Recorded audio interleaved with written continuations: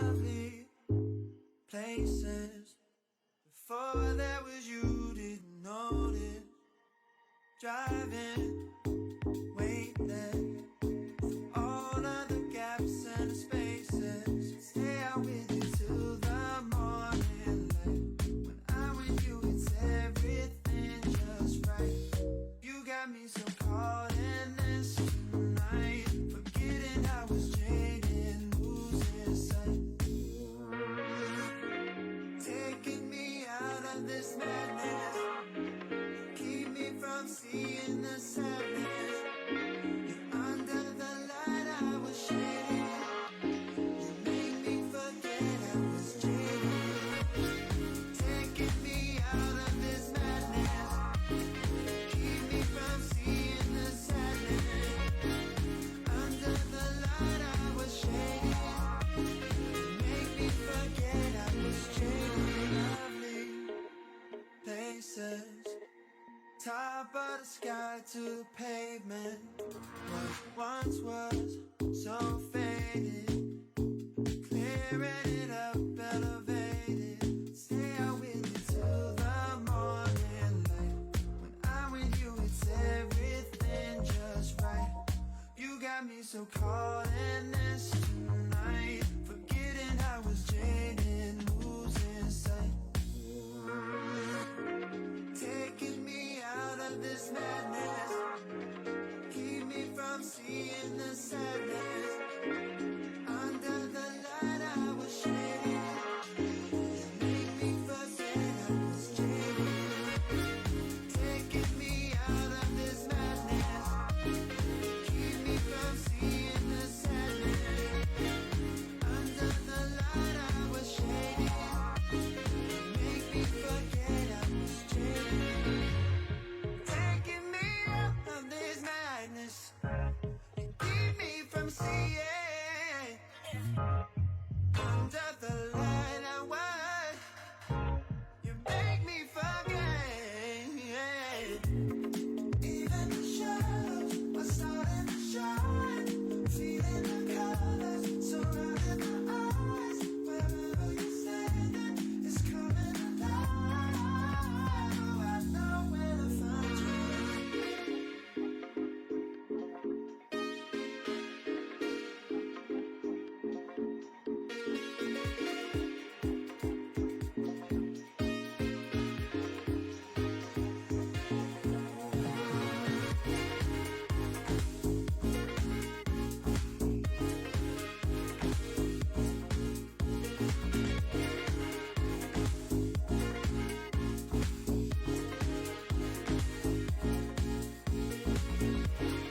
Taking me out of this madness, keep me from seeing.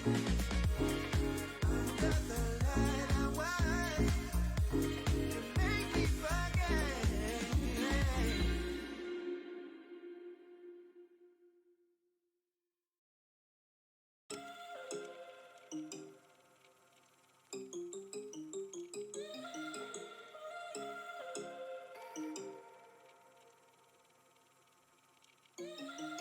Keep it down, no.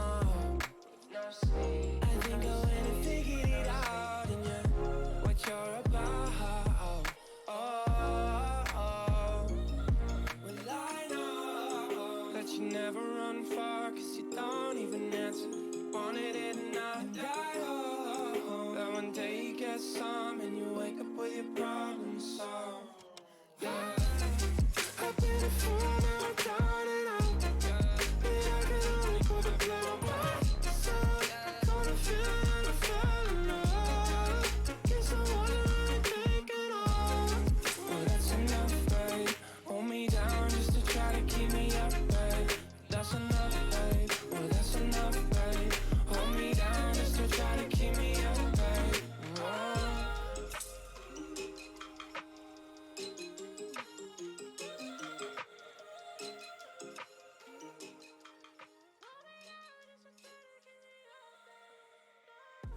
Good evening, afternoon, morning, wherever the hell you guys are. Welcome out. How's everybody doing? Nice to see y'all. Why does my camera look weird? My camera looks really saturated for some reason. I don't know why it looks so saturated. I look like red. You know what? It's probably because of the lighting or something. Well, when I do this, I look super pale. Chat, I'm not this white. Actually, I am pretty pale. All right. How's everybody doing? Welcome out, Codes. Welcome out, Sin. I hope you guys are having a wonderful day. Guys, today, we are going to be playing some more Phoneix, right? I am excited for it, but I also want you guys to know a few things. We have a few updates about the week and just things moving forward here for a couple weeks in the future. First off, first matter of business, new video up on YouTube. It is of Amori, it is that, but I'm trying to get more edited content out. I finally got the motivation to edit, so we do have a new video out on YouTube. If you guys want to watch it, make sure to check that out. Second, podcast is going up tomorrow. Episode 4 of the Graveyard Shift podcast is going up tomorrow. If you guys haven't watched any of the other episodes, it's all up on Spotify. It's literally just where me and Keo talk about a bunch of different stuff. I'm gonna make different commands. I'm sorry. I keep forgetting to do that, Star. I've been laid back on making the commands. The socials should have worked though. I don't know why the socials didn't work. But yeah. Why is that not working? That's weird. But I hope that you guys are all doing well. Welcome out, Tess. Welcome out, Codes. Welcome out, Star. Hope you guys are having a wonderful day. Another thing, the 21st, I will not be able to stream. I will use the day in order to edit and try to get more content out. I'm going to start trying to do 2 videos a week because I've started recording outside of stream. So, we're going to try and do that. A lot of bot stuff got reset after the hack. I already reset my Stream Element stuff. I use Stream Elements bot though. That's why I'm confused why socials isn't working. I'll check that. I want to make separate commands for YouTube and all that. That way YouTube can be like, it links to the YouTube main page. I need to make a VODs thing. That's another thing. I'm going to try to get back on the VODs. I was trying to do it earlier, like a few days ago. But apparently the hack did something to the export function of Twitch, so I haven't tried it for a few days. I think it's working because I saw somebody like exported their VODs, but they could just be downloading and re-uploading it, so I have no clue. But I'll try to get that started and moving along soon, because we are playing a lot of story-based games, and obviously there's going to be people that want to go back and rewatch the whole thing, so we'll try to get that working and make sure that all the VODs are there present for you guys to watch. Other than that, what was the podcast? The podcast is Graveyard Shift Podcast. It's with me and Kiyoshi, who's planning on rebranding and stuff, so I'll try to remember to just say Kiyoshi while recording without us. It's still for you guys though, so I mean there is that. But other than that, 21st, can't stream. My mom set up a hair appointment, and it's like sort of a gift to me and stuff like that. So we will be getting the hair re-dyed. I will be getting my hair cut because it is a little long right now, and I would love to get it cut and just trimmed up quite a bit because it's getting to Karen lengths pretty much right now, and I don't really like it too much. We also have a debatable stream on the 20th. My mom is going into surgery on the 20th. So I have to take her to, well, I don't have to take her to technically, but I have to go and pick her up from surgery.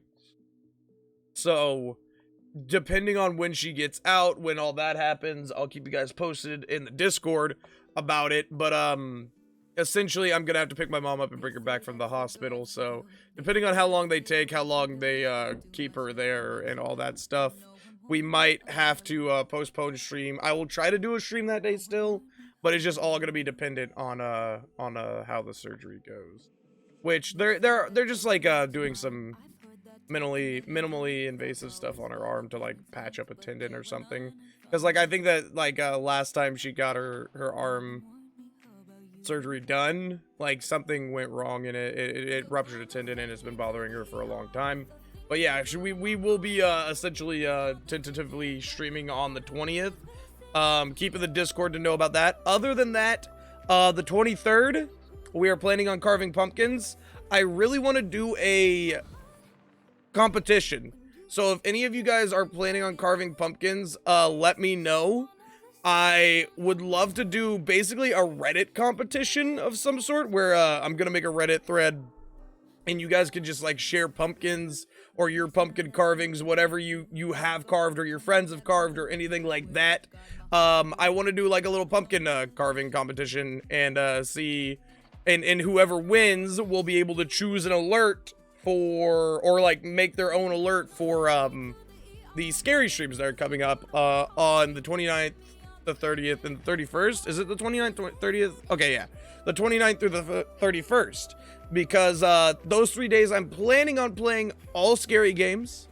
I am planning on doing it for a charity stream and charity streams. For breast cancer is my main thought at the moment, but we might be switching. So, yeah. That's the thing there. If you guys have carved a pumpkin or planning on carving a pumpkin, it's going to go up until probably Wednesday. That way I give enough time to, or maybe even Tuesday of next week.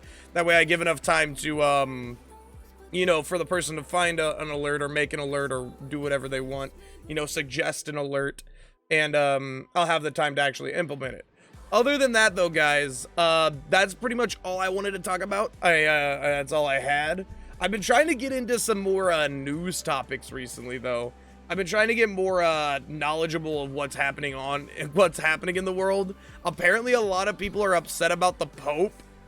A lot of people are upset about some person from like a past administration dying. Yeah, I found the snakes earlier today. Apparently, there's a guy in India who tried to kill, well, successfully killed his wife with a snake. I think that they're still investigating, but like that's the leading suspect. Basically, his wife died from a snake, and it's not the only time she's been admitted to a hospital because of a snake bite. That is a little peculiar. So it's really interesting to see that. But apparently it's the second case of a person trying to murder somebody with a snake in India, and I'm just like, what the fuck? This is like, it's literally reading like some Florida type shit, you know? Like, how the hell did it get to that? Also, oh, never mind. I was gonna say, it sounded like I want to say that's a Britney Spears song, but I could be wrong. I don't know. But yeah, other than that though, guys, I hope you all are having a wonderful day. I am planning on streaming for 3 hours today. It could end up going longer. It just depends on how long the case goes. If the case ends early, we might start case 5, which is like the special bonus case. I'm not sure on it yet. We'll see how it works out and how my voice holds up. So yeah, Snake's the best. Dude, it was just like one of those things that I was just like, how the fuck do you even bring that up to like the detective, you know? Like, who's the lead suspect? Oh, her husband. Oh, so it's what, were they on an unhappy marriage? Probably. But what was the murder weapon? Like it sounds like some fucking like new age Clue shit. Like it was General Custer in the bedroom with a fucking snake. Like what the hell? Who does that? Like who is sitting there contemplating their murder of their wife, and they're just like, I got it. Like no, screw pushing them off a cliff, screw acting like they were tripping, screw like car wrecks or anything of the like. No, I'm gonna get a snake in here. And might I just add, this fucking dude lived on the 2nd floor of his building.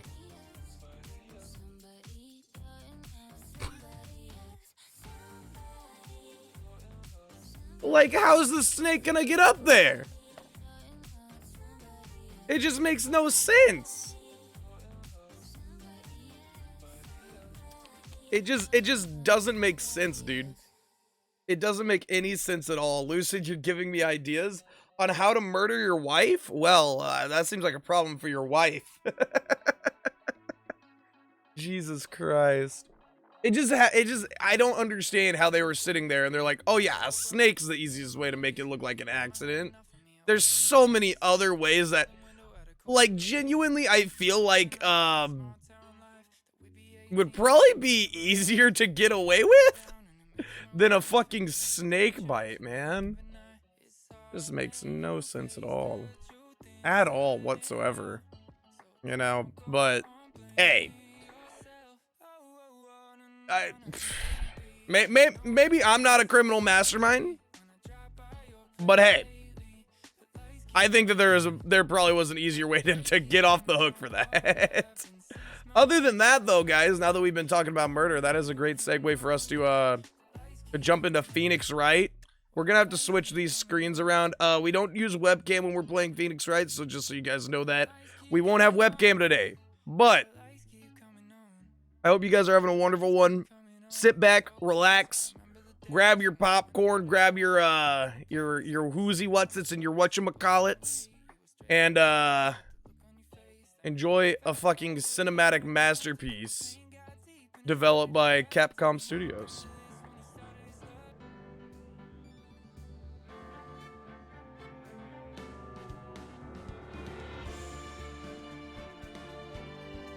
Sound good, chat?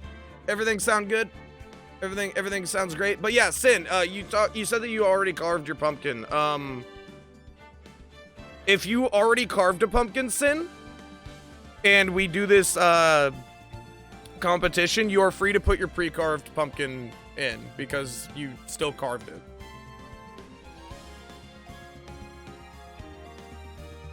All right, sounds good, you said? Cool. In that case, let me start this up. Beautiful. Oh god, did we crash? So, for those of you that weren't here last time for Phoneix Wright, we started a case in which our rival attorney, the main defendant, or the main prosecuting attorney in most of these cases that we've taken on, Miles Edgeworth, has been accused of murdering another attorney that apparently was the defending attorney for his father's, prosecuting attorney for his father's case. Sorry. We're all over. It's been a week. Give us a second here. Miles Edgeworth, the prosecuting attorney that is always prosecuting our victims, has been accused of murdering his father's prosecuting attorney for his father's murder. And now we need to find a way in order to prove Edgeworth's innocence because we are defending him in the court of law. And amidst doing so, we have met a character called Von Karma, who is the current prosecuting attorney. He literally will not let witnesses say anything that they want. We have gone through one trial day already in which a girl named Lotta Hart has admitted to literally just lying on the stand. We have found a decrepit old man who is literally got ties to the DL6 incident, which is the incident in which Miles Edgeworth's dad died. And he seems a little bit dementia. A little like he has a little bit of dementia going on. Maybe Alzheimer's, I'm not sure. But he's got a few screws loose in the head cabin. And so therefore we are currently trying to figure out how to get the information that we need out of this old man. And that's where we left off. We brought him into court. He is going to be the witness for today, or I guess like just the testifying witness for today. He's not a witness, he's just a testifier, I guess. But yeah, that's where we're at right now. We also saw some Phoneix and Miles fanfic. You're not wrong. But I mean, hey, listen. It was necessary to the story progression. There was plot in that, okay? He's looking a bit gnarly and shriveled already, though. No worries, Sin. If you want to take a picture of him right now, I'll still take it. You don't have to wait to take a picture or anything. I'm not gonna date your pictures. I'm not gonna sit here and look up the dates of him. Court is now in session for the trial of Mr. Miles Edgeworth. The defense is ready, Your Honor. Oh, God. Very well. Apparently the prosecution is also ready. Who's the judge here anyways? Mr. Von Karma, your opening statement. Very well. No opening statements, so... Not so fast, Judge. I was taking a meaningful pause before speaking. Right. Of course, as one naturally does in the court of law. A prediction. Today's trial will end 3 minutes from now. What? Order! Order! What is this character? This trial is going to end 3 minutes from now. I don't care if they are guilty or innocent. They will end when I say they may end. Get out of here, cat. Jesus, rubbing up on my leg. Scaring me. Mr. Von Karma, what is the meaning of your statement just now? Must you question everything? It will be over in 3 minutes. We have no time to waste. I'll call my witness now. Right. I call my witness, my decisive witness to the stand. It's that mysterious boat shop owner. Witness, state your profession.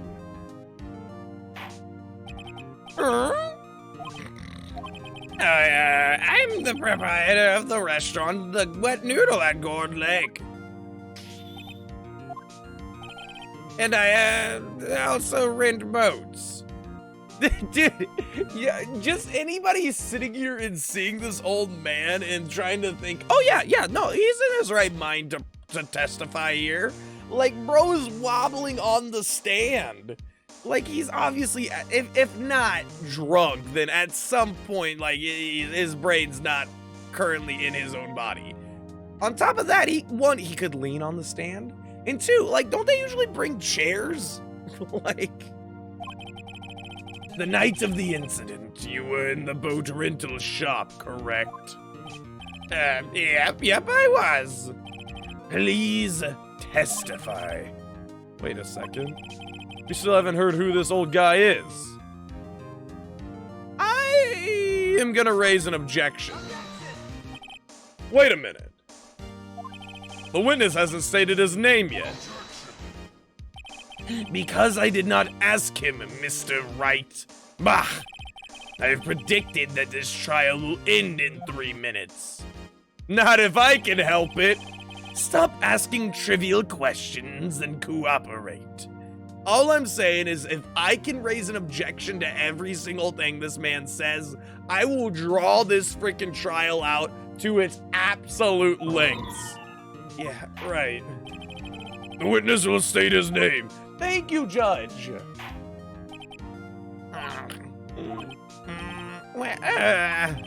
I'm not really sure. What do you mean? My memory, Your Honor. The witness does not remember anything beyond the last several years. Has he not been called by his name in the last several years? Von Karma,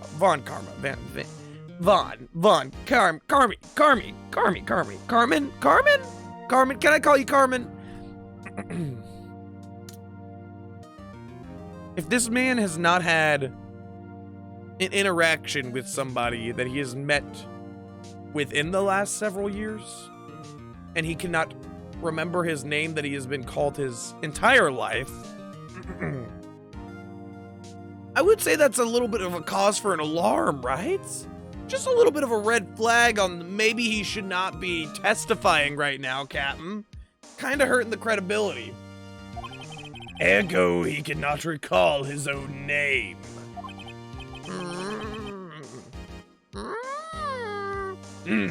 He can't recall, you say? Yes, but the incident in question took place 3 days ago. He can testify. I don't know about that. Very well. Let's hear his testimony then, shall we? Witness. The night of the murder. It was the night of the 24th, just after midnight. I was in the restaurant where I rent boats, as usual. Then I heard a bang. Yep. When I looked out the window, I saw a boat just a-floating on the lake. Then I heard another bang. Just about then, the boat comes back to shore and a man walks by my window. Very well. I'd like to begin the cross-examination. What? There's nothing to question in my witness's testimony. You can't just object against a crucial part of the process of law, Karma. Like, this man's out here trying to rewrite the penal system, bro. He's like, no. Hear me out. If there is not a single part that you can hear more of, then there's no reason for you to cross-examine, right? Like, I mean, he doesn't remember anything beyond that. I mean, obviously, there's no reason to cross-examine and press further. Why would there be any difference? One, motherfucker didn't even say who he saw walking past his window. Two, he just said that he heard 2 bangs. We still have multiple things unaccounted for with that question. And 3, he is fucking got dementia. Jesus, Von Karma. Ergo, no need for cross-examination. Besides, there are only 10 seconds left before our 3 minutes are up. Oh, what? You got a little appointment, a little mani-pedi that's more important than a murder of a fucking man? And the defense of somebody who is literally innocent? Is there something more important, more pressing to your issues there, Von Karma? Are you gonna run out of your hair gel? Is that what it is? Judge, your verdict now. Yes, Mr. Wright. I need to cross-examine him. What are you saying? Of course I'll cross-examine the witness. Very well, you may begin. Excuse me, Mr. Von Karma. 3 minutes just passed. I see. Well, let's just take our time. You may cross-examine the witness. He's acting like... Bro... Why is he acting like such a child? Man is like 60 and he's over here like, but I said that it would end already. How could I be wrong? Like, I fucking hate Von Karma. Anyways, let's continue with the trial, shall we? It's the night of the 24th, just after midnight. So it was technically the day of the 25th. Let's just clear this up. Just after midnight, you say? I am just around then. Are you sure? Pretty sure, yep. When I talked to you yesterday, you were rather vague about the time. Surprised you seem so sure about it today. I asked him and he remembered. Isn't that right? Dude, he's falling asleep. He's narcoleptic, has dementia, probably is drunk. And he is like, yep, let's bring him to the stands. Bring that man to the stands. Don't glare at me like that. I remembered it clearly. I did, yep.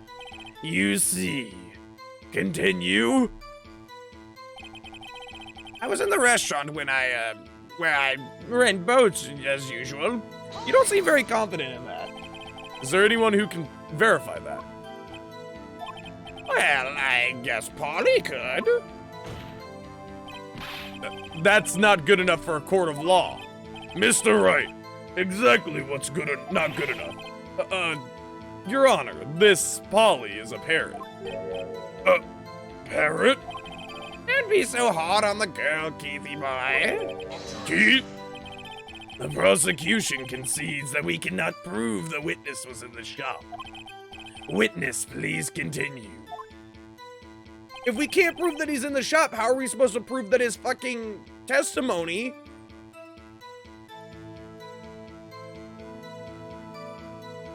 Okay. Okay.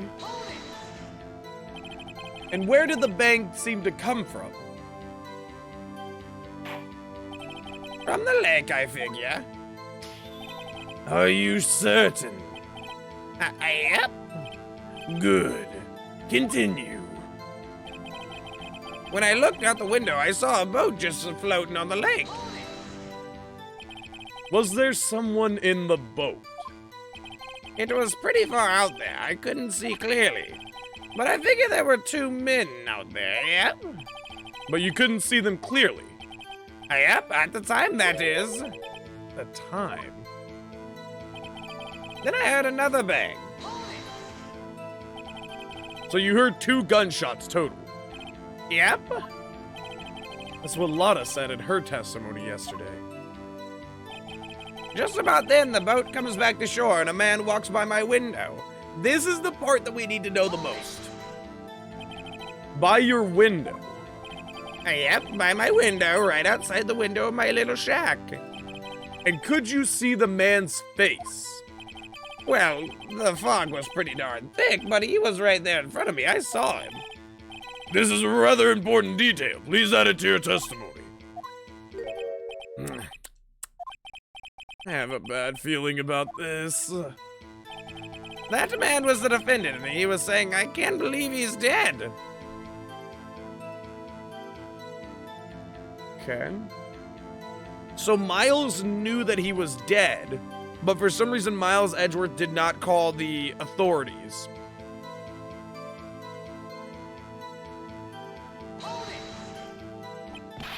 Are you sure? Uh-oh. Dad!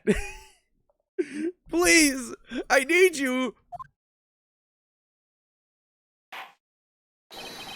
Dead certain, Keith. He said, I can't believe he's dead as he was walking by, too. Witness, are you sure that that person you saw was Miles Edgeworth? It was him, that Edgeworth boy.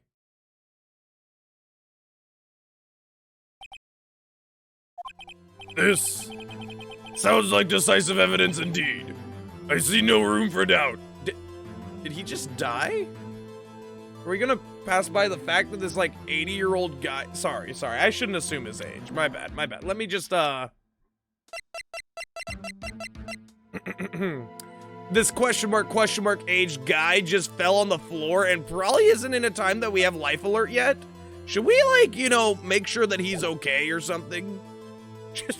I feel like we don't want a second, murder due to, like, ignorance on our hands right now, guys.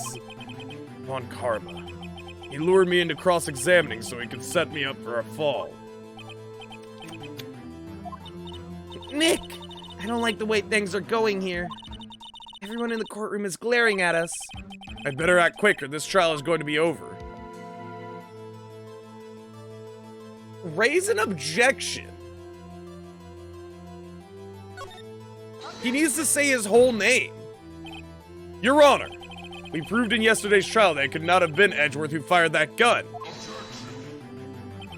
Mr. Wright, are you referring to the fingerprints from Edgeworth's right hand found on the gun? And the photograph showing a man firing with his left? Exactly. Oh my god, there's the finger waggle. That is easily explainable. He could have wiped his prints after he fired.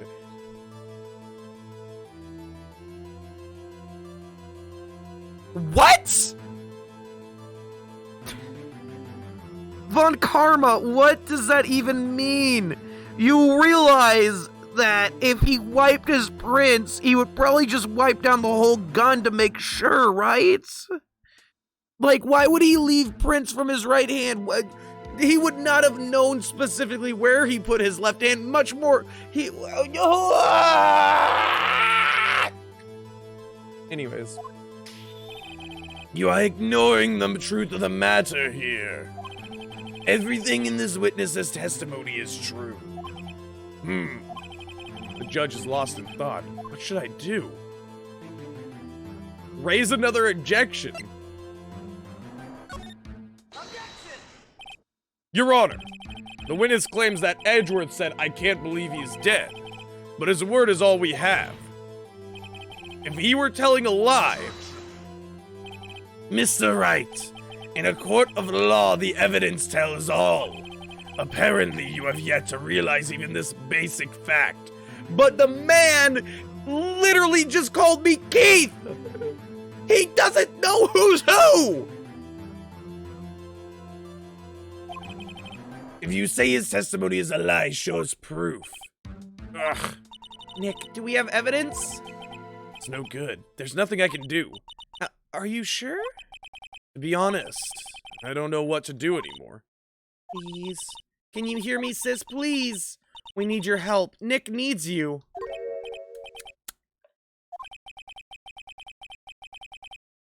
"3 minutes was perhaps too high an expectation. However, 15 minutes isn't bad. This must be a new record." Enough! The witness may leave the stand. Did they just drag him out? This court sees no reason to further prolong the trial, nor is there any need for more time to decide the case against the defendant. This case is extremely clear. I see no room for misinterpretation of the facts. What? No! This court finds the defendant, Mr. Miles Edgeworth. What?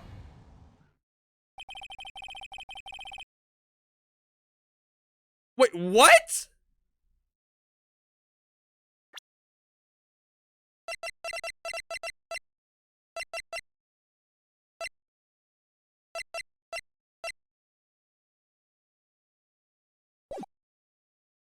The accused will surrender to the court immediately, to be held pending trial at a higher court within a month from today's date. That is all. The court is adjourned. Well, wait! Who was that just now? Me. Is it Edgeworth? What? Oh, it's Larry! Hi, guys! I made it just in time! How is everybody doing? Larry? What are you doing here? Listen, you gotta listen to me. I was there, in the park the night of the murder. I wasn't sure about it until just yesterday, but today I remembered. Remembered what? The gunshot. I heard it too. Order! What is the meaning of this? The verdict has been decided. I call for adjournment. One moment, Mr. Von Karma. So you say you heard a gunshot? Yeah, I did. A gunshot, that's right. I was sitting here in the audience listening to the testimony. Then I realized something he said was different from what I remember. Anyhow, I can't just sit here and let you call Edgy a murderer. I'll help Edgy get off if it's the last thing I do. It's just not right. I'll testify. Let me testify. Order! Order! Well, this is the first time something has happened like this in my court. I'm not quite sure how to proceed. Judge, you've already given your decision. The trial is over. Nick, this is it. Larry's given us a final chance at this. She's right. If only it wasn't Larry, he could make things even worse. Mr. Edgeworth was just declared guilty, Nick.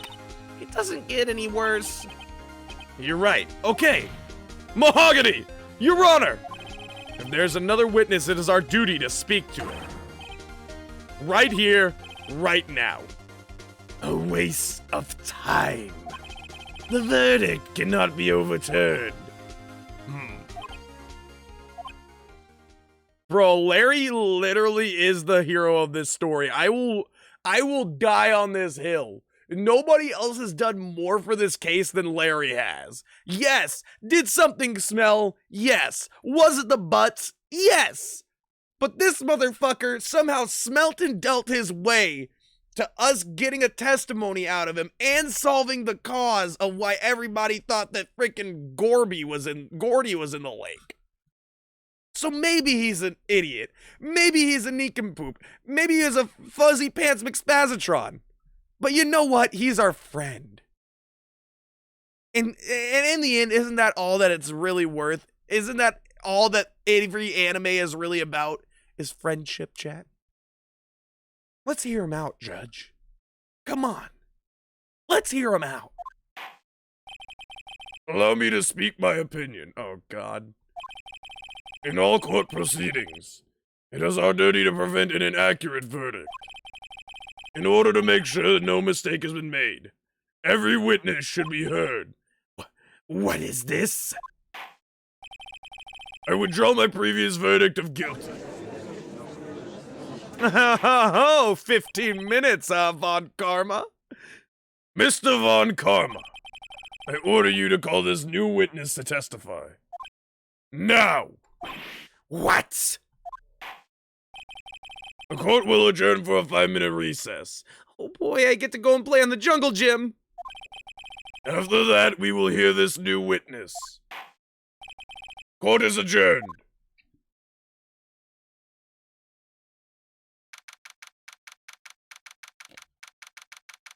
December 27th, 10:28 a.m. District Court, Defendant Lobby Number 2. Whew! That was too close.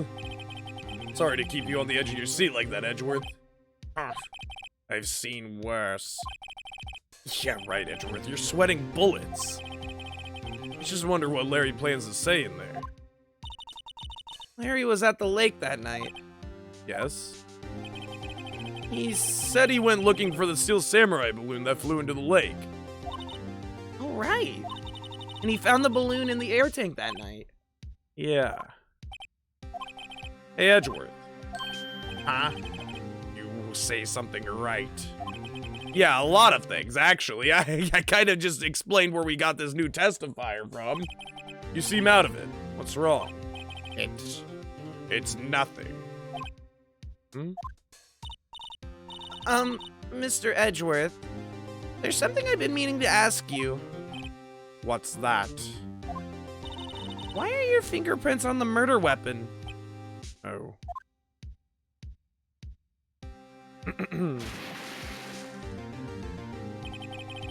When he fell into the lake, I went into a daze. I couldn't understand what had happened, and I couldn't think straight. Then I saw the pistol lying on the floor of the boat in front of me. I picked it up without thinking. I didn't have a reason, really.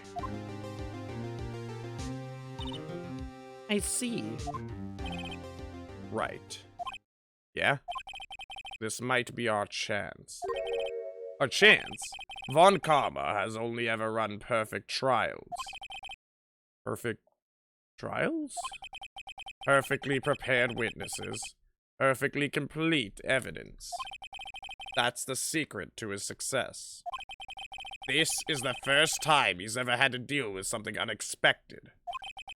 He has to let someone he hasn't even talked to testify to court. And that is someone is Larry. We're fucked. What are you getting at? It's likely his testimony will be full of holes, right? That's right, Nick. No 10-minute trial this time. We'll milk this one for all it's worth.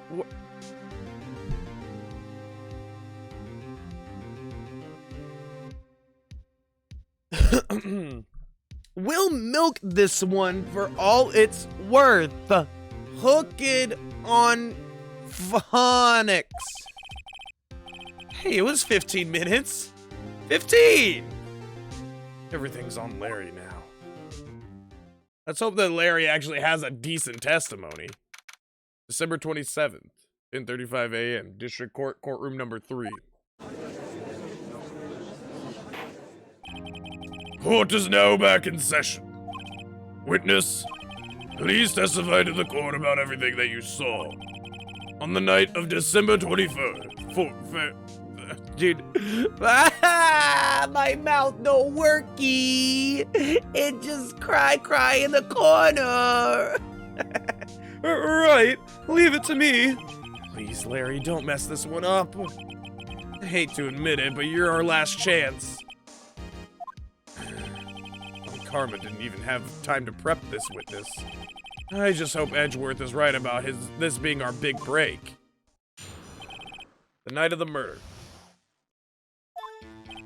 That night, I was out on a boat on the lake. I was looking for something and I found it. So I quietly slipped the boat back in at the rental shop dock. Then just as I was thinking about going home, I heard this bang. I looked out over the lake, but I didn't see a boat. So after I heard that single gunshot, I went home. That was an unusually vague testimony even for this court. In any case, Mr. Wright, you may begin your cross-examination. Yes, Your Honor. What's wrong, Nick? It's Larry. I have no idea what he's going to say if I press him. I'm a little scared. Well, we've come this far. There's no way to go but forward, Nick. I mean, we could just say that Edgeworth's guilty. I mean, At night I was out on a boat in the lake. Something wrong, Mr. Wright.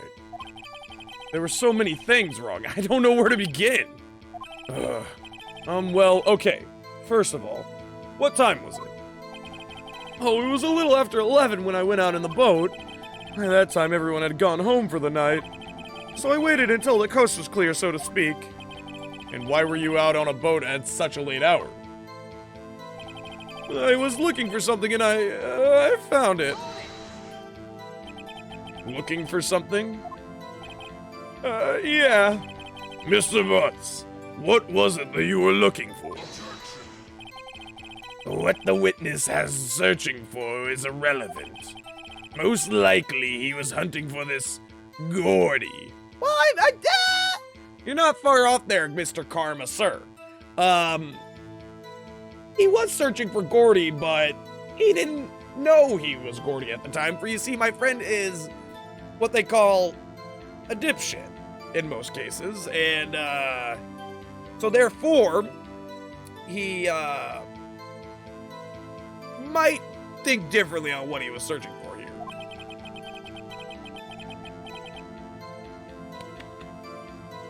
That's surprisingly close to the truth in a sense.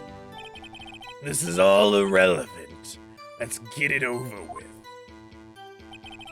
So I quietly slipped the boat back in at the rental shop dock. Doesn't this contradict what the rental boat guy said? Around what time was that? Oh, well, let's see. I figure I was out searching for about an hour. I guess it was around midnight. Yeah. You're not sure? Hey, don't give me that face. I'm not some sort of human sundial, okay? Well, I mean, it wouldn't work at night, Larry. Anyway, that's irrelevant. People use watches these days, Larry. Then, just as I was thinking about going home, I heard this bang. Where did the sound come from? Yeah, well, I wasn't too sure about that. I looked around, you know. Did you look at the lake? Yeah, I looked. I looked out over the lake, but I didn't see a boat. Mahogany! Wasn't there a boat on the lake? Order! Order! Well, Mr. Butts. Whoa, whoa. Everybody just calm down, okay? I mean, it was real foggy that night. As we have said multiple times, yes. I'm not sure whether there was a boat out there or not. God damn it. Okay, Larry. Continue. Okay, no problem. That's just the most important part of this case. So after I heard that single gunshot, I went home. So you only heard one bang, correct? Yeah. Huh. Well, Nick? It was a pretty wishy-washy testimony, wasn't it? I guess I should just start working on the contradictions. Sorry, I wish I could be more helpful. Wish I could call my sister. Okay, so last night I was out on the... Okay, hold on. Let me look at my evidence real quick. What we know is Lada's camera was set to detect loud noises. The time of death was sometime on the 24th or 25th, so that matches up. Taken automatically at 12:15 when he heard the gunshot. Shows an empty lake. Taken... Wait, that!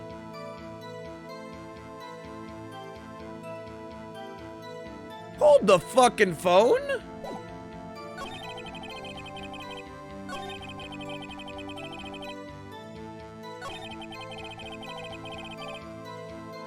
Wait!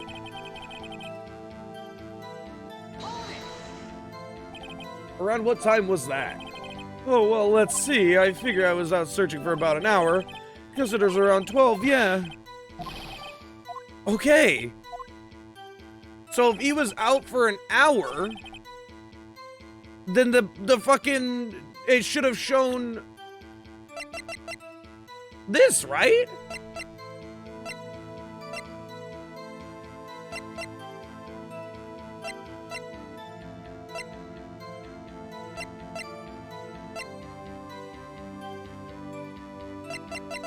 Larry Butts is better than Larry Cock? It depends on who you ask. Are you a cock man or a butts man? Answer now or forever hold your peace. How are you doing, Emerald? It's nice to see you, man.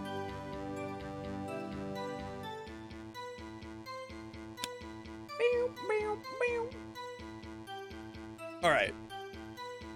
I'm gonna try this. Your Honor, that statement contradicts this evidence. It does? I don't see anything contradictory. Really? Objection overruled. Try to think before you make accusations, Mr. Wright. That didn't go so well. Well, like, no, it does contradict the evidence, because...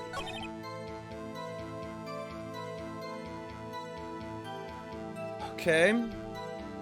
Wait, yeah, I guess we just do this here. After 11. Okay, so I guess we present the evidence here, right?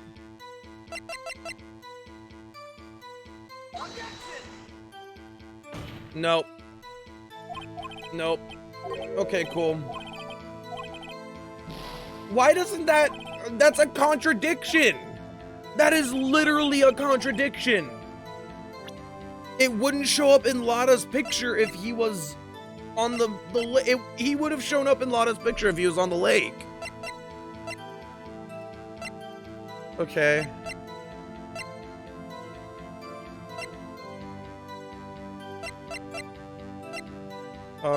Check.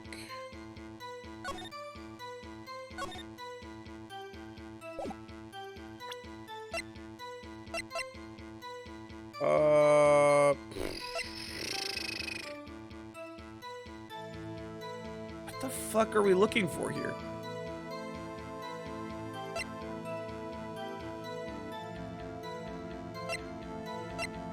Found on the victim's body, the ballistic markings match the murder weapon's barrel.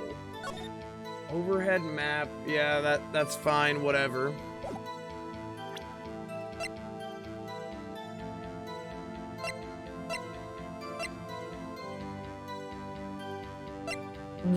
I'm so confused why this doesn't contradict. This literally contradicts.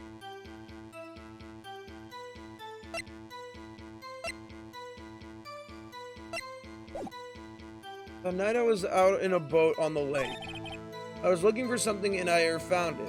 He was looking for a blow-up of the Steel Samurai. He said that. So I quietly slipped the boat back in at the rental shop dock. Then just as I was thinking about going home, I heard this bang. I looked out over the lake, but I didn't see a boat. So after that single gunshot, I went home. Okay, hold on. Wasn't there a boat on the lake? Order! Order! Well, Mr. Butts. Whoa, whoa, whoa, everybody just calm down, okay? I mean, it was real foggy that night. I'm not sure if there was a boat or not.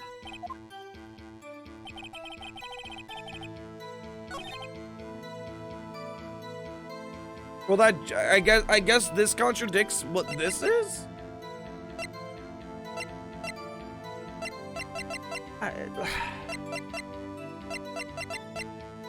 There's a contradiction with this then.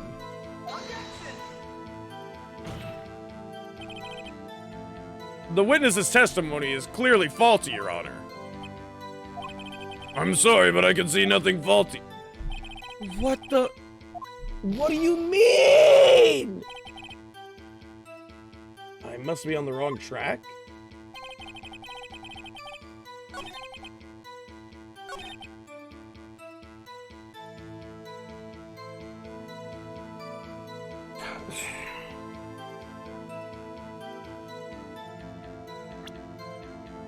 Okay.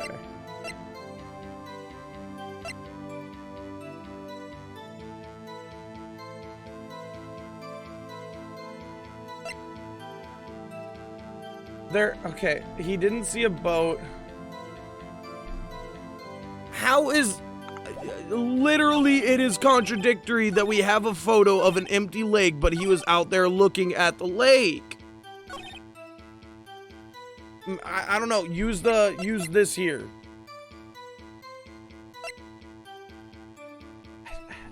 Wait, but that's... Wait!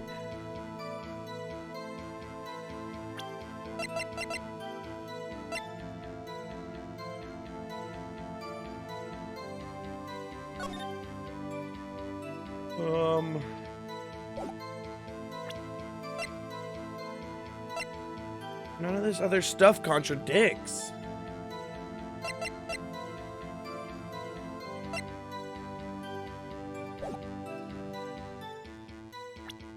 I'm gonna save because, like, literally, like, I know the contradiction. I literally know that there is a contradiction in the fact that he was on the boat, like the boat was on the lake, but we didn't catch anything. But, like, it's just not taking it.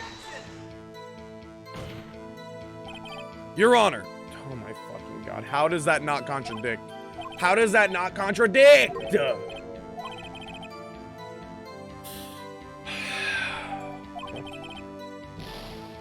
Yeah, it's such a wild accusation to contradict the fact that he was on the fucking lake when we have a picture that clearly shows nobody on the lake. How dare I? How dare I provide evidence, facts, and logic to this court? Because goddamn would that be such a shame. Instead, let's hold somebody in contempt for court for just simply asking questions further. Instead, let's do that. Sound great? Sounds great.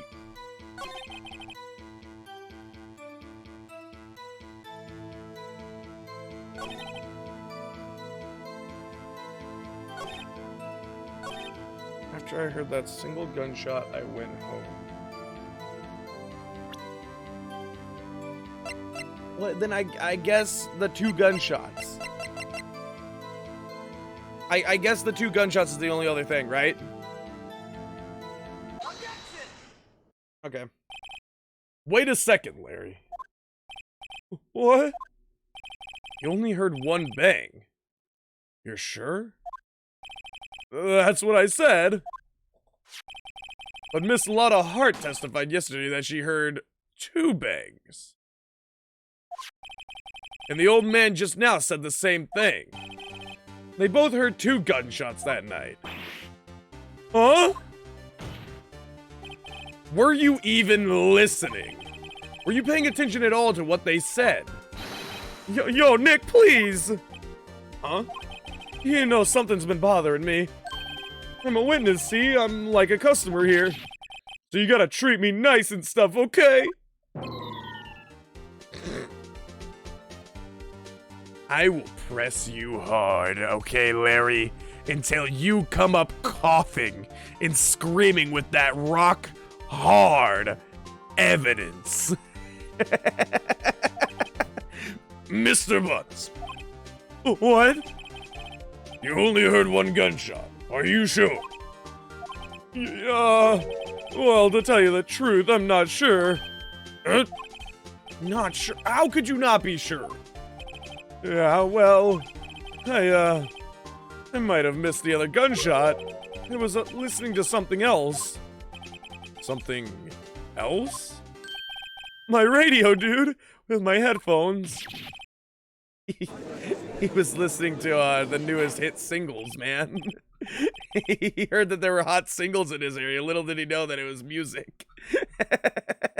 Order! Order! And stop that booing. Mr. Butts, you were listening to the radio with your headphones. Yeah, so what? Not a crime? I listen to my radio. Everyone listens to the radio. What's the big deal? Mr. Von Karma, your opinion. Waste of time. I do not accept this witness nor his shoddy testimony. Well, Mr. Wright, should we continue the testimony?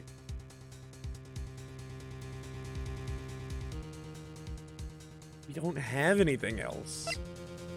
We have to continue the testimony. If we don't, like, Edgeworth is dead in the water. Oh, little insensitive. Sorry, Edgeworth is shot down. God, fuck. Edgeworth will be found guilty. Larry's about to be flattened into a dough and roasted alive, probably by Von Karma. He has murderous intent written on his face. He's in hot water. Fuck. Shit. He's really drowning out. Fuck. God.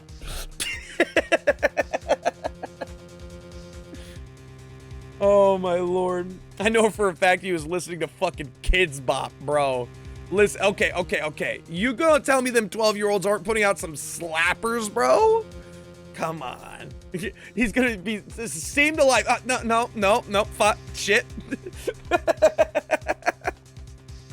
Oh my gosh, I feel like we could continue this all day. I'm gonna stop. It's real insensitive to the recently departed chat. How dare you? How dare you put these jokes in my mind? You guys are awful human beings. This is a murder case. And y'all are out here making ha-has and hee-hees. You disgust me. Your Honor, please allow the witness to continue his testimony. Nothing is more pitiful than a lawyer who doesn't know when he's lost. Very well, Mr. Butts. Please give your testimony and be sure to include details like your radio. Right, leave it to me. I wouldn't if there were any other way out of this, believe me. What Larry heard. It's lonely being alone on Christmas Eve. That's why I was listening to All Requests show on the radio, see? I was listening to it real booming loud like. But I'm sure I heard that gunshot. I remember exactly what the DJ was saying when I heard it, too. Wait, can this pin down a time, then? You were listening to your radio at a high volume? Larry, don't you know that can cause ear damage, permanent ear damage later in life if you listen to your music at a high volume? Every single source of music has said that. You should really tone it down. Yeah, what's the big problem? Can't a man listen to his radio in peace? Isn't this a free country? I'm sorry, but, this ain't America, motherfucker. We're in Japan. This ain't no K-Kona shit. America's the only free land. It's the only land of liberty I know. How dare you call another country free? Unless we liberate it, you ain't free, son. Can I get some K-Konas in chat? I truly believe Larry has no idea what the problem here is. Judge, can you believe a word this witness says? What he heard was probably nothing more than a drumbeat from the radio. True enough, it is difficult to believe this testimony. Wait, Your Honor. The witness said he remembers exactly what the DJ said when he heard the gunshot. Excuse me? DJ? An announcer. The guy who says things on the radio. Anyway, what this means is when he heard the sound, no music was playing. The DJ only talks between songs, so he could have heard the gunshot from the lake. I'd like to cross-examine the witness, Your Honor. Very well, Mr. Wright. Can't believe I'm continuing this charade. All right, Larold. You listen here. You better cough up some defining evidence. Or I might have to make the Steel Samurai have a little more of a problem, you see? Yeah. All right. Why were you alone on Christmas Eve, sir? Nobody's alone on Christmas Eve. So you turned on the radio. Right. I just wanted to hear someone's voice, you know? Well, lucky for you, there's a certain content creator that is real up and coming in the scene that likes to stream 3 to 6 and also posts on YouTube regularly by the name of Lucid Wraith. You should check him out, Larry, if you're ever needing someone's voice in the background or if you're ever feeling lonely at night. You don't know what it's like out there alone on Christmas Eve. Alone? I shouldn't have said anything. That's why I was listening to an all requests radio show on the radio, see? Do you by any chance remember the name of the program you were listening to? This has nothing to do with the case, Your Honor. Objection sustained. The witness was listening to the radio. That is all we need to know. Tell us, Mr. Butts. How loud was your radio set to that night? I was listening to it like real booming loud like. But I'm sure I heard that gunshot. I'm not gonna press on the booming loud because, like, I feel like that could hurt us for some reason. Can you prove that? No, of course you can't. No, I can't prove it. But I remember that moment real clear. I mean, while I was talking about it, it came back real clear to me, you know? I remember exactly what the DJ was saying when I heard it, too. What did she say? Mr. Wright, please cease these pointless questions. What possible good could knowing what a radio DJ said do us? Indeed, Von Karma has a point. I'll allow the question only if you see some reason why we should care. We should care, because we could probably, like, they probably pre-record shit, right? I don't know, do DJ stations record shit? How do DJ stations work, chat? Do they record, their broadcasts? More importantly, do Japanese, radio stations record their, casts? Their radio casts?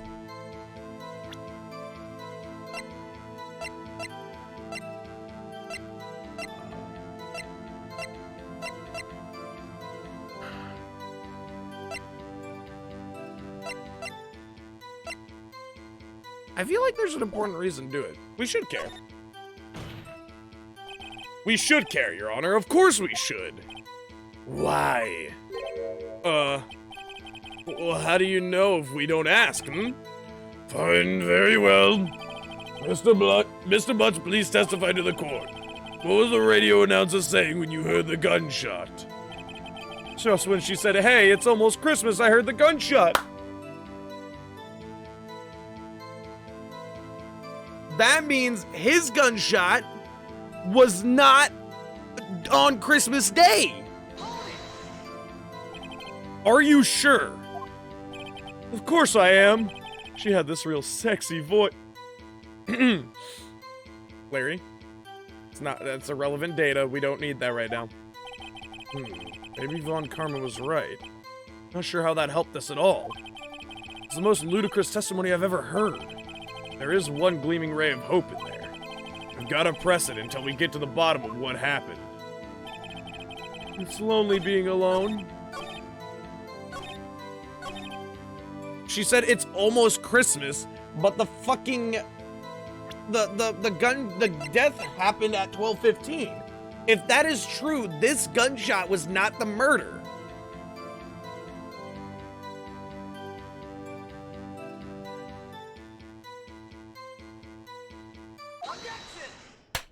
Let's go!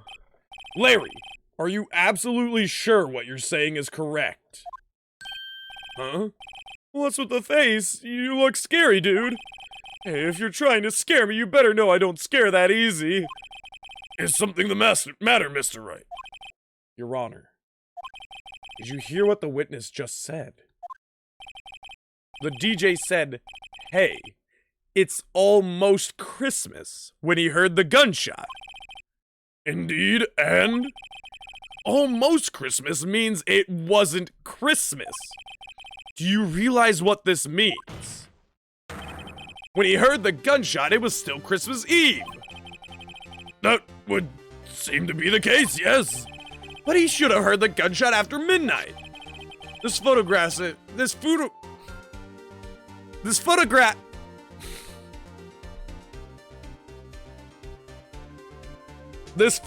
is irrefutable proof of this fact. Let's see what the time was on the photo taken when the gun triggered Miss Hart's camera. 12:25, 12:15. 15 minutes after midnight on Christmas Day. This is a clear contradiction, Your Honor. Order! Order! What does this mean? The two prior witnesses might have heard gunshots after midnight. However, this witness says he heard a gunshot before midnight. Judge, the answer is simple. The current witness is plainly mistaken. Just look at him. Suspicious. He's a sussy little baka. What? Well, Mr. Wright, what do you think about Mr. Butt's claim before he heard the gunshot before midnight? I think he's right. Larry is too skeevy to forget a sexy voice in his words. Larry's not mistaken, Your Honor. He heard that gunshot before midnight. Intriguing. I'm assuming you have evidence for this wild claim. Show me evidence there was a gunshot before midnight. The damn piece of evidence I've been trying to pull up the entire frickin' trial, this entire case, but you guys have refused to take it, and now I am going to shove it so far down your throat that it goes past your fucking stomach and straight out your gastrointestinal tract, and then you have to look at it when you take a shit tonight, okay, Von Karma? Look at this photograph. This was taken by our witness yesterday, Miss Lotta Hart, with her automatic camera. The timestamp on the photo reads December 24th, 11:50 p.m. Oh? But there's nothing on the lake in this picture.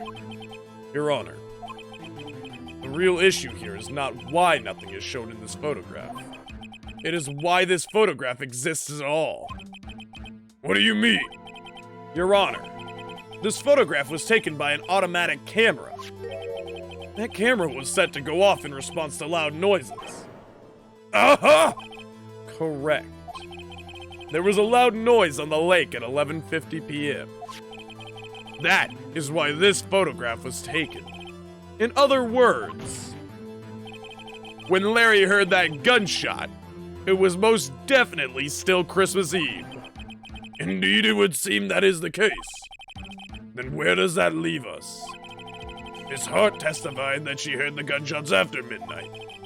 Are you claiming she was mistaken? Not at all, Your Honor. It is a fact that the camera also triggered at 15 minutes after midnight. Your Honor, that night there were two sets of gunshots with a 25-minute pause between them. Why did it take this long?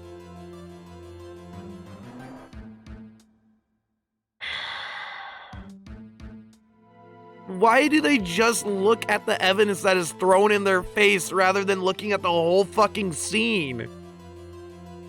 I don't understand why we have to jerk each other around for 5 hours and 2 days in the court of law just to get to the point that there is more evidence that people are just dismissing.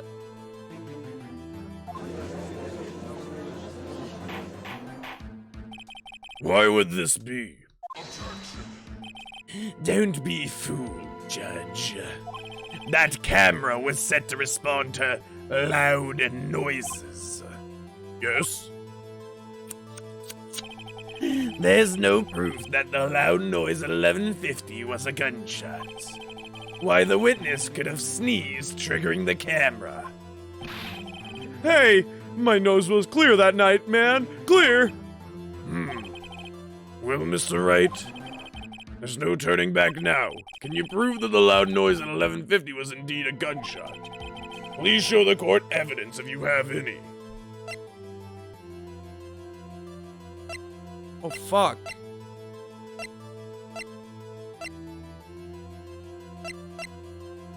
Because it was fired 3 times.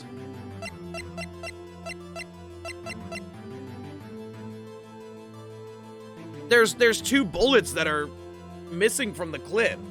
Hold on. I'm not... Oh, it won't let me stop here.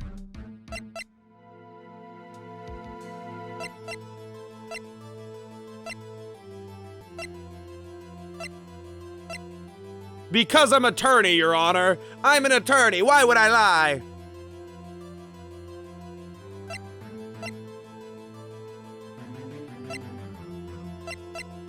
I mean, there's 3 shots. It's been fired 3 times. This is my evidence. The murder weapon? Something about this pistol was bothering me, Your Honor. Both the witnesses who testified yesterday heard 2 gunshots. However, the murder weapon was fired 3 times. When, then, was the last shot fired? Only now have I realized the truth. This is my evidence. A gun! Hands in the air, Your Honor. I'm taking this case trial here as hostage. I will get my verdict. What's going on, Frozen? How are you doing? If you turn the judge's face upside down, does it make another face? I don't know. That 3rd shot was the shot Larry heard just before midnight. Doubtful. Hold on, let's see.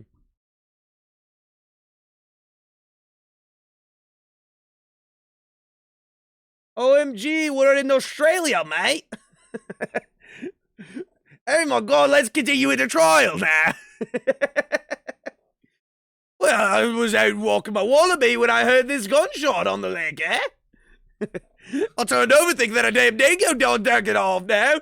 You know, just let me tell you my shock when I noticed it didn't on me whether it's not rolling in for or not.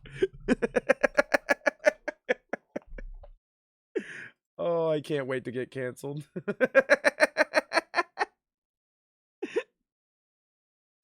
Redro, read all about it.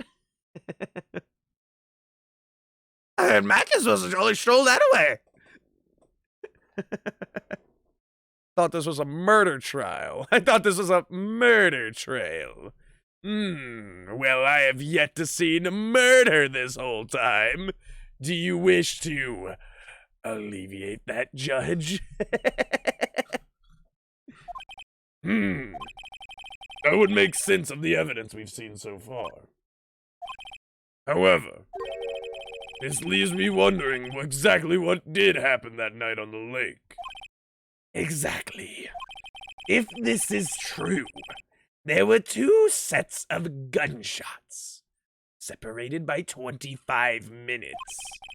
One at 11:50, and another at 15 minutes after midnight. Why, I ask you? Why? Oh, I'd better think of something quick. Wait a second. Gunshots separated by 25 minutes. What's wrong, Nick? I have it! I have it! Huh? Remember the case with the Steel Samurai? Huh? Yeah, of course I remember. The murderer in this case had the same idea as the murderer in that case. What do you mean? Maya, Yes?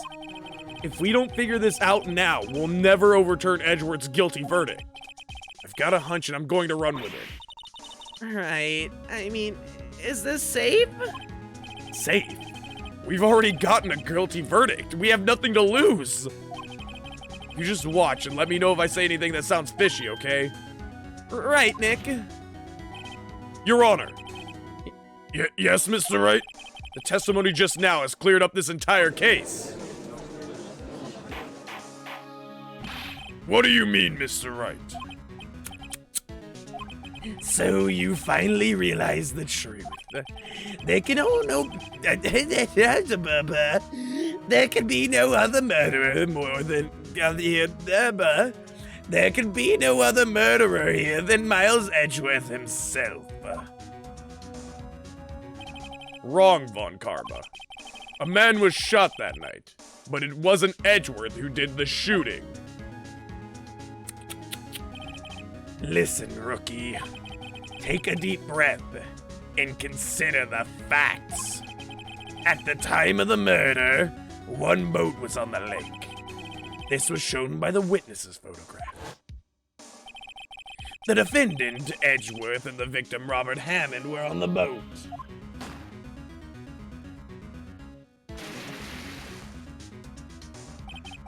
There was a gunshot fired on that boat, and Robert Hammond fell into the lake.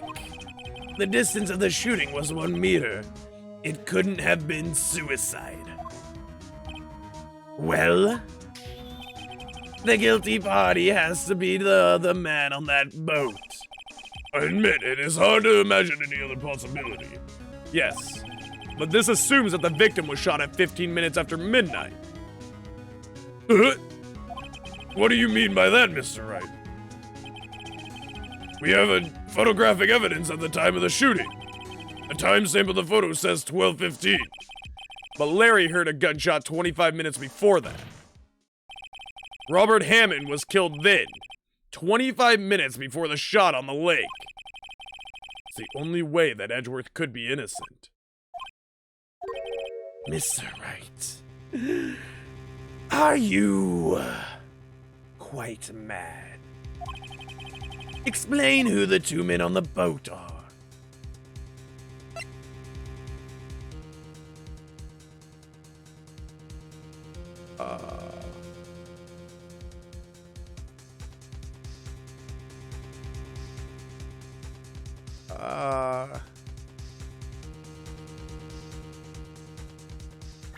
If he was shot at midnight, the only thing that would make sense is Edgeworth and the murderer.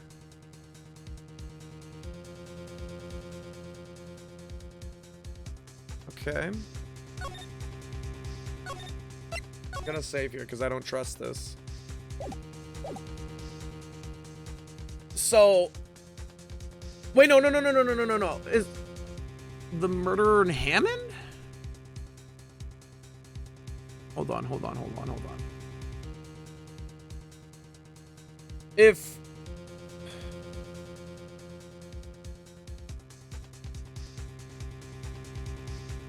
trying to think here. If the guy was murdered 25 minutes before this shot here,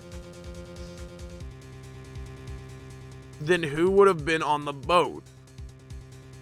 Obviously, it can't be Hammond, because Hammond would have been murdered beforehand, right? But, hold on.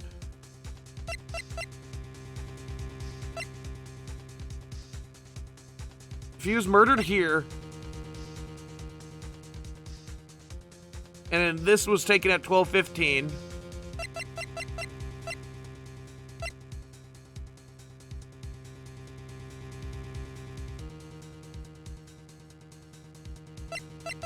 Wait, there's like no blood splatter or anything.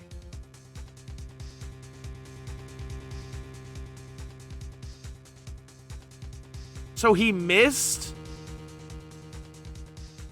And... But where did they find the body?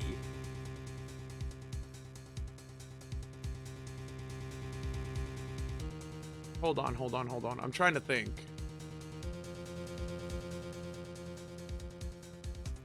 Would it be the... It would have to be the murderer in Edgeworth, right? That's the only thing that makes sense.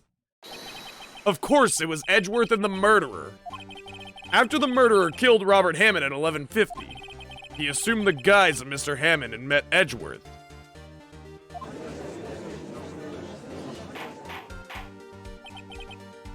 What? Are you serious? Yes, Edgeworth won't tell us why he went to the lake that night. However, I have a hunch. That night, Robert Hammond called Edgeworth to the lake. Now, Edgeworth didn't know Robert Hammond's face that well. That's why he didn't suspect anything when the murderer took Robert Hammond's place. Oh, fuck! He was a big fat phony, chat! You're a phony! A big fat phony!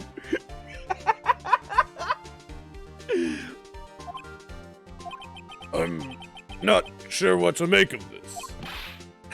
Ludicrous.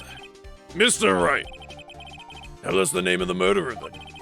The murderer's name? Right, it's... I don't know. Fuck! Alright, save scum powers, let's go. It's not a lot of heart. He would know Robert Hammond is not a lot of heart. And then obviously if Miles Edgeworth was the murderer, then it doesn't matter whether or not it was self-defense here or not. Like, he murdered. I don't know. It's just, actually, I don't know the murderer's name. Aha! I've solved the murder. Who's the murderer? I don't know.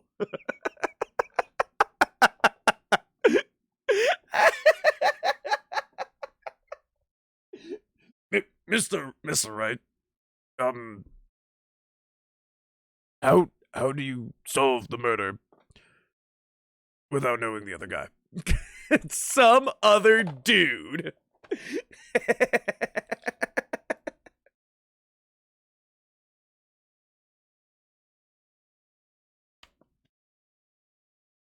Christ. You don't know. Bah! Again, you waste my time. I don't know because he never told us. Ugh. The murderer is the caretaker of that boat shop. That old man. At 11:50, he was the one who killed Robert Hammond. The caretaker of the boat shop? Where did he do this? There weren't any boats on the lake then. Why would he have to go all the way out onto the lake just to shoot someone? You could do it from your backyard with the new gun Glock 11. There's a bit there, chat. There's a bit there. I'm just chasing it a little bit. You know, we're gonna move on. It was there's a bit there. The Glockinator, yeah, the Glizzy 9000. The very new M1912, much like the M1911, only just better. There's with this brand new idea called Backyards, the Glock Blocker. Ah. There's a bit there. It's somewhere in there. There's a nugget. A better content creator would be able to find it, but you know, I am but a humble idiot, so we're just gonna move on with the situation. May I suggest that the real scene of this crime was not on the boat? What? Well then, where did the murder take place? Show the judge where the murder really took place.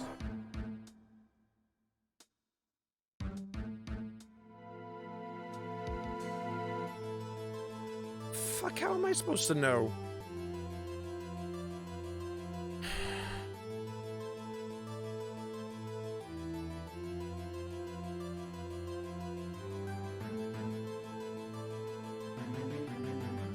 I'm assuming the boat rental shop, right? Hold on.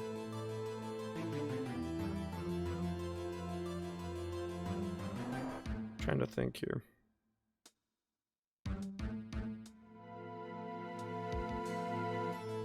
The real scene was not on the boat, but in your mom's bedroom.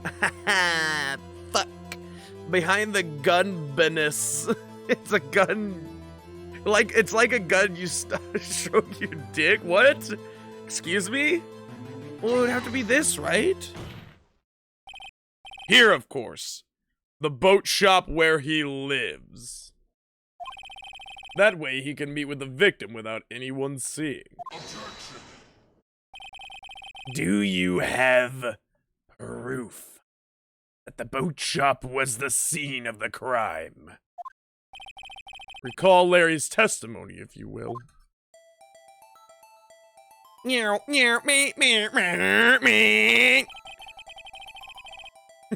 Are you making motor noises? I'm sorry, I just thought it would add to the case, Your Honor. Anyways, that night he was out on the lake in a boat, searching for something. He finds it and returns the boat. Then, just as he's starting to head for home, he hears a gunshot. He heard a gunshot, Your Honor, even though he was wearing headphones at the time. In other words, the gunshot was very, very close by. And where would that be if he had just returned a boat? The boat shop. Mr. Wright, what happened that night on Gourd Lake? Please tell the court from the beginning. Yes, Your Honor. Nick, are you sure about this? I gotta be honest with you, I'm kind of tweaking right now. I'm just riding the high and hoping that they believe me. But you know what? It's worked every case up until now, so hopefully it'll work this time. But I think if I start at the very beginning and I take it slow, I just might be able to figure this out. That night, the caretaker of the boat shop called Robert Hammond to his shop. Oh, God! This was around 11:50. That was when the gunshot that Larry heard was fired. After that, the caretaker put on Robert Hammond's coat. He became Robert Hammond. Then, he got in the boat with Edgeworth and went out into the middle of the lake. Then who fired the pistol on the boat, Mr. Wright? Well, didn't Edgeworth tell us that he... No! Edgeworth said that he didn't shoot the gun!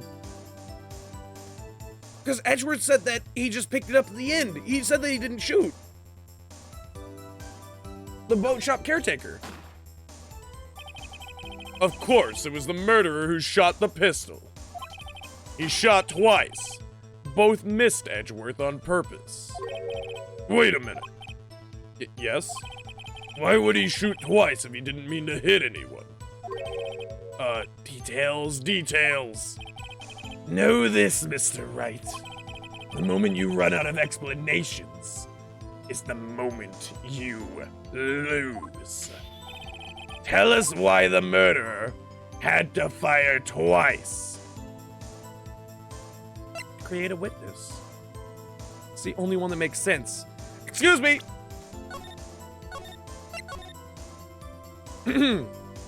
Anyways, it was definitely to create a witness.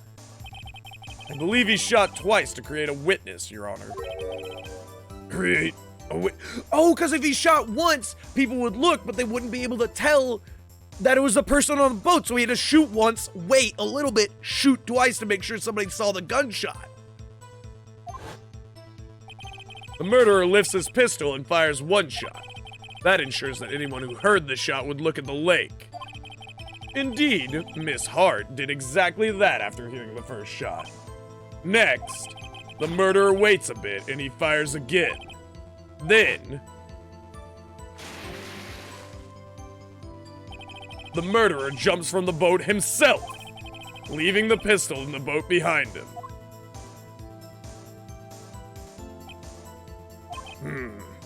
I see.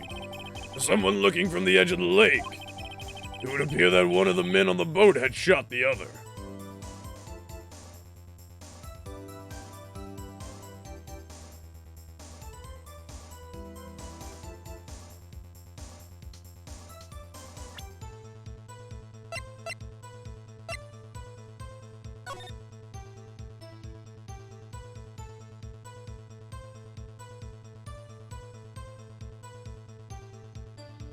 But why would the... Okay. The murderer didn't know about the automatic camera, of course. That's why he shot twice to draw attention to the boat. Once you realize that, everything else falls into place. The boat shop caretaker swam back to his shop. Then he put Mr. Hammond's wet coat back on the body and threw the body into the lake. This is what happened, Your Honor. These are the events that transpired that night on Gourd Lake.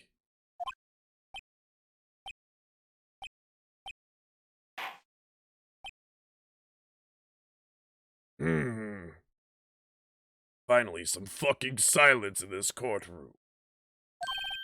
Bailiff, bring out the witness from before. The boat shop caretaker, quickly.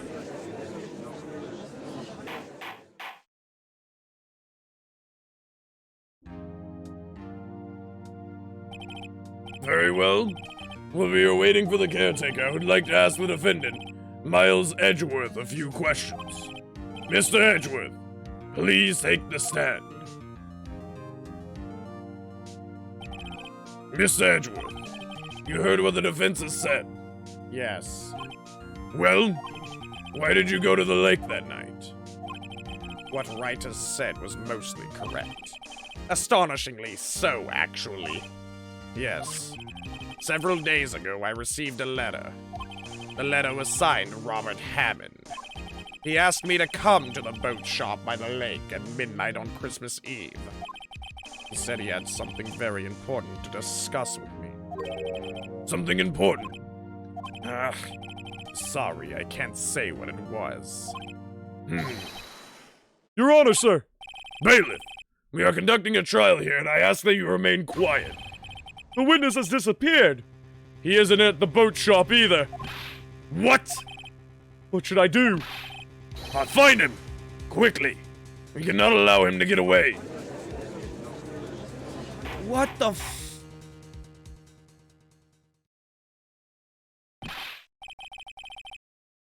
Bro, what is going on? Why? What does he have to gain from this?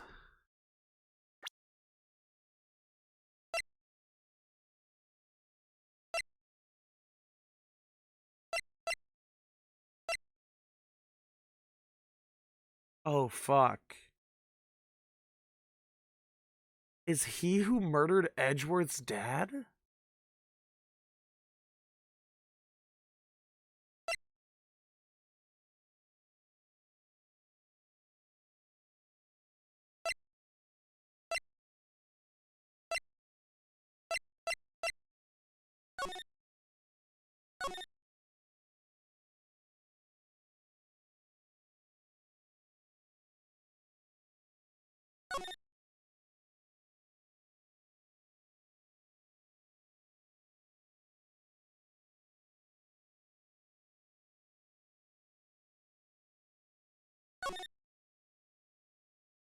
One bullet found in the heart. The murder weapon was fired twice.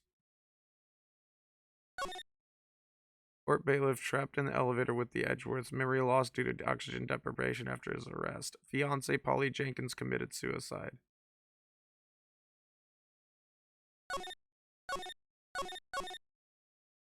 This guy is Yanni Yogi. The guy in question is Yanni Yogi. Because his fucking parrot is named Polly. And if he doesn't remember actually having Polly, it would be natural for him to call on Polly, his wife, to answer his questions.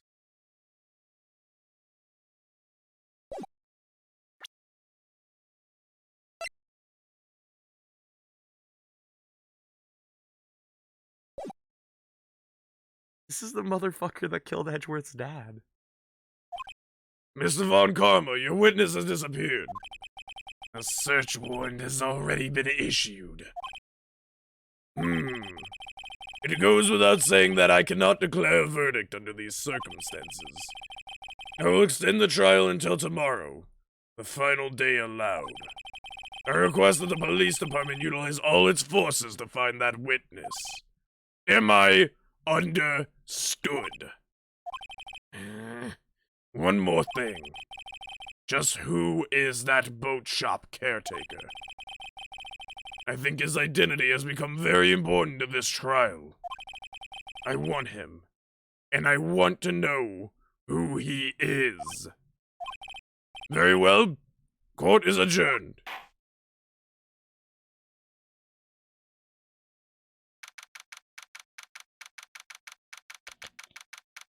Bro, I'm telling you that's Edgeworth's dad's murderer.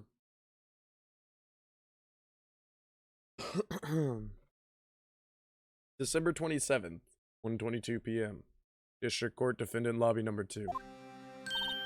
Yay, Nick, you did it! Yeah. Well, at least we got out from under that guilty verdict. What about Larry? That was something else. Even Von Karma didn't know what to do with his testimony. Larry really helped us out. Sure, once I sifted through his unique testimony. Still, he did save us. Just wish our cases weren't so down to the wire all the time. I know what you mean. Sometimes I feel like it's us on trial instead of our clients. Hey, Edgeworth. Mr. Edgeworth? Did you say something?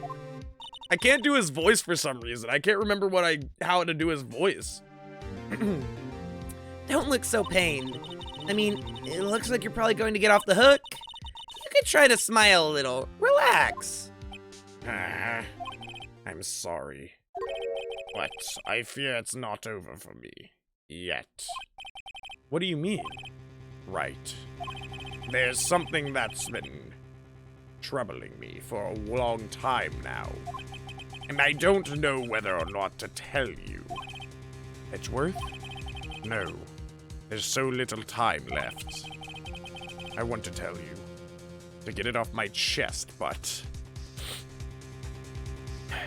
what will they think of us if I do? Phoneix. I've been meaning to tell you this since we were young kids, but... there's this... aura about you. Something... inconceivable. Hold on, chat. I gotta pull something up.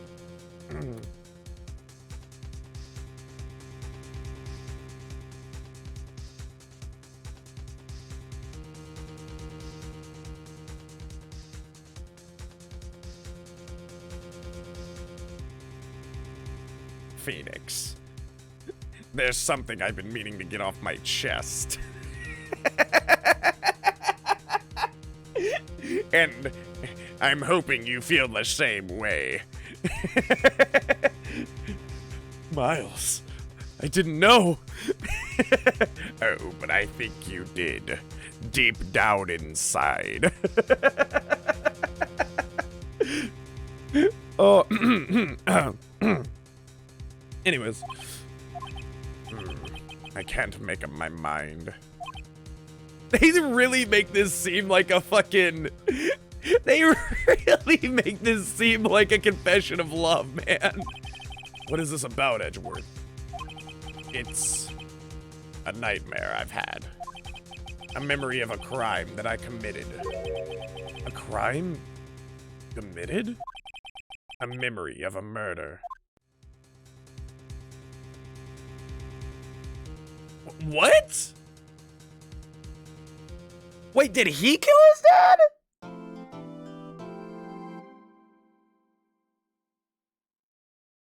Oh, this changes so fucking much.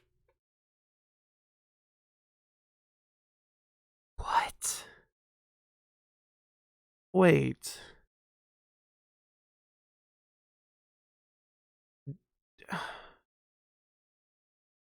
Did Daddy Edgeworth and him and the other guy get stuck in the elevator for so long that his dad told him to kill him because of the oxygen deprivation?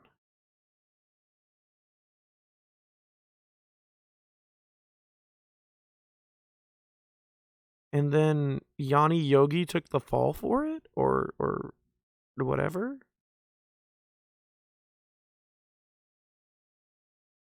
Bro. There's no fucking way that it goes that deep, right?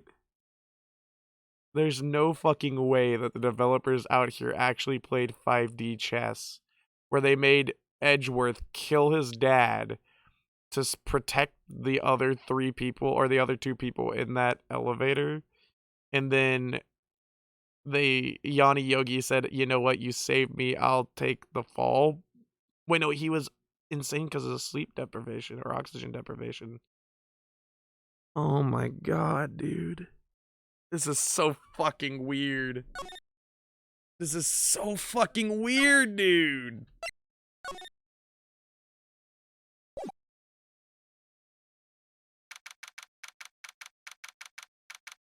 December 27th, 2:11 p.m. Wright and Company Law Offices. What was Mr. Edgeworth talking about? A memory of a crime that I committed. A memory of a murder. Do you really think Mr. Edgeworth killed... I don't believe it. Not Edgeworth. Some painful memory has been troubling him recently. But he never takes someone's life. Never. Nick? Yo, how's everyone doing? What do you think of my performance today? I had him swooning in the aisles, huh, Maya? Swooning? Me? Oh yes, I do remember feeling faint. Right on. Tell me the truth. It was like love at first sight, right?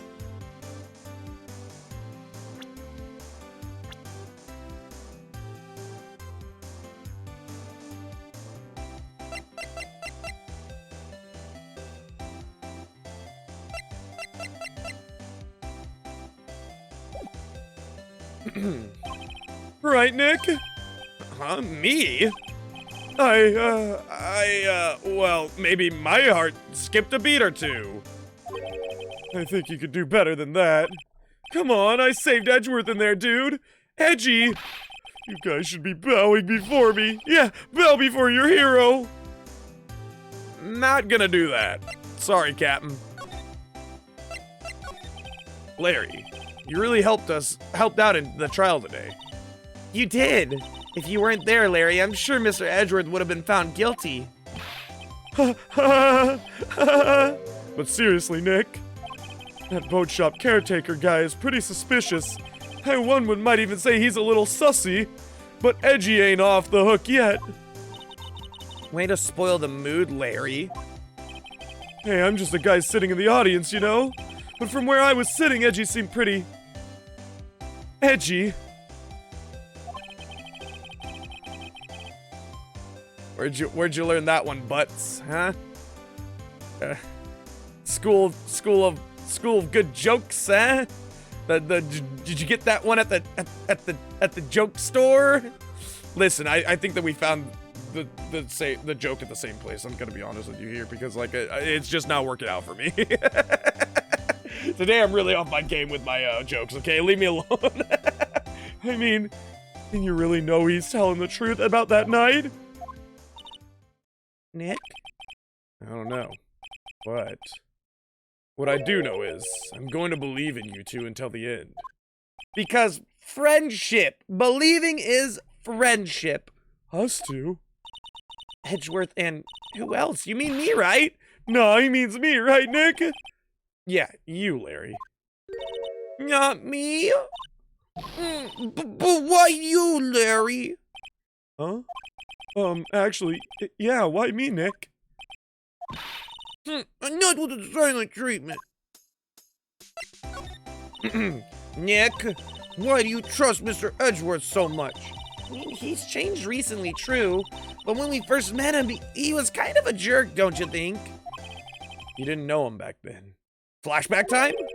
Back when he wanted to become a defense attorney. Wait, was that when you two were classmates?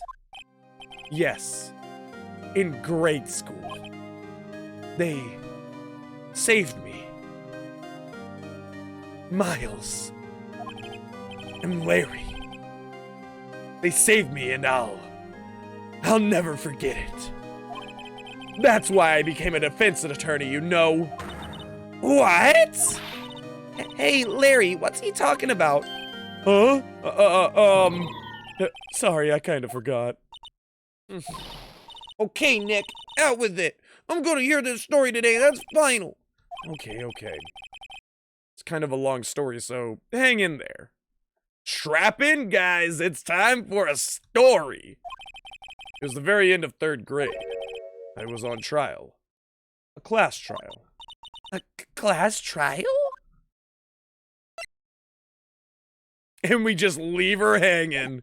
We don't engage on the question at all.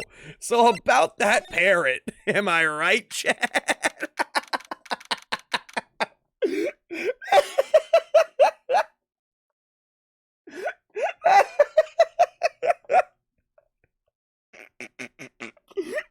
We just fucking leave. So anyways, about that parrot.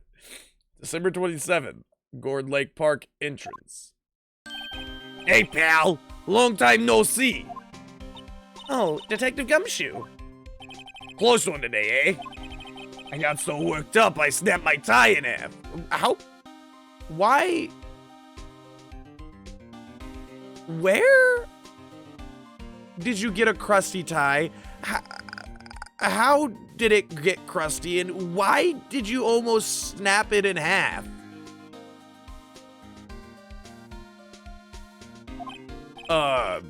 Sorry about that. What? No problem, pal. Thanks to you, we know who really did it. You mean the boat shop caretaker? Look, I'll make you a promise. I'll have that scoundrel in custody by trial time tomorrow. Come what may, it's my duty to you as a police officer. Now I'm off to catch me a criminal. Detective Gumshoe sure is active today. Oh, one other thing. No one can go into the woods today. The woods? Where Lotta was camping? And the woods are off limits to camping, and apparently the park ranger found out. He got pretty mad. No one could go in for a while.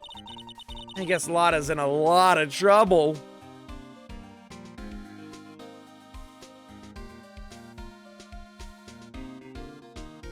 I'm gonna go get a water real quick while this is up on the screen. Please feel free to take this time to get up to stretch yourselves and reflect on, well,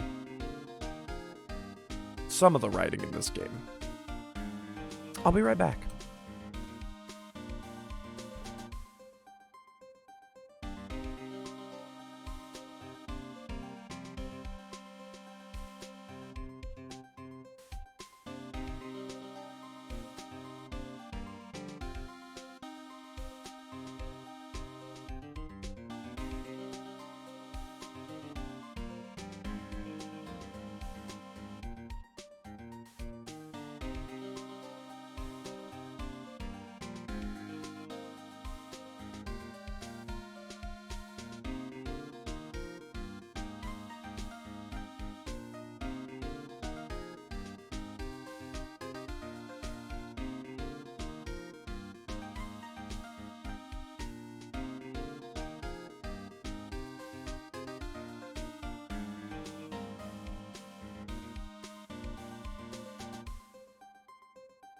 All right, we're good.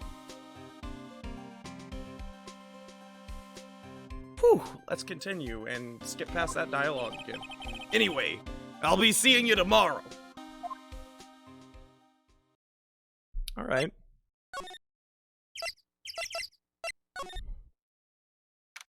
December 27th, Gourd Lake Public Beach. Huh? A steel eyesore is missing. Eyesore! Looks like the hot dog stand is closed too. I guess Larry's too busy worrying about Mr. Edgeworth to show up for work. I'm going to talk to the fucking parrot. December 27th. Boat rental shop. That old caretaker got away. Yep. I never imagined he might be the real murderer. I'd know that clearing of the throat anywhere. Hello. What might we do there? Head for a walk? The days of my youth, you off the shit of a fresh lemon, you see. This is what I imagine Bungo would look like in this universe. This is Detective Bungo on the case. We all know that that's a toupee and a fake mustache. But this is Detective Bungo. Mr. Grossberg, this is not the time for idle reminiscing. Mr. Edgeworth's trial is tomorrow. That is true, yes. But from what I saw of today's trial, Edward should be fine, right? Well, I'm not so sure about that. What do you mean by that? Well, I'm not sure. If you find anything out, come by my office anyway. I may be able to offer you some assistance. Thanks. Bye? What do you think Mr. Grossberg was doing here anyway? Who knows? I want to talk to the fucking parrot. December 27th, caretaker's shack. Nobody's home. Hello, Matt. Hey, it's Polly. I wonder where your owner's gone, Polly. Hello, Matt. I can't believe he'd run off and leave his poor parrot to fend for herself. Hello, Matt. Hello, Polly. All right, let's examine. Maybe I should take care of Polly, Nick. You probably shouldn't just kidnap her. The police know about her anyway. I'm sure they'll do something. Well, Okay. Sorry, Polly. He says I can't take you. great. Now the bird's going to hate me. What about this? Everything's cold. Looks like he didn't turn his heater on. I guess he hasn't been back here since the trial. What's in here? Huh? What's wrong? Never mind. What? Tell me. Just when I saw the TV, I remembered. They're showing a Pink Princess special this week. Oh. See? That's why I didn't want to tell you. That fishing pole looks expensive. Maybe we should bring it to Detective Gumshoe. Don't you think the caretaker would mind? Well, we can't just leave the metal detector in exchange. Maybe we better not. That reminds me, Nick. Polly here knows the number to the safe, right? Yeah, that's right. Polly, what's the number to the safe? 1228, Matt. Let's open it, Nick. Come on! I'm sure there isn't any money in there. Aww, but hey, he keeps it locked, right? So there must be something of value in there. I'm not so sure. Okay, Nick, let's see what's in there. I guess there might be a clue or two. The only thing in here is a letter. A letter? Aw, boring. There's no name or signature on this thing. It's handwritten in very precise, clear letters. Get your revenge on Miles Edgeworth. Bro, what the fuck? Edgeworth? Nick, why would Mr. Edgeworth's name be on here? How should I know? I'm going to read the whole thing. Get your revenge on Miles Edgeworth. It also says this is your last chance. Now is the time to get the revenge on the two men who ruined your life. What the fuck? The rest of the letter goes on to describe the murder plot in detail. How to kill Robert Hammond and frame Edgeworth. What the fuck?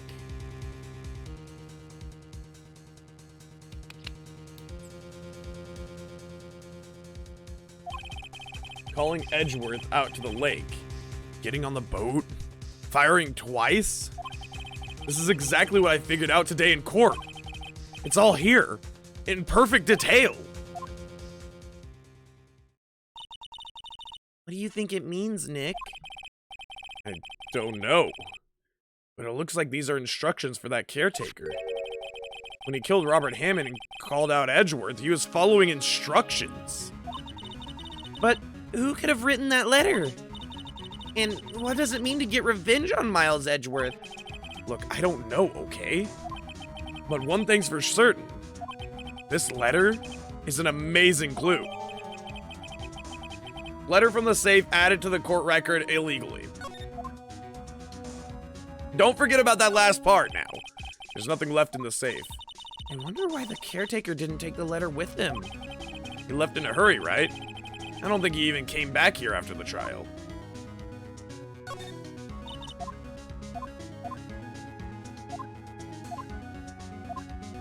Okay, we're done here. I think that's all we need, honestly. I think that we can go to the trial now, right?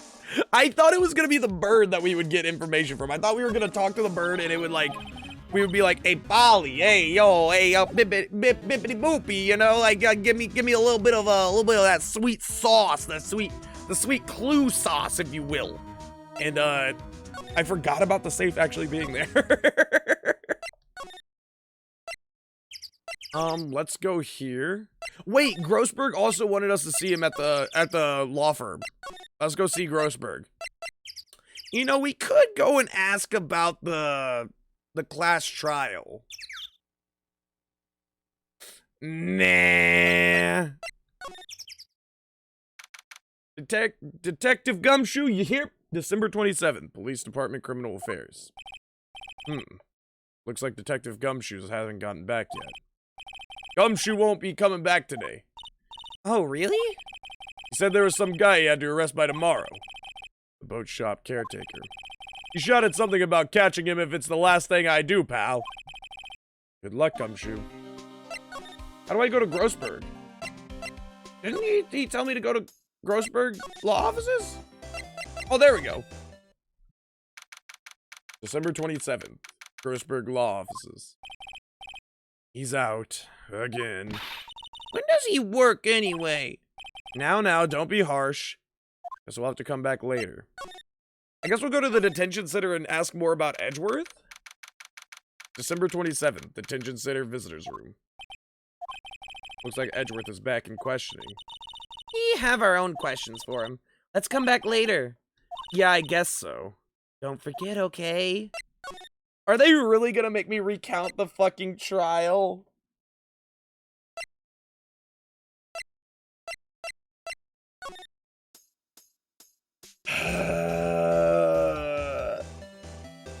Choose your own adventure, my ass! You remember, Larry? Spring, end of 3rd grade? The kid in our class got his lunch money stolen. Lunch money? Our school was really small. Every month, kids would bring in an envelope with money for lunch from home. Huh? I see. Anyway, this kid's envelope disappeared with $38 still inside. Oh yeah, now that you mention it, I do remember that. I can see why you'd forget, though. You were out of school that day. Anyways, the envelope had been stolen during PE class. I was coming down with a cold, so I'd skip PE that day. I was the only one not in class. So, they thought you did it? Yeah, the kids in class said I should be put on trial. Trial? So the next day, we held a classroom trial with me as the defendant. I didn't do it! Guilty. He did it! Guilty! Money thief! Give the money back! You're such a mean... No one play with him! Just admit you did it! You can't hide the truth! Tell us the truth! We're not gonna play with you anymore! Yeah, and no borrowing my razor! You shouldn't be allowed in the relay racer! We're on the library committee! Give me back my 50 cents I loaned you! Hey, did you rob that bank the other day? Now, Phoenix, you know you shouldn't steal people's money. It's not right. In the end, even the teacher thought I'd done it. Go over and apologize, Phoenix. I didn't know what was happening. I was so sad and I couldn't stop crying. Everyone was staring at me like I'd done it. I tried to apologize. I went to where the boy whose money had been stolen was sitting. That's when it happened. He shouldn't have to apologize. The only thing that belongs in a trial is evidence. Anything else has no place. You should all be ashamed. Amateurs. Miles?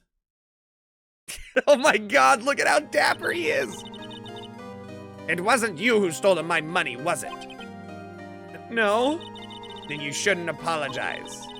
Everyone's been shouting you did it, but no one has any proof. That is why, Your Honor, this boy is innocent. But Miles, it was your money that was stolen. Yeah, he did it. He's the one. We don't need any proof. Make him say he's sorry. Why don't you all just shut up? Oh, why don't you all just shut up? This is always how it goes.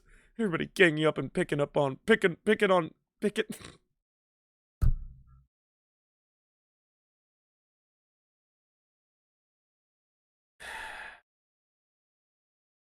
This is always how it fuck! This is always how it is. Everybody ganging up and picking on one person. Just think how he feels. He said he didn't do it, so he didn't do it.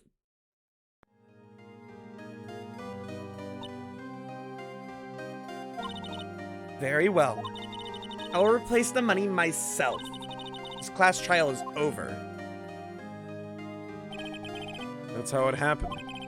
After that, the three of us were the best of friends. Wow.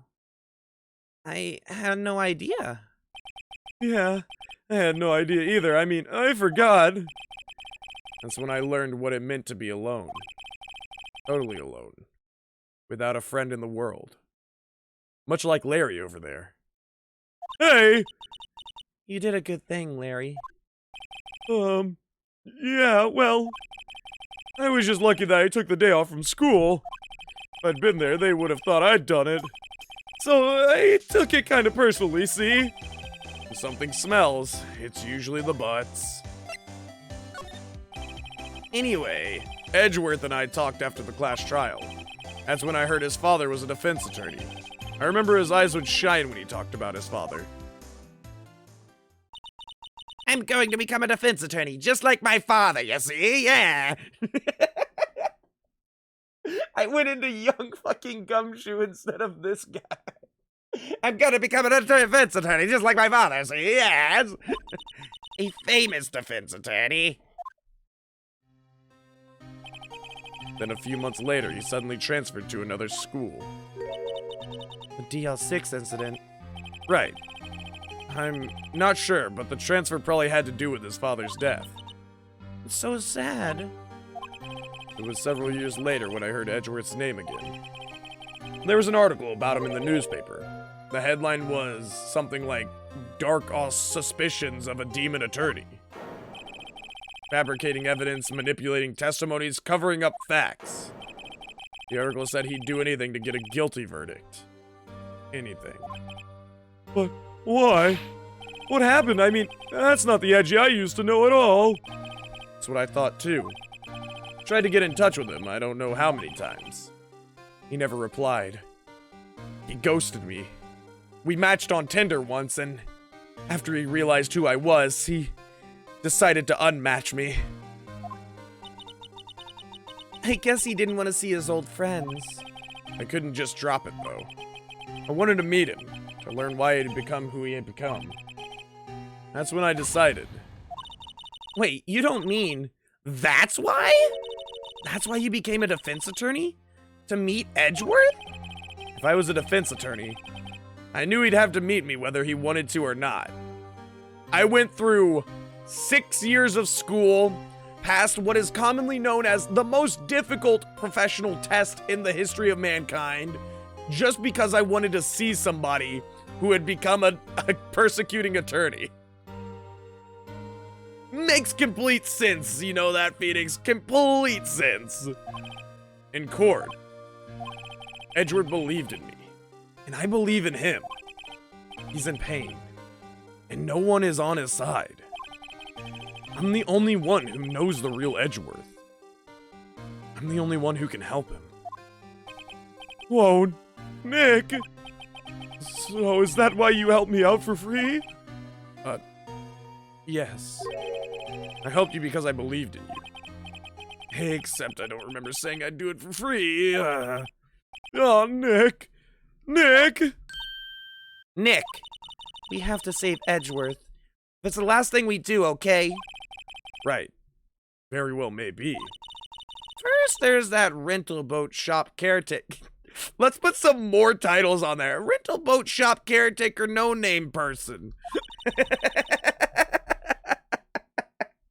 We need to find out who or what he is. I'd settle for who. I guess I can clean out some of this evidence I no longer need. Okay, let's go. What evidence did I clear out? Ah, okay. Now do we go see Grossberg? Nope. Do we go to the detention center? December 27th. Detention center visitors room. You look grim as always. Mr. Edgeworth, I heard the story about the class trial. Class trial? What do you mean? You don't remember? No, I don't. Your lunch money was stolen, wasn't it? In 3rd grade? Lunch money? Oh. Oh, right. Yes, I seem to remember something like that. Nick, I think you're the only one who really remembers. Well, it probably only really mattered to me anyways. Mr. Edgeworth didn't, you know... That trial was the reason Nick became a defense attorney. Ridiculous. Gee, thanks. That said, it does sound like the kind of thing you do. You haven't changed a bit, have you, Wright? So simple. To a fault, even. Well, maybe, yeah, but I think you changed too much, Edgeworth. Perhaps. That little look to the left. Just that slight look to the left. Maybe, did I change, or did Wright stay the same? I couldn't possibly be the both of us.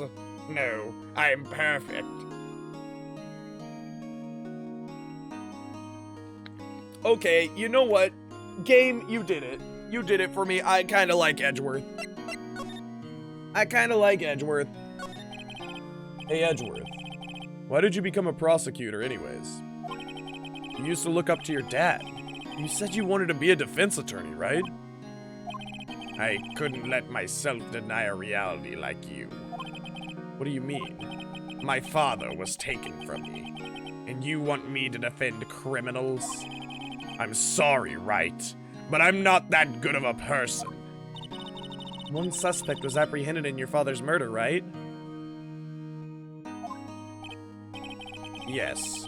The man trapped in the elevator with my father. His name was Yanni Yogi. He had to be the shooter, any way you look at it. Yet, he was found innocent. That defense attorney got him off the hook. Oh, whoops. That would be Robert Hammond.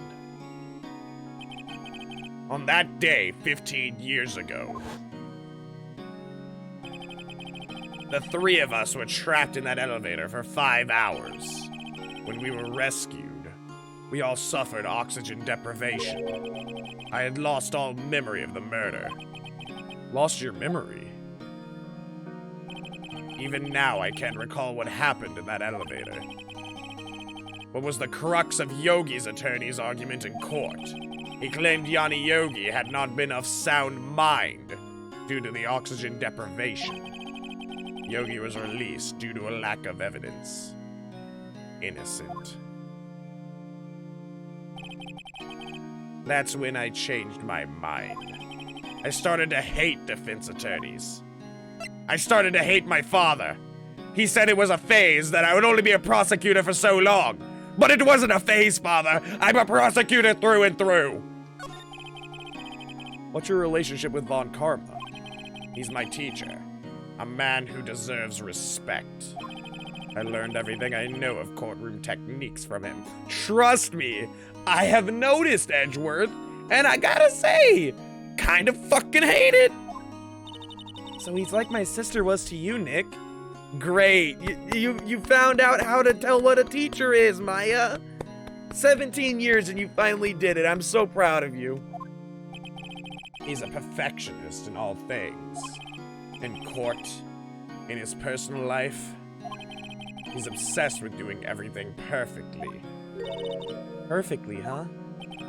In all the cases he has taken on, none were left unsolved, and not one suspect was declared innocent. Ever. I mean, if you throw them all in jail, then obviously you're gonna get the bad guy soon enough, right? But that's... I know. It's possible some of those suspects were indeed innocent. However, it isn't possible for us to accurately determine that in every case.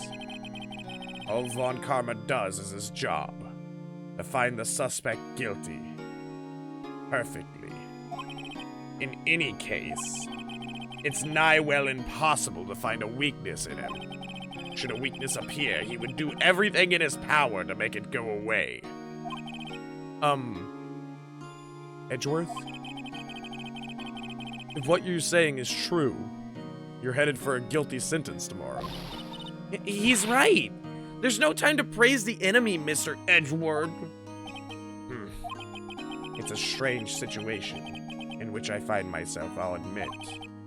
No kidding. Hey man, do you know anything about this letter, perchance? Edgeworth, see this letter? This came out of the safe in the shack where the boat rental caretaker lives. I see. I might have changed a lot, but for you, my love, for you, I stayed the same. Revenge? On me? Who is that old guy anyway? I don't know. Could he be an innocent defendant you got declared guilty or something? Nice, Wright. But I don't remember that old man. Not at all. So he was following this letter then? Which means there was someone else behind it. Now is the time to get revenge on the two men who ruined your life. Two men? Meaning myself and Robert Hammond? It also says this is your last chance. Last chance. Wait. Maybe he's talking about the statute of limitations on the DL6, isn't it? Wait, that old man. What is it? Do you know who he is? Yogi. Could it be Yogi? Hey, boo-boo! Hey, Edgeworth! What's going on? I'm taking this a picnic basket.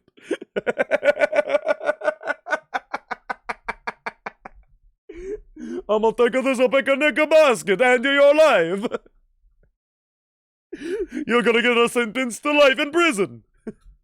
And I just murdered a man.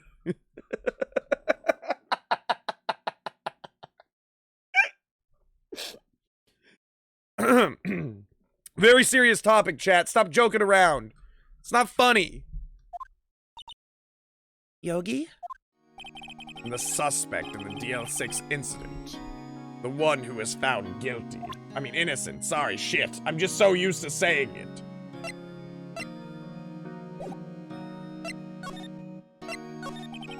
Yanni Yogi was a court bailiff at the time. We just happened to be in the elevator together 15 years ago. How is he a court bailiff and he somehow disappeared from everything, although he was so involved in the law?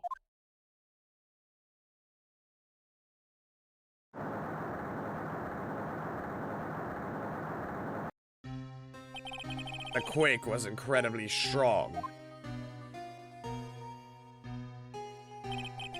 Before I knew it, everything was dark. We were there for so long, it felt like forever. The air thinned.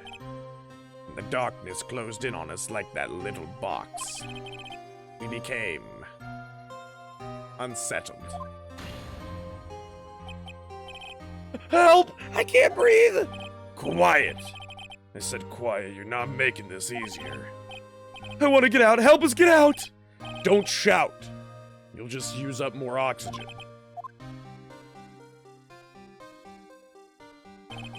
That's all I remember.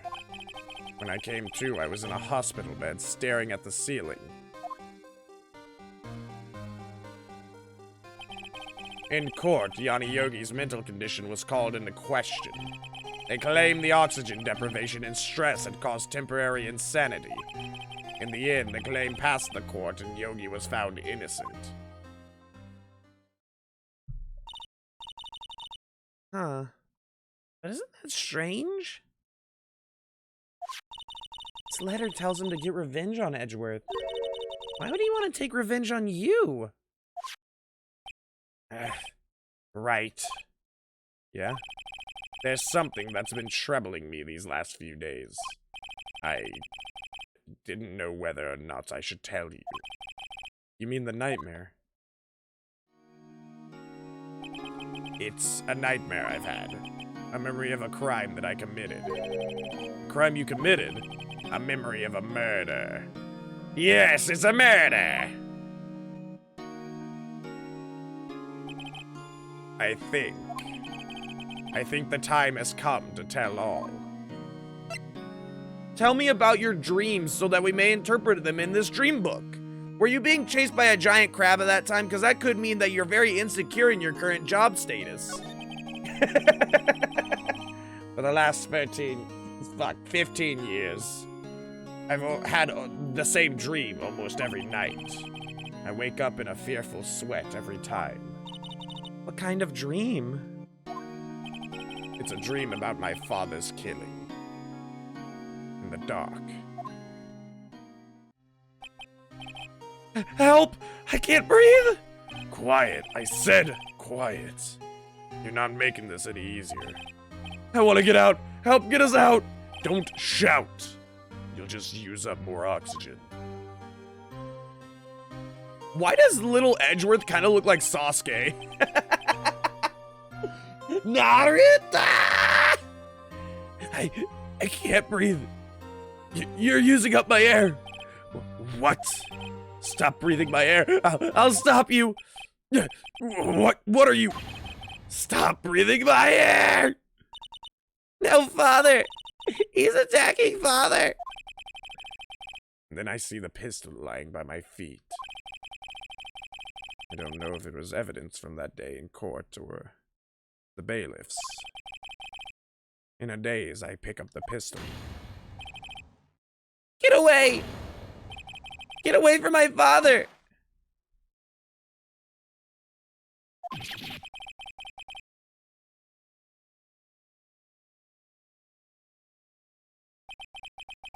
And with that scream, I wake. Oh, fuck. He actually killed his dad.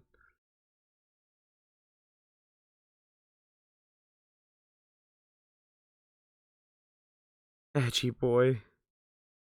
If I bring this up in court tomorrow, you are literally gonna be charged with murder. A day before the case is closed and not able to be reopened.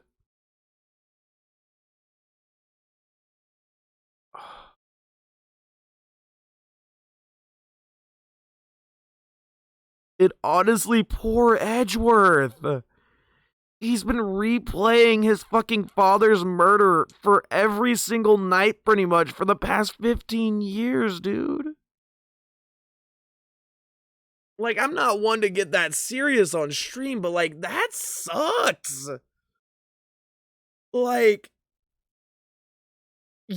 oh my fucking lord, dude. I feel bad for him.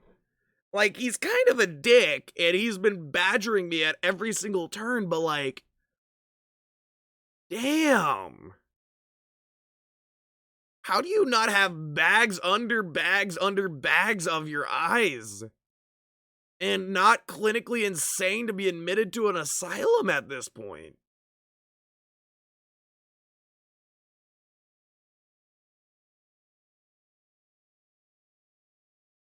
Holy fuck, man.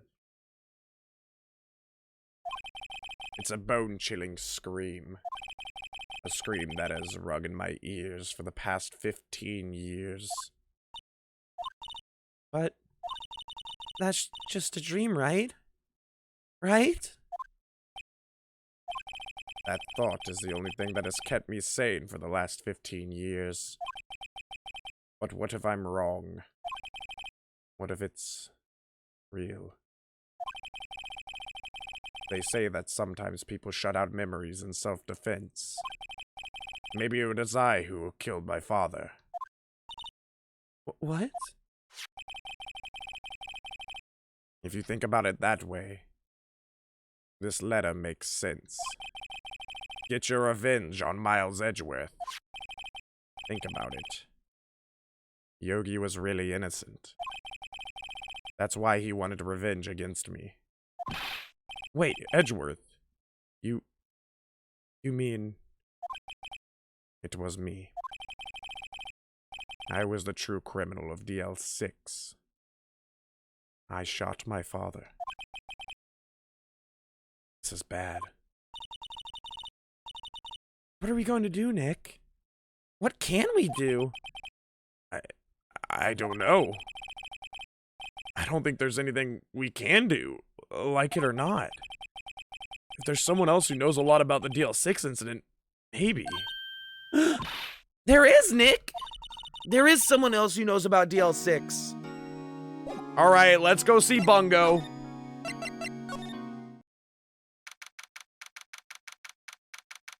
But still, he'd get off innocent due to being young, plus the same reasons as Yogi? Well, the thing is, he would get off for...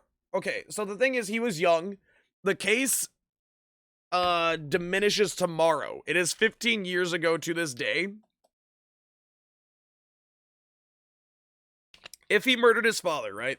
If he accidentally murdered his father, he threw the gun because his father was getting attacked due to bailiff's assault. So it would literally be like a fucked case where it was a freak fucking accident due to an assault case on his father. He was trying to come to the defense and then he wouldn't be able to do it. Like, that is so fucked. I don't know how you would pass judgment on that. Literally, I don't know how you would be able to put up a sentence on that. It is so fucked. Holy shit, this is such a good case.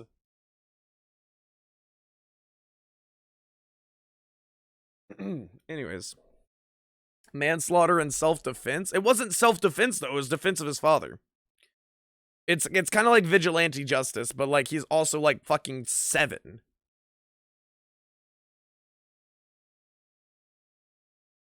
I don't fucking know. Edgeworth is Batman? Confirmed? This is where I saw my father die, Raphael. Not really a tragedy. Cowabummer.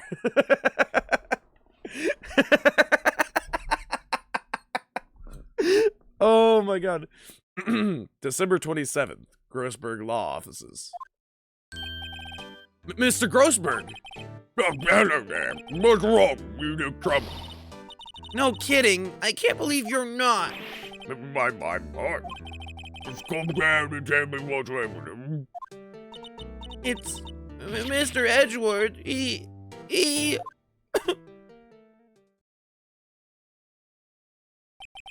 Oh, please. So Edgeworth tried to shot his own brother. It's only a dream. Only a dream. I wonder.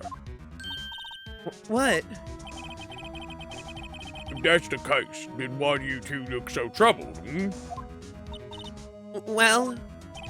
Also consider this. Yogi quite certainly holds the deep grudge against Miles Edgeworth. Don't even want to frame him for murder. This leads me to surmise that Mr. Edgeworth's dream was not a dream. It was real. As you imagine, Miles Edgeworth threw the pistol to save his father. The pistol fired, and the deed was done. No. I don't believe it. Yogi was suspected of murder and his career as a bailiff was irrevocably wrapped. Thus, he sought revenge on Miles Edgeworth. This was his last chance, of course, with the statute of limitations so close. What do you know about Edgeworth's father? He was a defense attorney without peer.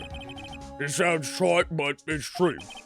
Well, he may have had one peer now that I think about it. Your mentor, Mia Fay. My sister?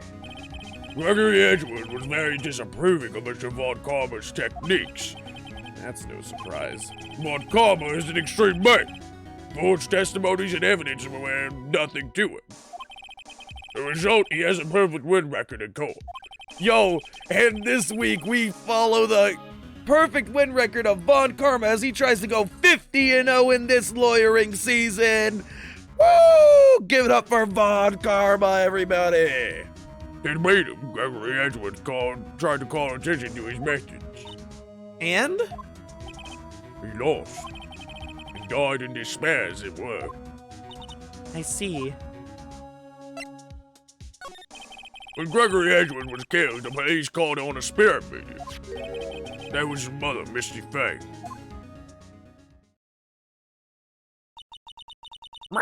This is where I watched my parents die, Polly. Not really a tragedy, Cow a bummer.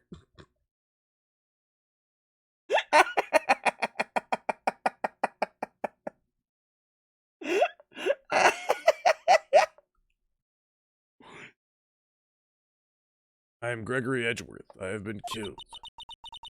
The one who shot me was the bailiff, Yanni Yogi. And Yogi was found innocent. That's when my mother left us. Everyone called her a fraud. Oh, but he was trying to protect Miles. Oh. It's kind of cute, but also, as an attorney, you should know better. That's right. Everyone thought she was, you see. Yet, now that I think about it, it seems the only one who lied was Gregory Edgeworth's ghost. Gregory Edgeworth must have known who shot him. I don't believe it. So you're saying he falsified his testimony? That Edgeworth's dad lied to protect his son? It's only a possibility, mind you. But a possibility nonetheless.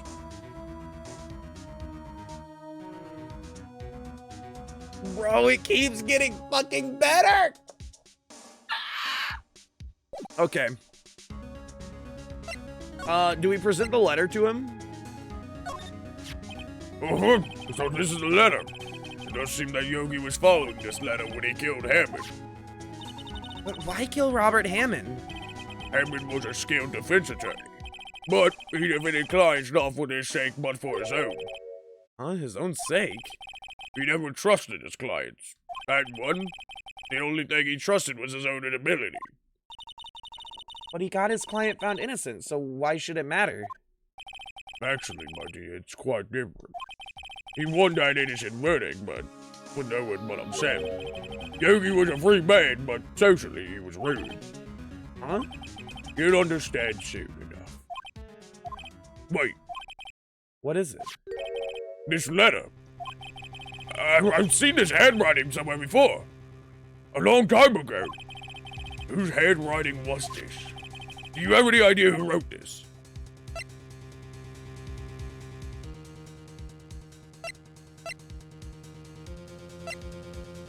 It's not Von Karma. Would it be? Because that would make Von Karma an accomplice. There's no way that it would be Von Karma. It has to be Yanni, right? Maybe it was Yanni Yogi. Yanni Yogi? You claim he wrote this himself, then followed his own instructions? Yeah, I guess that would be what happened.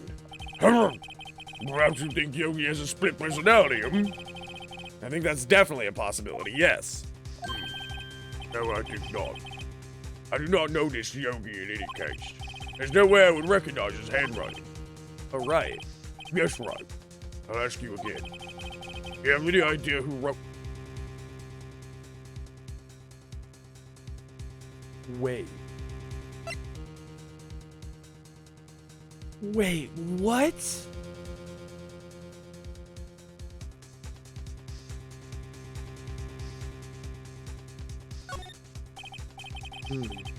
Could it be Manfred von Karma?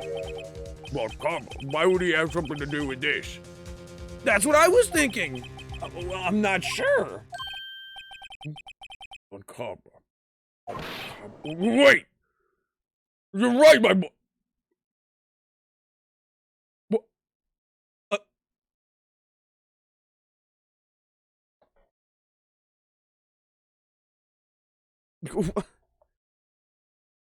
What?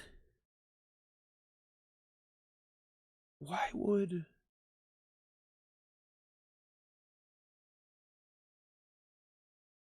So confused as to why Von Karma would want Miles Edgeworth and Robert Hammond dead, but then take on Miles Edgeworth as a student.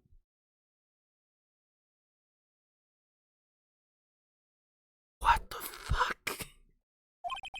This is Von Karma's handwriting, I'm sure of it. I used to see it all the time on a court report.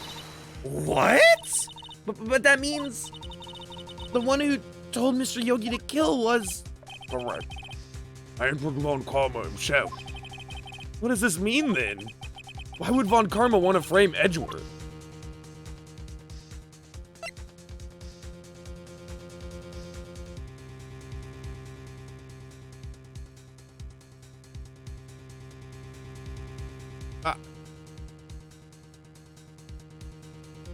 Bro, I'm just so shocked. Like, what the fuck?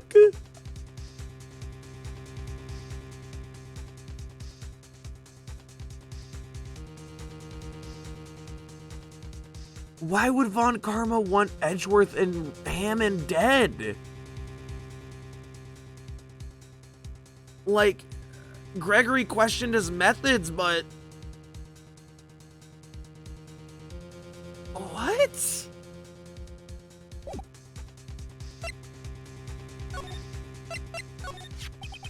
If it truly was Von Karma who wrote this letter, then he would know the truth. He would know that Miles Edgeworth had accidentally killed his own father. He'll say as much tomorrow in court, I should think. He'll press the point until the court finds Miles Edgeworth guilty. Oh no. But how could Von Karma know about Mr. Edgeworth's past like that? Even Mr. Edgeworth thought it was just a nightmare. That I do not know. Yet I do know that Von Karma is both persistent and a perfectionist. He may be seeking to satisfy a grudge against Gregory Edgeworth by hurting his son. What do you mean? It was 15 years ago. Von Karma met Gregory Edgeworth in court and Von Karma did not win. I thought that they said that Von Karma had a perfect record. But he didn't make it through the trial unscarred. What happened in the trial between Edgeworth's dad and Von Karma? Von Karma got the guilty verdict he wanted. He won the trial, but Gregory Edgeworth accused Von Karma of faulty evidence. And though he lost the trial, Mr. Edgeworth's accusation stood. Faulty evidence? It was the only penalty Von Karma had ever received in his career as a prosecutor. Gregory Edgeworth does a blow to his perfect trial record. Wow. It must have been quite a shock for Von Karma. Are you telling me this man, oh my fucking lord.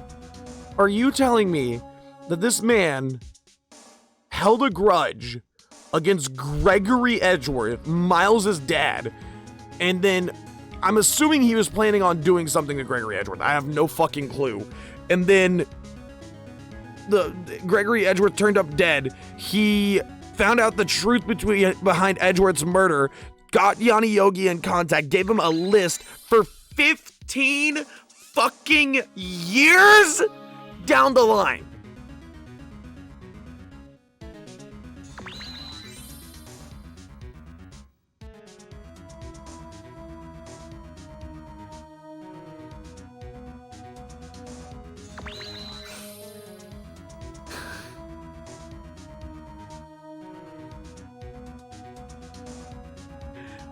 Art, what's going on? Thank you so much for the gift subs. What the fuck, dude?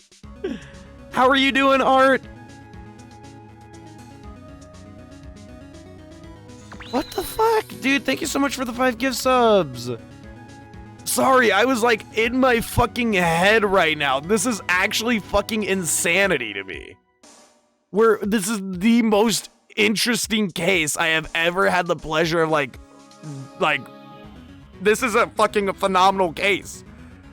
Holy shit, you're less stressed than I was earlier. Yeah, I won't go into it. I'm glad that you got stuff sorted out, and I hope that it's all good now. I was worried, so I did message Spice about it. So, I'm glad to see that everything's good now, Art.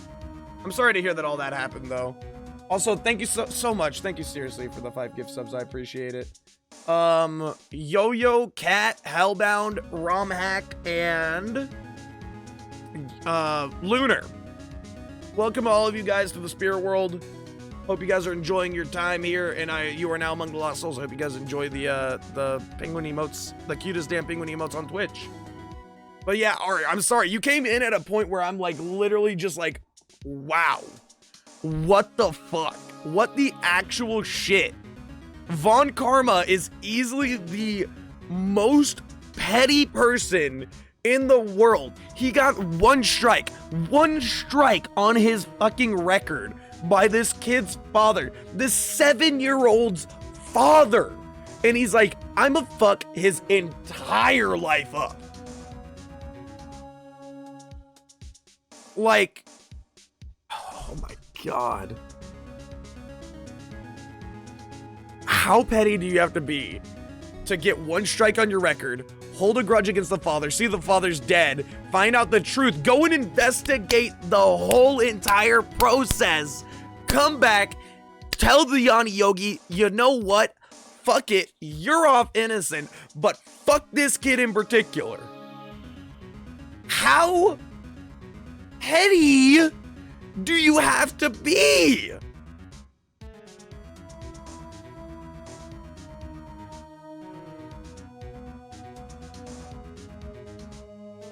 Oh my God.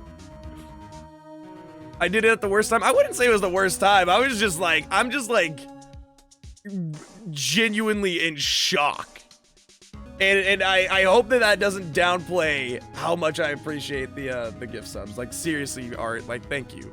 Because it helps us continue doing what we do on a daily basis. And I hope that you enjoy the content that is currently out right now, despite it just literally being me freaking the fuck out. Because like, I'm just, oh.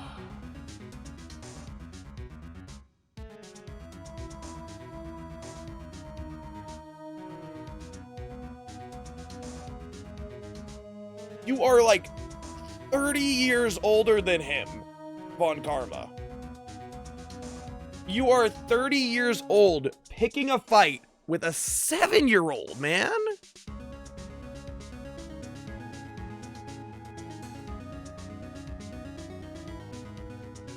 Okay. He took a vacation for several months after that, you see. A vacation? Yes, an unusual event for the man. That was the first and the last vacation he's taken in his many years of prosecuting. Really? He doesn't take vacations? Like, go to the sea or to the mountains? Don't tell me he's never been to Europe. You have strange ideas about vacations, Maya. In any case, that was the only time he took a vacation from work. I believe the penalty upset him quite a lot. Odd. He wanted to keep a perfect record so badly. Why would he take such a long vacation? To investigate the or did he plan it? Did he plan even the murder? How deep does this go? Did Manfred von Karma plan the fucking murder?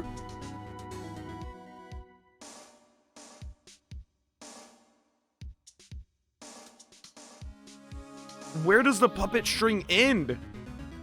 Where does the puppet strings fucking end?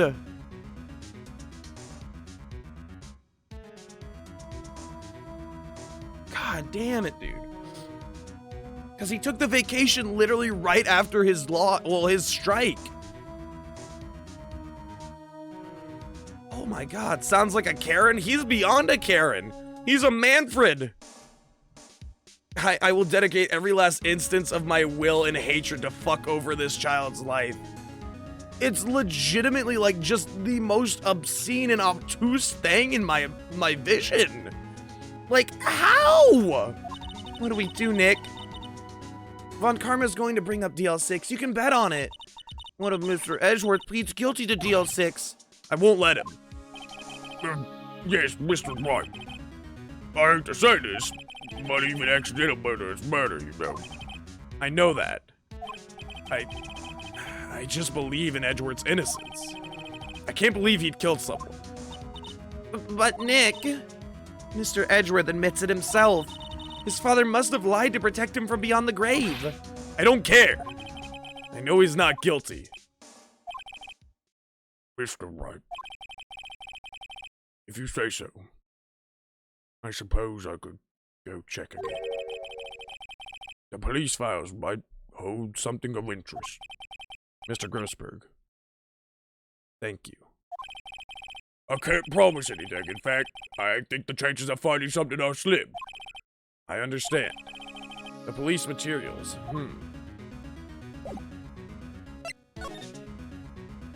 What the hell, man? One day left, Nick. Yeah, I know. Well, no time to waste. Let's get going. I'm just glad I was able to make it to this stream. I'm glad you were able to make it to it as well, Art. I hope that you're having a wonderful day and that your life's been good. We haven't seen you in a little bit, so I was like wondering how you were doing and how everything was going for you. I'm glad to see that everything, well, despite today, I guess, everything's been going relatively fine, you know. December 27th, Police Department, Criminal Affairs. There's hardly anyone here. Everyone must be out looking for the old guy, Yogi. Ah, it's you. I don't think Gumshoe will be coming back today. He's staying out late looking for someone. Sounds like Detective Gumshoe is pounding the pavement for real. We're just gonna run past that comment. We were wondering if we could go check out the records room again? Well, now, can't have anyone just wandering around in there. But I guess Von Karma's in there now anyways. You can go in as long as he's there. Von Karma? Yes, he just arrived, actually. Von Karma's in the records room. Nick! Let's hurry.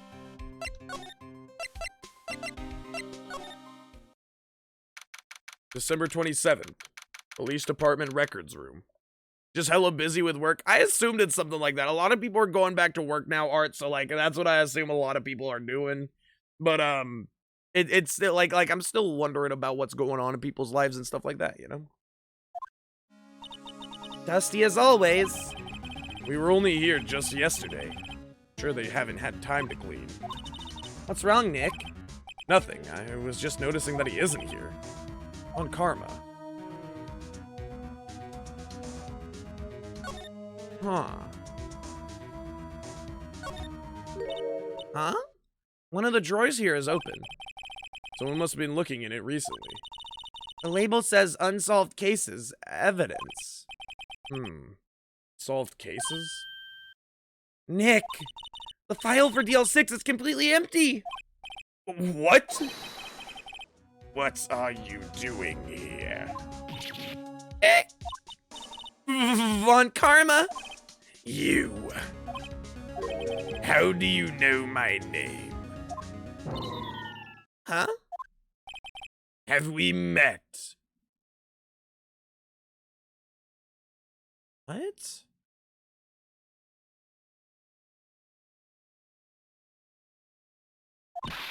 What are you saying?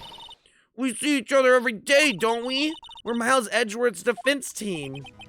Defense team? I beg your pardon. You see, I rarely remember defense attorneys. They are like bugs to me. Needless things. To be crushed. I can see how this guy was Edgeworth's mentor. Von Karma looks like a bitch. Yo, does Marcellus Wallace look like a bitch to you? What?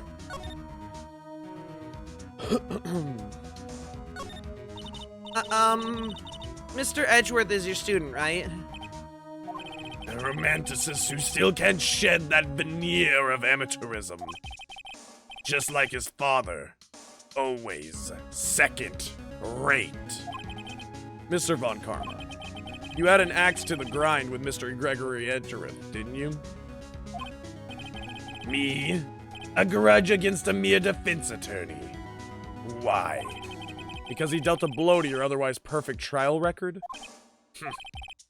So you did. But what I don't get is, why did you take his son under your wing afterwards? The son of your most bitter rival. That, my dear attorney, is none of your business. He did it because he didn't want the motherfucker defending himself. Tomorrow will be the last day of this trial. It's been a while since I've had a defense attorney last this long. Still, you will lose in the end. Miles Edgeworth will admit his own guilt. His guilt of 15 years ago, you mean? You're quite the researcher. If you've done your homework so well, then certainly you must understand. You know what Miles Edgeworth will tell the court tomorrow. We were right. So Von Karma is going to bring him DL6 in court tomorrow.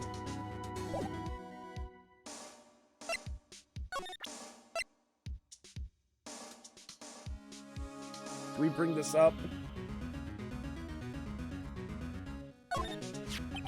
Mr. Von Karma, have a look at this. This was you, wasn't it? You instructed Yanni Yogi to commit murder. Yanni Yogi. How many years has it been since I've heard him called by that name? He's a fool. I told him to burn it after he read it. So you admit it? You wrote Mr. Yogi this letter. Yes, my dear defense attorney. Thank you for taking the trouble to bring it to me. You've saved me a lot of needless hassle. What? Nick, what is that thing?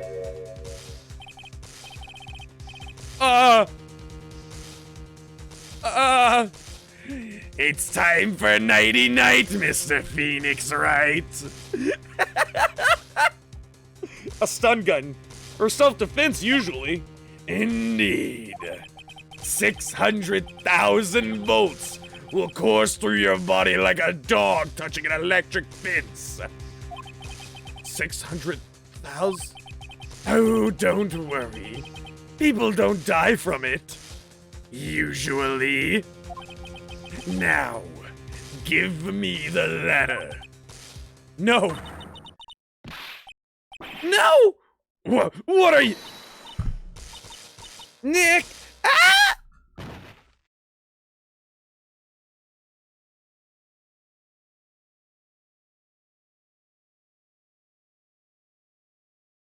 Bro, what the?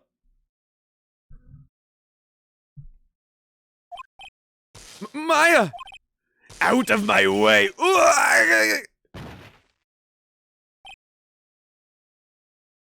And thus ends the story of Phoneix Wright. Death by electrocution.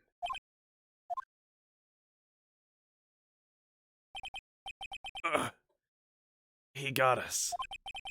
The letter's gone, of course. Took the DL6 evidence. All of it. Back to having no clues. Wait. Maya jumped first. Maya! Is she okay? Maya!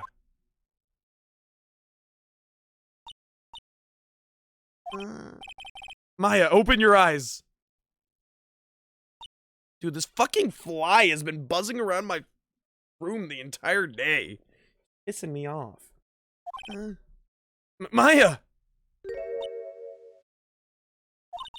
A letter. Did he take it?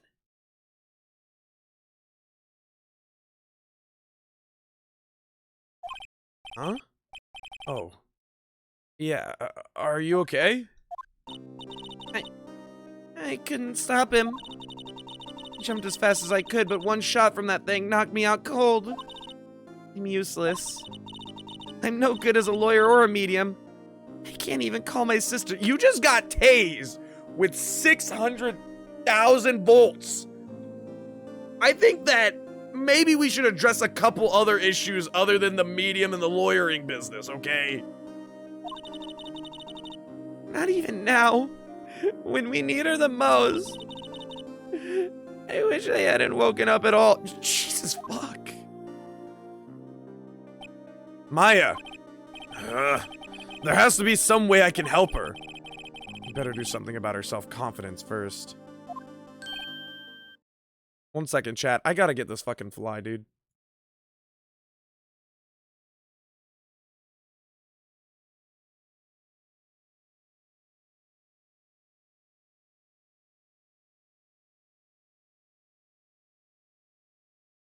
I missed the smack, chat. I missed it. RIP. Swear to God, I thought she was about to go on trial for attacking Von Karma. I thought... How did nobody hear 2 screams and then Von Karma just casually exiting the records room after we went in? Like... Okay. Maya. She's holding something. What is that? A bullet? DL6 evidence number 7. Taken from the heart of Gregory Edgeworth. I remember. Von Karma was holding this when Maya jumped him. Okay. I'll prove it to you, Maya. You're most definitely not useless. Just like 95%. I'll prove it to you in court tomorrow. Bruh.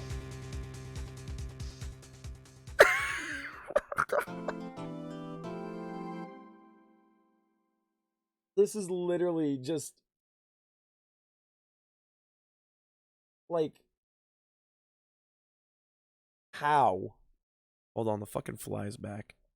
You bitch. The fly ran off. I really want to get this fucking fly out of here, man. Oh my lord, just fucking stop. Jesus Christ, they're annoying. I just want to know how in the world he was managing to stage this, like everything here, and like nobody has said a fucking word. Nobody's found out anything. He is a prominent figure in the law scene, and nobody's like, that Von Karma guy might be, you know, fabricating some shit. Nobody?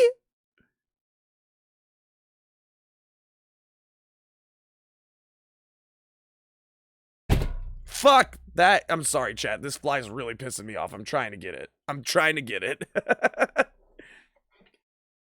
There's Aqua. She's more useless. I mean... You're not wrong. Aqua do be pretty useless, but I do like their voice actor for the English dub. Objection! What's going on, Rose? Welcome back to, welcome to Phoneix Wright, which is literally the best case in the game right now. God damn it!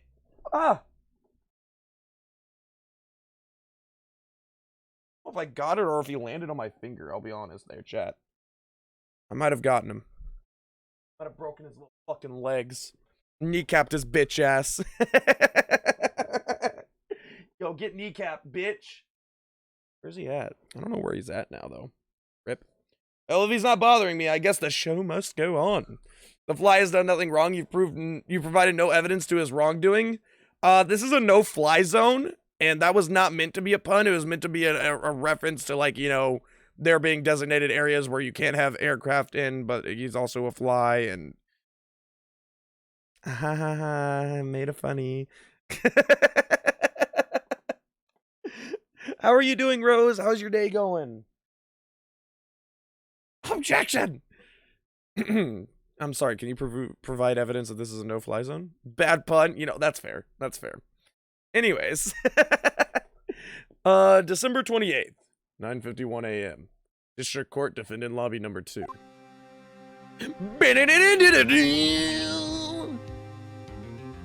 This is it. Judgment Day. Today things are going to get settled at last. A lot of things. What's the big idea? Sorry, Nick. I only touched your shoulder. I guess the shock hasn't worn off from my run-in with the stun gun yesterday. Anyhow, today's the last day of the trial. Good luck, Nick. Yeah, thanks, Maya. I'm tired. I work. I mean, fair. That's very fair. But also, can I raise you a, take a nap? Easy claps. Thanks, Maya. Edgeworth is looking glum as always. I hope Von Karma doesn't push him too hard. What are you doing? Sorry, I'm sorry. I just thought I'd cheer you up with a pat on the back. Maya, maybe you should go outside and discharge? Right, good idea. Try not to electrocute anyone on your way out. Yeah, pal. Oh, well, Dick is now on the ground. What's gotten into that girl? Detective Gumshoe. Morning, Mr. Edgeworth. Good morning. How did it go, Detective? Have no fear, as promised, I've captured our runaway gun taker. Caretaker. Criminal. I just brought him in. Took all night, pal. Thanks, Detective Gumshoe. You must be tired. Actually, after that shock I got on the way in, I feel pretty good. Yogi says he's forgotten his own name. But it has to be a lie. Why would he want revenge on Edgeworth if he couldn't remember his past? He does remember, and I'm gonna prove it. December 28th, 10 a.m., District Court, courtroom number 3. How the fuck is she so electrically charged and alive? We took 600,000 volts from a stun gun. So, that's how. Gumshoe is like a 500-pound of rubber. He can take a shock. He's a 500-pound rubber shithouse. Geez, I didn't know they stacked shit that high.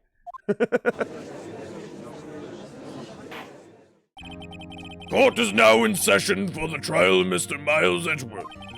The defense is ready, Your Honor.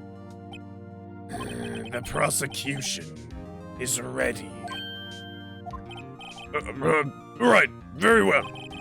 We have reached the final day of our proceedings in this trial. I ask the prosecution submit decisive evidence. Understood.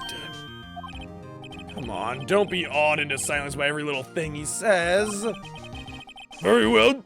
Mr. Von Karma, your opening statement. Right. Thanks to Detective Gumshoe's efforts, the boat rental shop caretaker has been arrested. Yesterday's trial, the defense asserted that the caretaker was the murderer. However, the caretaker has yet to confirm this. I would like to ask the defense to cross-examine him as much as necessary. Very well. Please bring the witness into the courtroom. Ladies and gentlemen of the court, I believe you all remember our witness. He lives in the boat rental shop on the lake from where he witnessed the incident. In addition, he has currently lost memory of his name and identity. Witness, why did you run away yesterday? The witness was not running away, as he will now testify. The problem is that even if he pleads insanity or split personalities or anything like that, he most certainly evaded police capture and left before he was, told that he was allowed to. Karma, no matter what you say here, that is literally, obstruction of justice. Right, I see. Very well, please begin your testimony.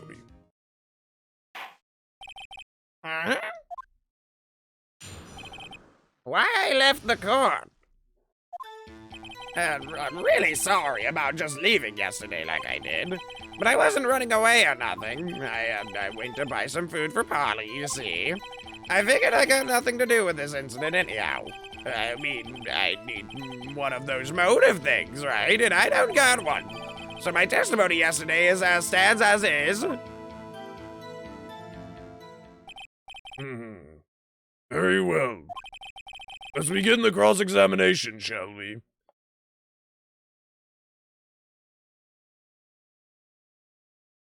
Did Von Karma somehow brainwash this man? He has to know his name. Yanni Yogi. You're Yanni Yogi, and I'm going to prove it. Why I left the court? Alright. You know the daily rituals. We must press Q until we have done it on every single text box known to man. I'd call what you did running away and not just leaving. You heard Larry's testimony and realized you were in danger. Now, Mr. Wright, there's no need to rush to conclusions. As I said, the witness was not running away. Listen to the testimony. He sure seems relaxed. In fact, they both do, Von Karma and Yanni Yogi. But I wasn't running away or nothing. No. Then why did you leave? He's just about to say why. Is it so hard for you to just quietly listen when someone is talking? Well, it's kind of my whole thing to, debate people and try to get to the bottom of something that they don't want to tell, so yes! Very difficult, Karma. And if you were a lawyer worth any of your goddamn dick in this courtroom, you would understand that. But instead, you keep interrupting and objecting when I simply want to ask little questions. So could you pack your fucking little necktie up, slick your hair down a little more, and grab that stick out of your ass? If I said quietly, Edgeworth would be guilty in 3 minutes. I went to buy some food for Polly, see? Food. Well, Polly is a bit of a gourmand, you see. She only eats these high-quality bird pellets from France. They only have them in the big pet shop downtown. But you weren't arrested until this morning. Why didn't you go back to the caretaker's shack? Well, kinda got lost, you see. The witness has trouble remembering things sometimes. When the police apprehended him, he was on his way back to the shack. Yeah, right. Nice try, Von Karma. No one's going to believe that. I see. So he was lost. Please, Your Honor, come to your senses. This motherfucker's like, yeah, so he didn't do the murder, and the judge is just like, No, okay, you're free to go. I think that sums it up. I figured I got nothing to do with this innocent. hold it! You've lost much of your memory, is that correct? Yeah, seems like it. Then how could you know you didn't have anything to do with this innocent? Fuck!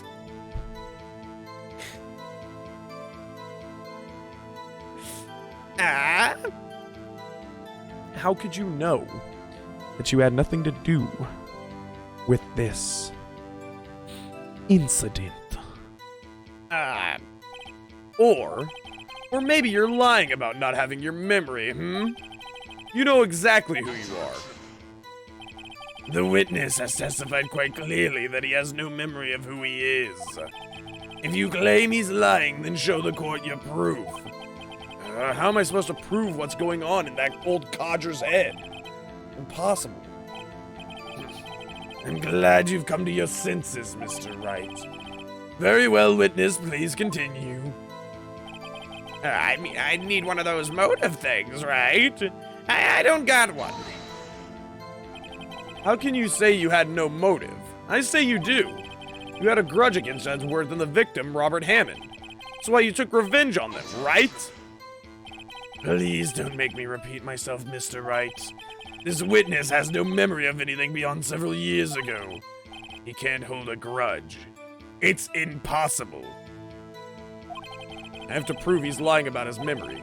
Otherwise, it's going to be the same thing over and over until the trial ends. Might I say something, Mr. Wright? Yes. Yes, Your Honor? You've been saying the same thing now over and over. You've been calling the witness's memory of the past, or lack thereof, into question. But does this really have anything to do with the current case? Of course, Your Honor. The witness has said he has nothing to do with this case and no motive. But this mahogany says otherwise. Both of these statements are lies. Thanks for always being there for me, Mahogany. Order! Order! Mr. Wright, there's a serious problem with your claim. What are you saying? Are you saying you know who this witness is? Of course, Your Honor. Oh, now this is interesting. I would like to know myself. So, who is he? Don't play dumb, Von Karma. Mr. Wright, please tell me the name of the witness. This is Yanni Yogi. My boy, Yanni Yogi, yay boo boo. His name is Yanni Yogi, a former court bailiff. Yogi? That name seems familiar. Oh! Yanni Yogi? From the DL6 incident. Figures the judge would have heard of it. Such a famous case. But what does this mean? Your Honor, if this man is Mr. Yogi, then he has a clear motive.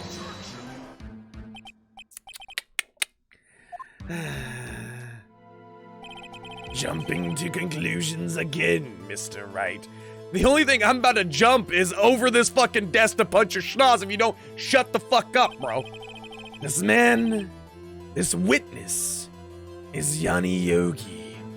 Fascinating. However, how do you propose to prove this to the court? This is a court of law, as you may recall. You need proof. And allow me to repeat once more that the witness has lost his memory. This is it. I have to do this now. If I can't prove he's Yogi right here, right now, I've got nowhere else to go. Nick, how are you going to prove it? How can you prove that he's Yanni Yogi? Okay, it's actually quite simple. Your Honor, please take this man's fingerprints. Then we'll compare them to the fingerprints on the file for Yanni Yogi 15 years ago. I see. That makes sense. Oh my fucking lord, Von Karma. Von Karma, what do you want, dude? Huh? I'm so very, very sorry, Mr. Wright. Why? The witness has no fingerprints. What? What? No fingerprints? You see, before I worked as a caretaker, I worked at a chemical plant.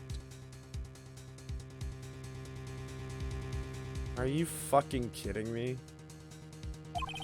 I burned my fingers working with the stuff, yep.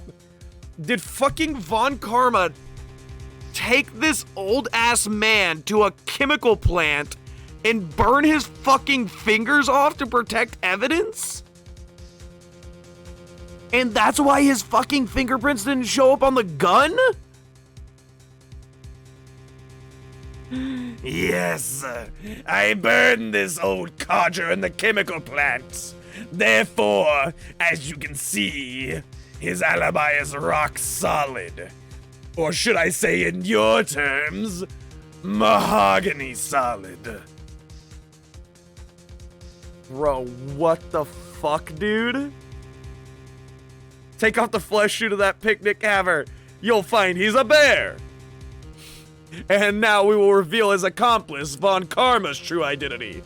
Boo Boo himself. What? Yogi, you sneak. You burned your fingerprints off to hide your past. Well, I wouldn't give him all the credit. After all, I'm the true mastermind here. I took him to the chemical plant and forced his hands in. Well, the witness has no fingerprints. I guess we will not be able to prove his identity. No. Well, what will you do, Mr. Wright? It seems that the case has been decided, no? No. I know what happened. I know everything. I just can't prove it. No, I can't let it end like this. I can't lose. There has to be another way. There is no one, who can testify as to who this witness is. No one. Nick, what are we gonna do? There might be no one. But what about no thing? put the bird up on the stand. I didn't even consider that he might have erased his fingerprints. What do I do? Well, Mr. Wright, perhaps you'd like to cross-examine his parrot for a little comic relief, hmm? Oh. But Von Karma, there is only one thing that I do remember about this trial, and it is that, in fact, I will cross-examine his fucking bird! Bring him to the stand! Yeah, very funny. You're a sore winner, Von Karma. Wait a second. Cross-examine his parrot. What is it, Nick? No, you're not going to... Your Honor. The defense would like to take Mr. Von Karma up on his proposal. Take Mr. Von Karma up. Oh, my proposal? Exactly, Your Honor. I would like to cross-examine the witness's pet parrot. My God, he's gone insane! Cross-examining a parrot? How will we ever have this in this court of law? Is there no lengths that this man will stoop to get his man declared innocent? Oh, Phoneix Wright, you jest, surly, you jest! But I don't. Bring the feathered freak to the stand. Order! Order! Well, what do you think, Mr. Von Karma? Need you even ask? This is a farce. I object. Wait a second. You were the one who suggested I cross-examine the parrot, Von Karma. Mahogany! I have the right to do as you suggested. Well, if you're so desperate, then please be my guest. Of course, should you go through with this, and nothing comes of it, then I hope you're ready for the consequences. Nick, this is crazy! Well, still want to go through with your little game? What do I have to lose? My attorney's badge? The respect of everybody on the law-abiding side of the world? My love for my one and only true fondness, Miles Edgeworth? Okay, that last one's pretty strong. Yeah. I'm still gonna do it, though. Let the parrot take the stand. Or the croc. The little cane. What do parrots stand on? Let him stand on his parrot stander. I will cross-examine her, Your Honor.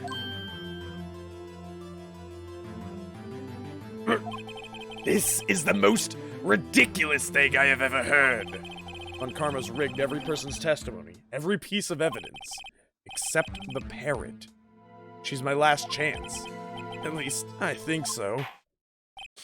Bailiff, bring in the parrot. Oh, baby. Oh, baby, Polly. What you got cooking up in that little bird brain? That's quite a bird. Why, thank you. I grew it myself. Oh, you're not talking to me. Sorry. Moving on. Please tell us your name. Name! The witness is ignoring me. This fucking bird is ignoring me. It must hurt to be ignored by a bird. Very well, witness. Who is your owner? Please, testify for us. Who is your owner? Hello.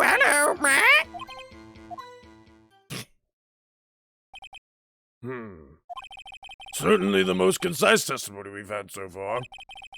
Very well, begin your cross-examination. All right. What are you going to do, Nick? I don't know. What do we do, Maya?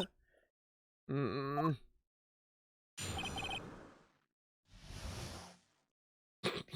Karma's just in the corner like, are you fucking serious? A goddamn bird.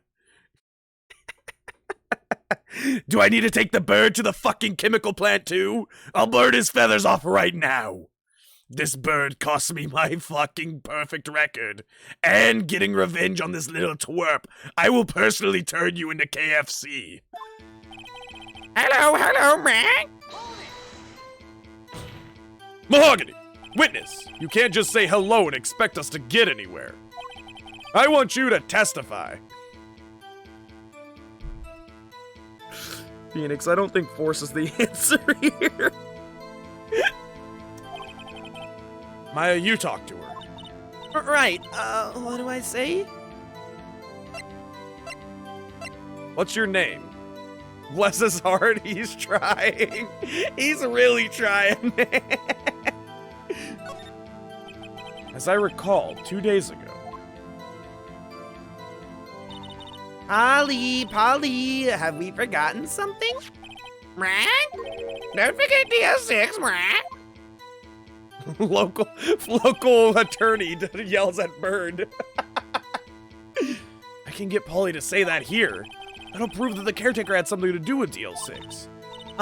Polly, have we forgotten something? Hello, That's not what you're supposed to say. Forgot something we forgot. Hello, Uh-oh, it's not working, Nick. She won't say it. It's ridiculous. Why won't she say it? Something the matter, Mr. Wright. Wait. Don't tell me Von Karma expected this. Bold of you to assume I didn't put Polly, the old Polly, in the chemical plant already. I dug her underneath and she stopped squawking.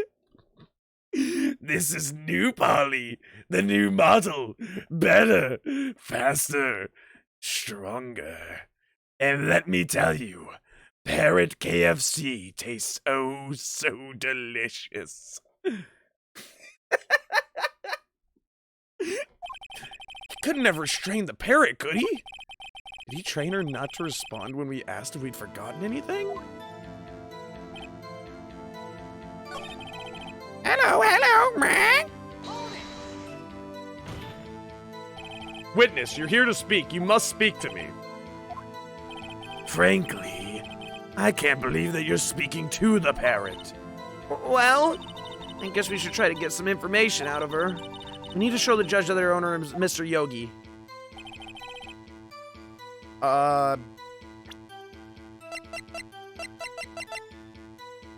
Answers to the name Polly.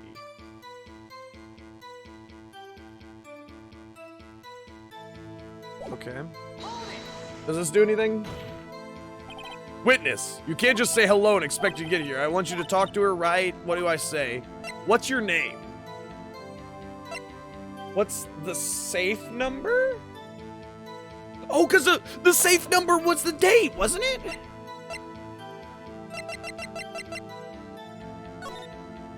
The safe number was 1228.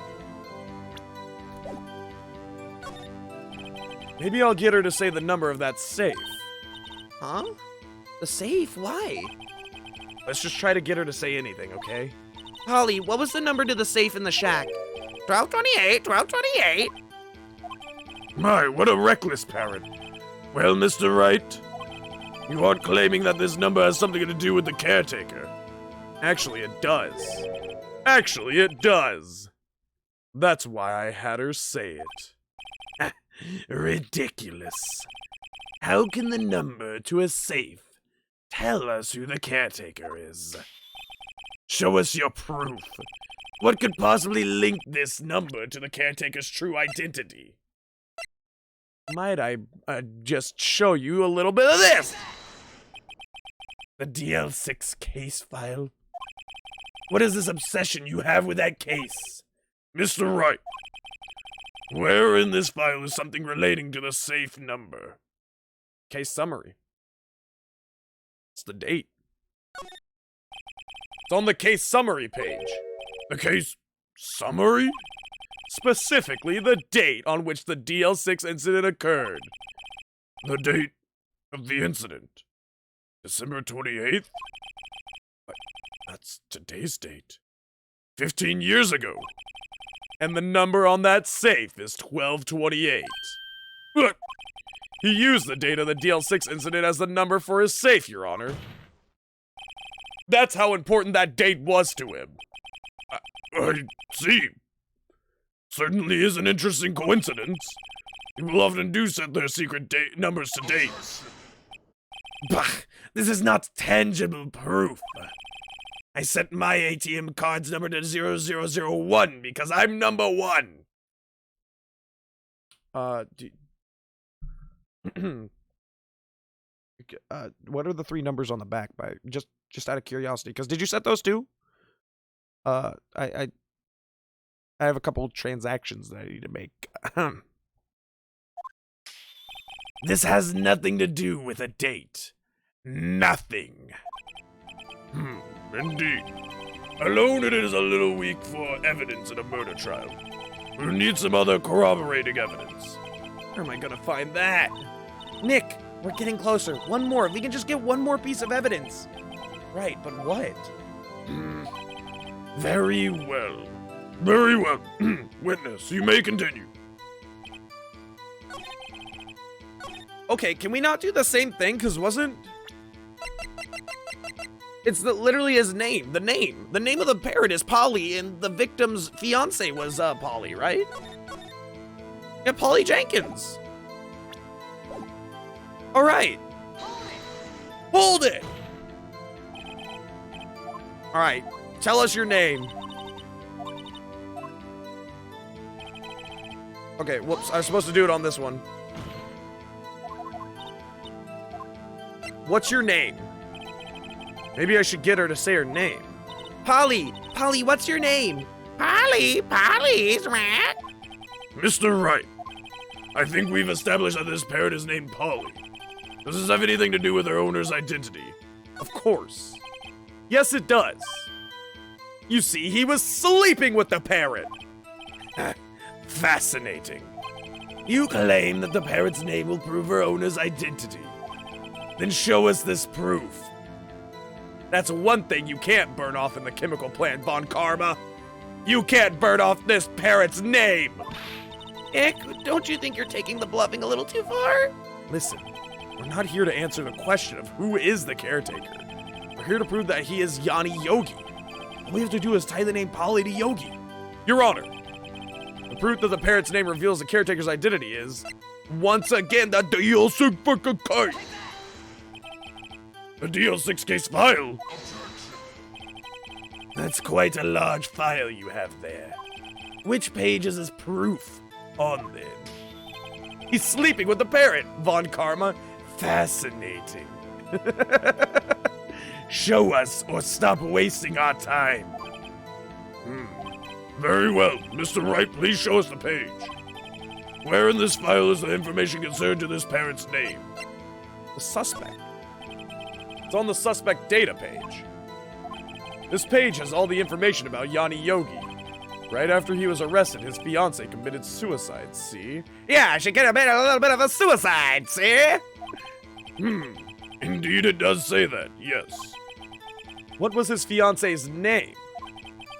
Polly Jenkins? Polly? Exactly, Your Honor. He wanted to remember the name of his fiancée who had committed suicide. That's why he named his parrot after her. I see, I guess that is possible. A mere coincidence, that's all. My granddaughter has a dog she calls Phoneix. Well, Mr. Phoneix, Wright, does this make you my granddaughter's fiancé? What's your age again? Hold on, I just gotta check something real quick.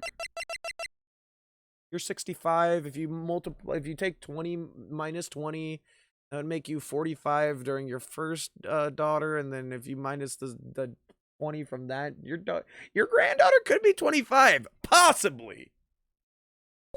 I quite possibly could be.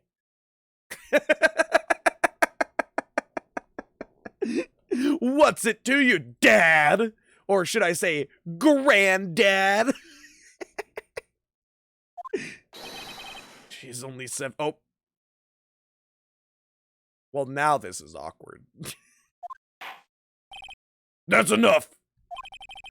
I think we've reached a conclusion here.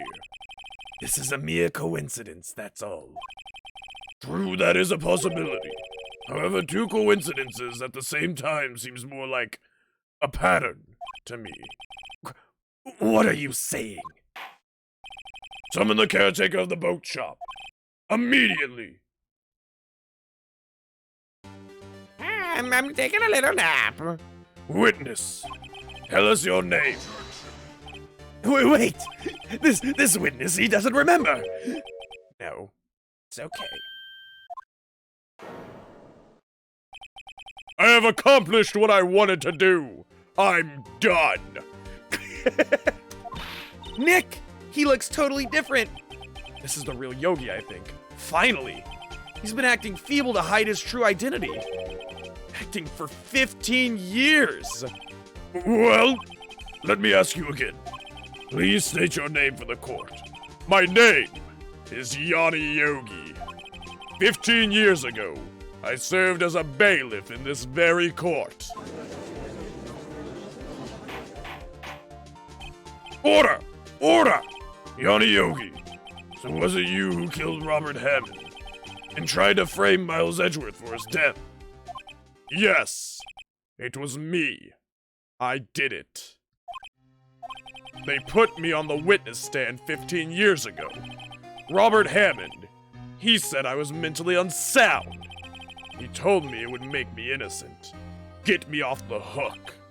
So I pretended to have brain damage. I was innocent, really, but he didn't believe me.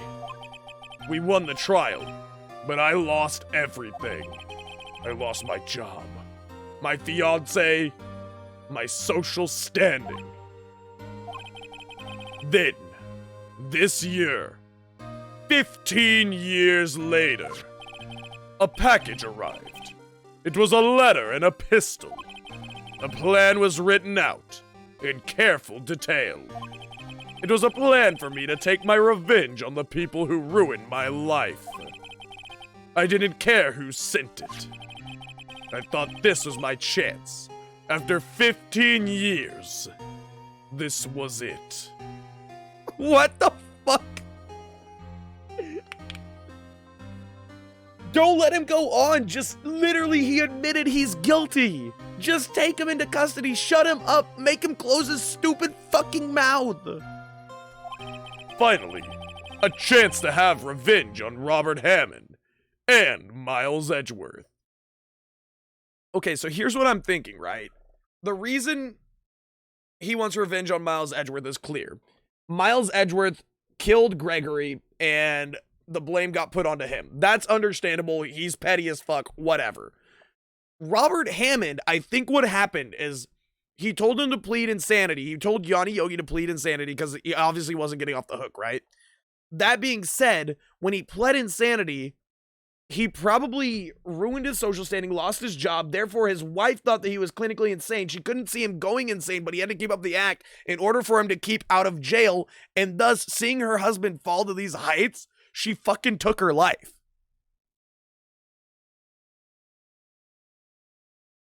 And then he just literally had to keep the charade up. Like there was nothing else he could do. Yanni Yogi is like a victim hardcore in this. Until the fact that he literally murdered one person and framed another.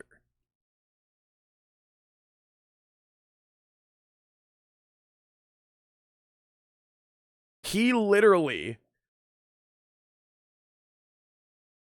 got stuck in an elevator and accused of murdering a man, and then was told to plead insanity because his own defense attorney didn't believe him, thus causing him to lose his job, fall from the graces, and ultimately lose his wife. And then he stuck around for 15 more years after all that. His life is literally like in shambles, dude. I don't care who you are. Like, just looking at what happened to Yanni in this situation, yes, he probably was intending to, like, assault Gregory, but an assault charge is very different from 15 years of having to act like you have no mental acuity. and seeing everything fall apart around you. The fact that he is still alive is ridiculous. The fact that he did not, like, follow in his wife's footsteps after all the shit that he has happened is ridiculous. Like, the strength that this guy would have to have mentally for all that is insane. Holy fuck. I feel bad for him, man. I genuinely feel bad for him, dude. But, like, on a real note, like, yes, he just admitted to murder. There's no winners in this case, man. I have no regrets. Wait a moment. Revenge against Miles Edgeworth? What do you mean? I'm not at liberty to speak on that matter. Why don't you ask Mr. Edgeworth yourself? Anyway, I admit it. I was the one who killed Robert Hammond.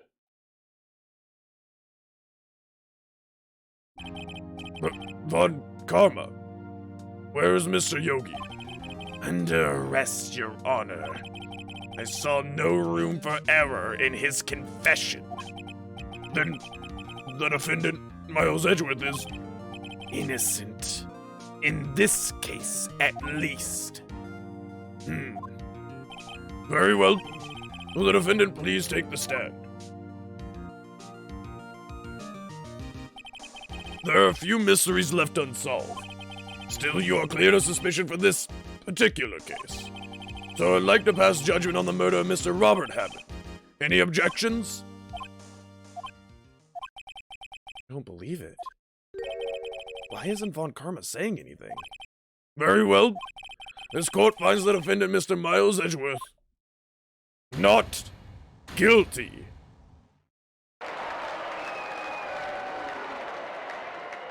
I don't know if this is confetti worthy, I'll be honest.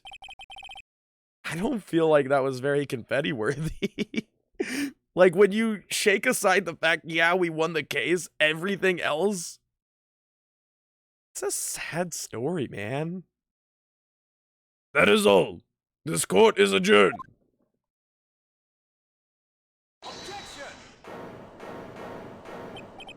Did someone just say objection? It wasn't Von Karma. Wait, but that means... No. Edgeworth? Your Honor, I object to your judgment. What do you mean? I am not innocent at all.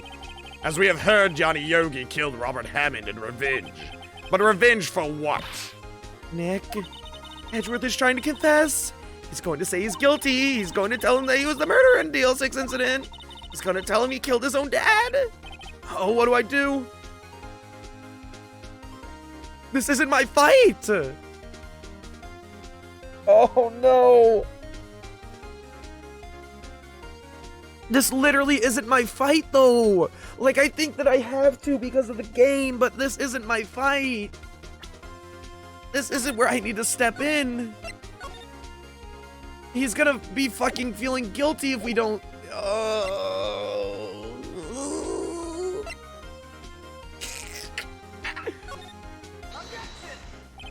The judgment has already been passed. I object to Edgeworth's outburst.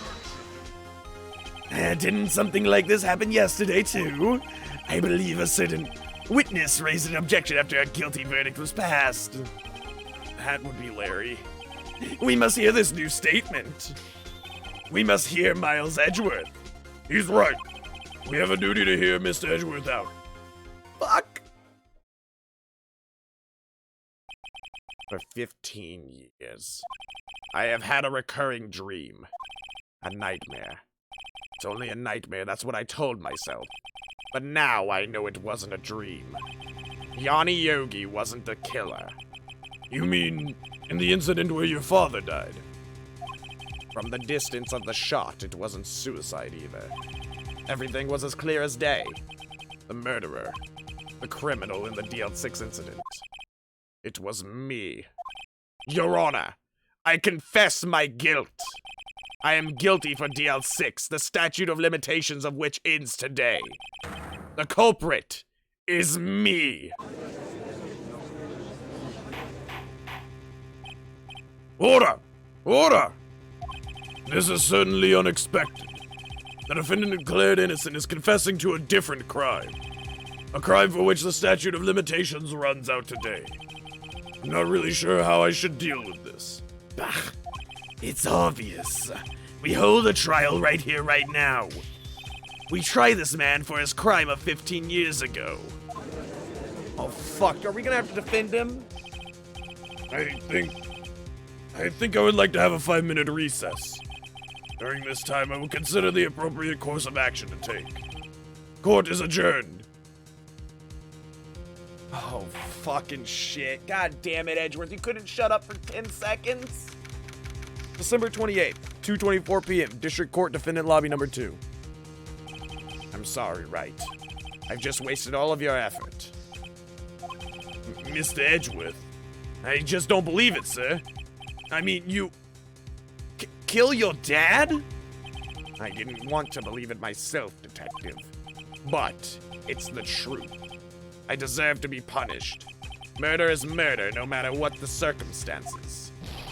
This is crazy. Just crazy. Nick? What are you doing? Huh? Oh. I was just reading through the court record once more. Getting my case ready. Your case for what? Huh? Isn't it obvious? I'm going to prove that Miles Edgeworth is innocent. God, what are you talking about, pal? He just admitted to it. Confessed that he did it. In court. I'm sorry, Edgeworth. I don't believe your nightmare. What? It's just a dream. It's not real. The truth is right here in this court record. In any case, tighten your belts. The real fight is just beginning. I'll prove you're innocent. Trust me. Right. Oh my fucking lord. Here we go again. Here we go again, Jack. God damn it. Oh. Let me stretch out real quick for this one. December 28th, 2:30 p.m. District Court Courtroom number 3. Now then, I would like to resume our trial. Judge, Miles Edgeworth has admitted his own guilt. He has confessed his crime. Let us begin by hearing his testimony. Then, though pointless, let the defense do their cross-examining. The statute of limitations on DL6 run out today. Though it's unconventional for me, I'd like to run this one by the book. I see. Does the defense have any objections? No, Your Honor. Von Karma, you knew this was going to happen from the very beginning, didn't you? Very well. Excuse me, chat. Will Miles Edgeworth take the stand?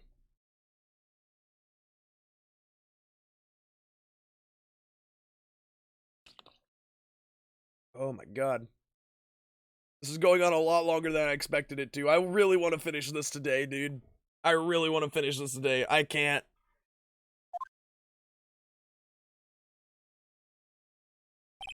Will the witness state his name and profession? Miles Edgeworth. I'm a prosecuting attorney. Mr. Edgeworth, 15 years ago you mistakenly killed your father, Gregory Edgeworth. Is this correct? It is correct. Then testify about this matter to the court. When Edgeworth was telling me about his dream yesterday, I noticed something. One detail didn't quite fit. That'll be the key, but only if I can get it to work. Please, please. Okay, before we go into the testimony, the only thing that I could see that doesn't fit is that he threw the gun. In the picture, he threw the gun. He didn't shoot it, he threw it. So how the fuck is the gun going to go off from you throwing it? That was a fucking Glock 19. That shit don't just go off on accident. You have to pull the trigger, and there was a trigger guard. The DL6 incident. That day, I had gone to the courtroom to observe one of my father's trials. As we went to leave, an earthquake struck, trapping us in the elevator. My father and Mr. Yogi lost their composure and began to argue. Just then, something heavy fell at my feet.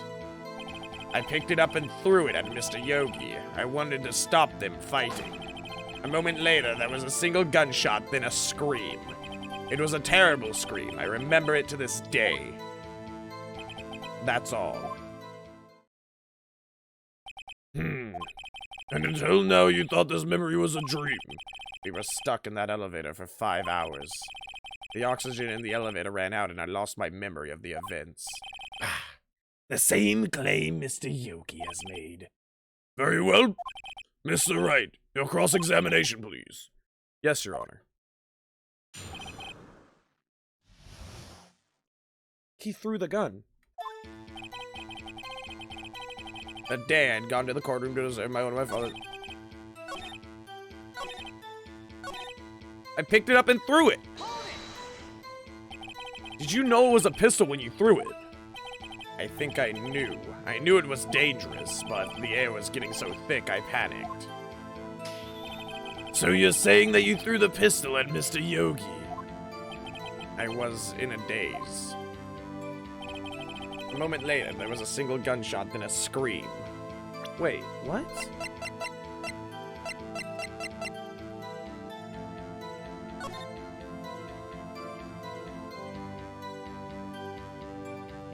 Oh, there's a fucking gunshot through the window. Hold up. Still bears clear ballistic markings. The gun fired once. Yes. I think after I threw it, I lost consciousness. Since then, they've echoed in my head every day. That gunshot and that horrible scream. The scream.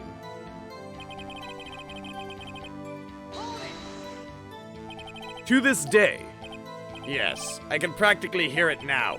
I doubt I will ever forget that scream as long as I live. There it is. One part of that testimony clearly contradicts the evidence. I don't know what it means. I'd better find out and quick. Okay, so he's saying that there was a scream.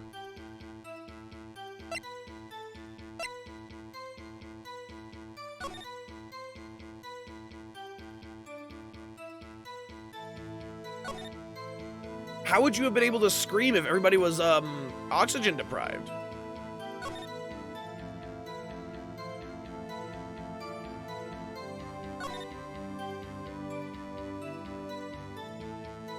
One bullet found in the heart. The murder weapon was fired twice! There it is! A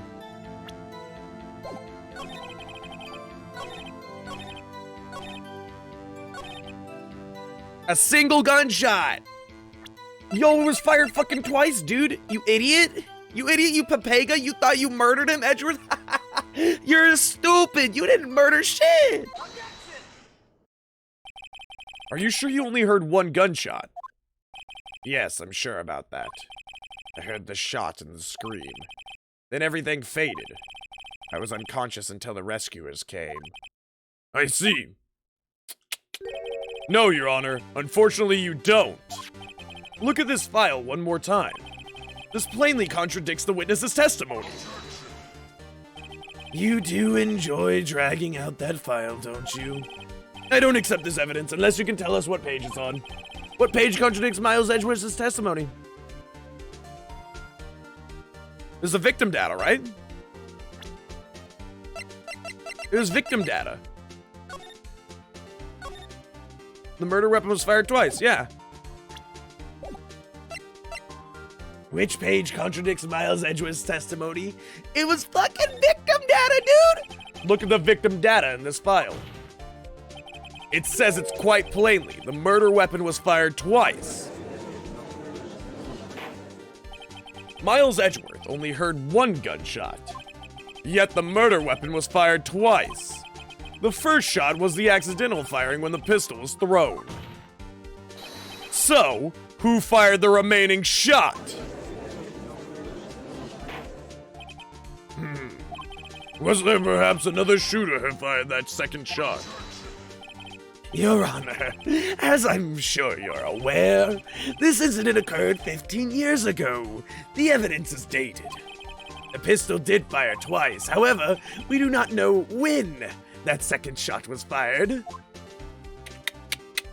It might have been fired the day before the incident. There's no proof that the second shot had anything to do with this incident. What? What?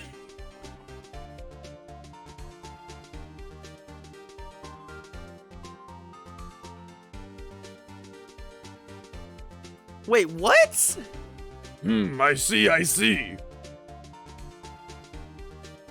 There's... The bullet was... I got it. The bullet was lodged in his fucking heart. It was recovered from his heart. But there's a fucking hole in the window. There's a fucking hole in the window. See, there's a fucking hole up there. But, taken from Gregory Edgeworth's heart. I see. You do have a point, Mr. Wright. The murder weapon was fired twice, as we have heard. One of those shots was fired by the defendant, a boy at the time. Do you have any proof that the other shot fired had something to do with the case? Yes. Your Honor, I think I'll be able to show you proof. What? Impossible. No, Mr. Von Karma. Save your surprise for after you've seen the evidence. Very well, Mr. Wright. Show us your proof. Do you have evidence that the second firing of the pistol is related to this incident? Oh my fucking lord. Look at this photograph.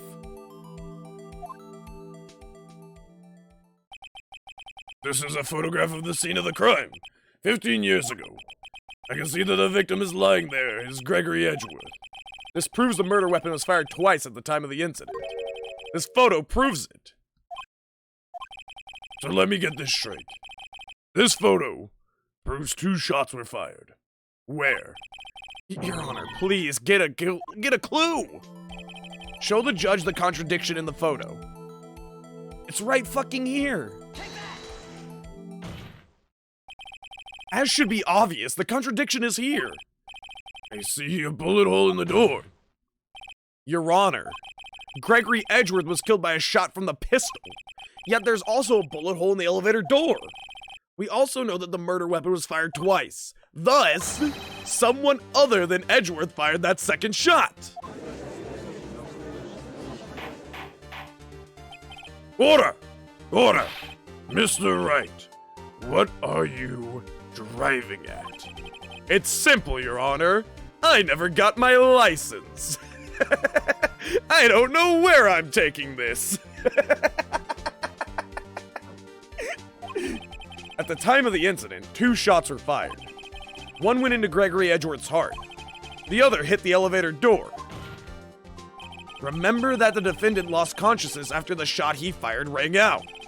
In conclusion, we must agree that the second shot was fired by someone else. Mr. Wright, but who could that someone else be? Oh my... Say it together. Where's the murderer? That's right. It's Yanni. The murderer, of course. I knew I should have stepped in before your wild fantasies got out of hand. Mr. Wright, look once more at the DL6 case file. Look closely. Try the case summary page. The case summary? On page 1. Look what is written there. Not a single clue was found on the scene. Huh? If the pistol had indeed been fired 2 times, then the other bullet would have been discovered on the scene. He does have a point. That second bullet has never been found. Why? Because the second bullet does not exist. The bullet that claimed Gregory Edgeworth's life was the one fired by his own son. That is the truth of this matter, the whole truth, and nothing but the truth, so help me God. It was undoubtedly something else that made that bullet hole in the door.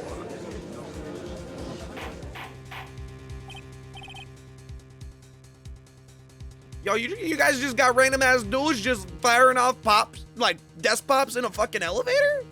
I don't think that that's a normal thing. I think you would get that patched up pretty quick.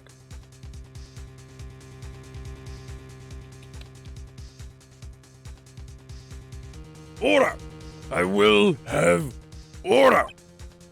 Mr. Wright has proven one thing to us quite clearly. That the murder weapon was fired twice at the time of the incident. However, as Mr. Von Karma says, the second bullet was not fired. It is highly unlikely that the police merely overlooked this second bullet. Huh.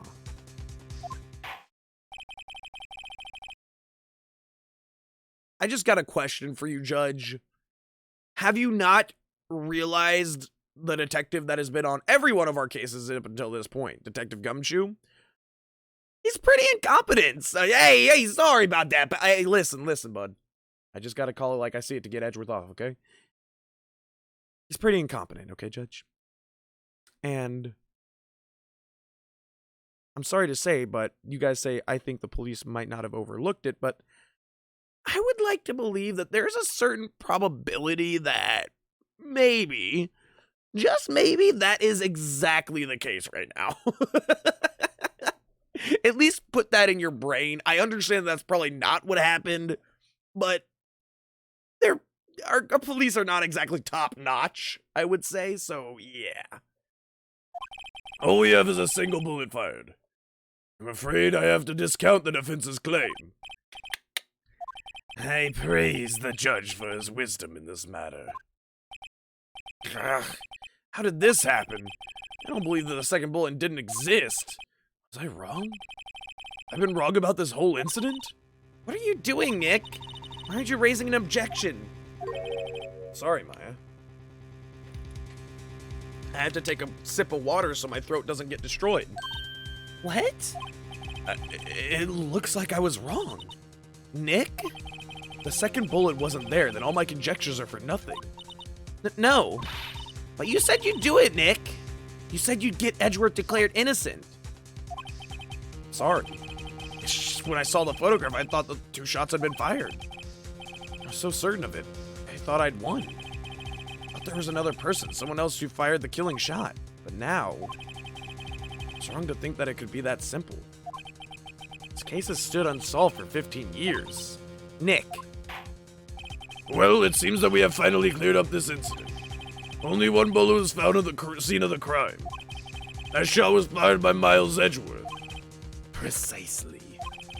I would like to ask one thing of Miles Edgeworth before passing my verdict. Have you been paying attention to the trial so far? Yes, Your Honor. Do you have any objections? No. No, I do not. So you killed your father, though that was not your intention? Yes, I did. Oh no. He's accepted the guilt.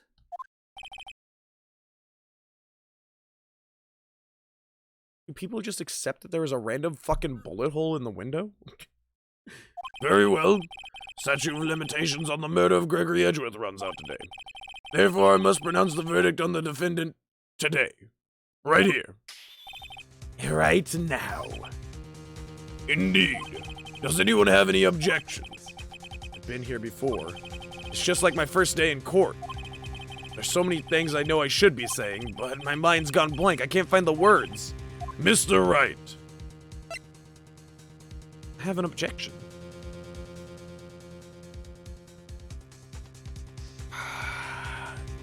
The only objection I have is how the fuck can this be found in Edgeworth's heart, Gregory's heart, and then there'd be 2 shots fired in the case file, but for some reason there's no fucking evidence on the scene?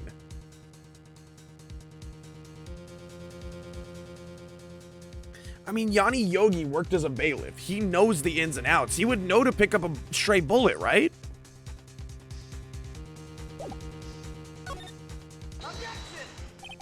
Your Honor, I object.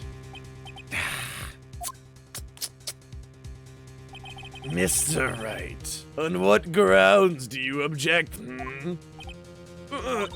Nick, I don't know. His case is perfect. Oh, no. Gah.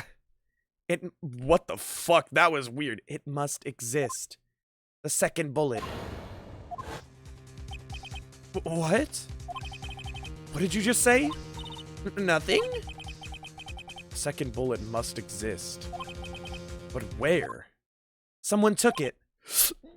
Frickin' me! Ah! It seems waiting is not going to produce us any answers for Mr. Wright. Wait, Your Honor. Hmm? The second bullet. It existed. What? But we just heard proof that it did not exist. I realize that, Your Honor. I'm really grasping here. It's just someone took it from the scene of the crime. That's what happened. What? Who? The murderer. The murderer? Then tell us just who is this murderer? I'm still thinking about that one. So the criminal took the second bullet, but why? Huh? First of all, how would they have found it? It's not easy to find a stray bullet, Mr. Wright. Was there some pressing need for the murderer to search for that bullet?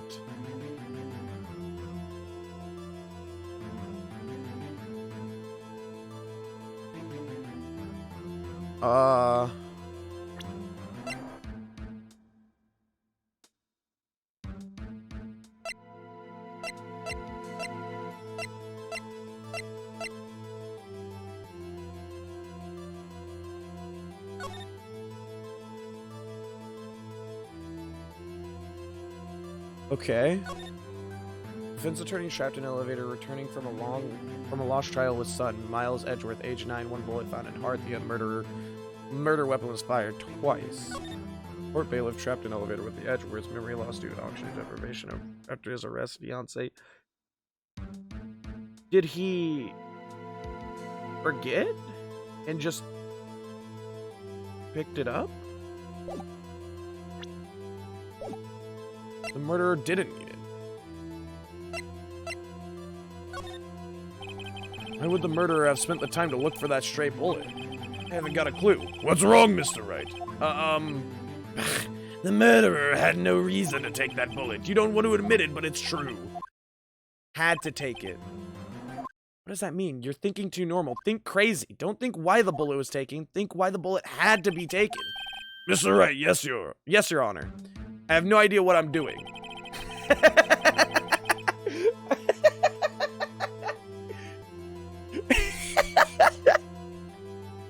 Yes, Your Honor, I have no fucking clue why I'm here.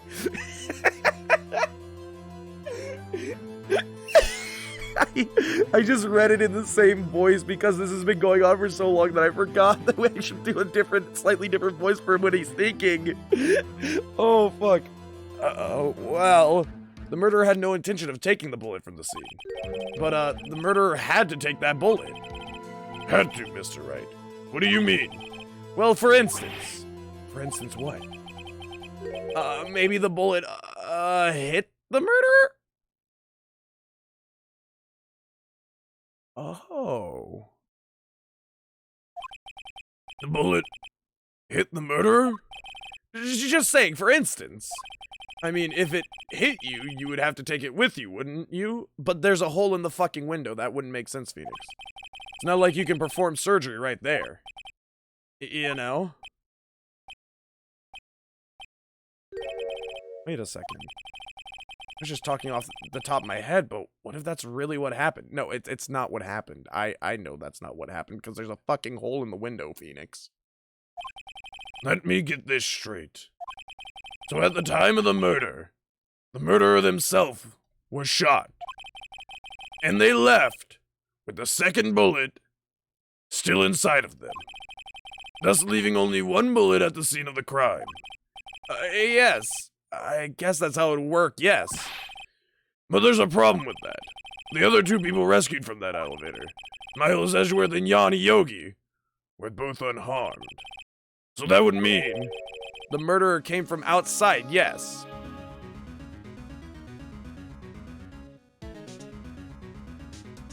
What?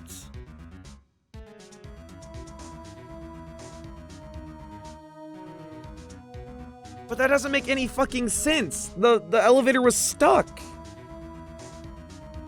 And it shot up at a window. Did this motherfucker full prone dolphin dive down, pop into Gregory Edgeworth, and then dip? Like what the fuck you, innocent bystander? like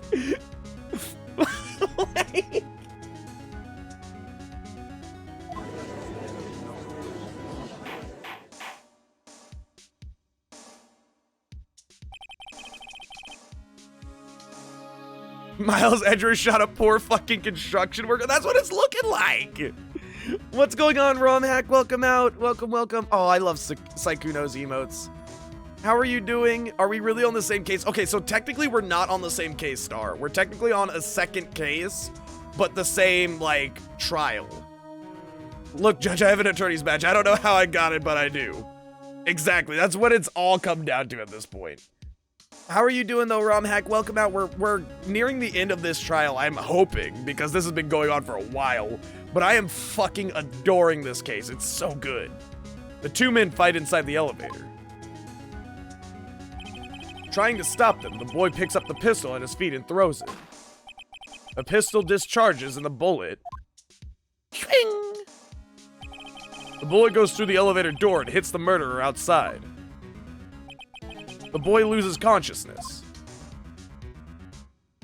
Then the murderer opens the elevator door and sees the men inside. But what, is he a fucking Terminator? Are we dealing with Arnold here, bro? Like, what? How is he just gonna pry open the elevator doors? If they could just pry open the elevator doors, why wouldn't have they just done it to prevent oxygen what? I'm so confused.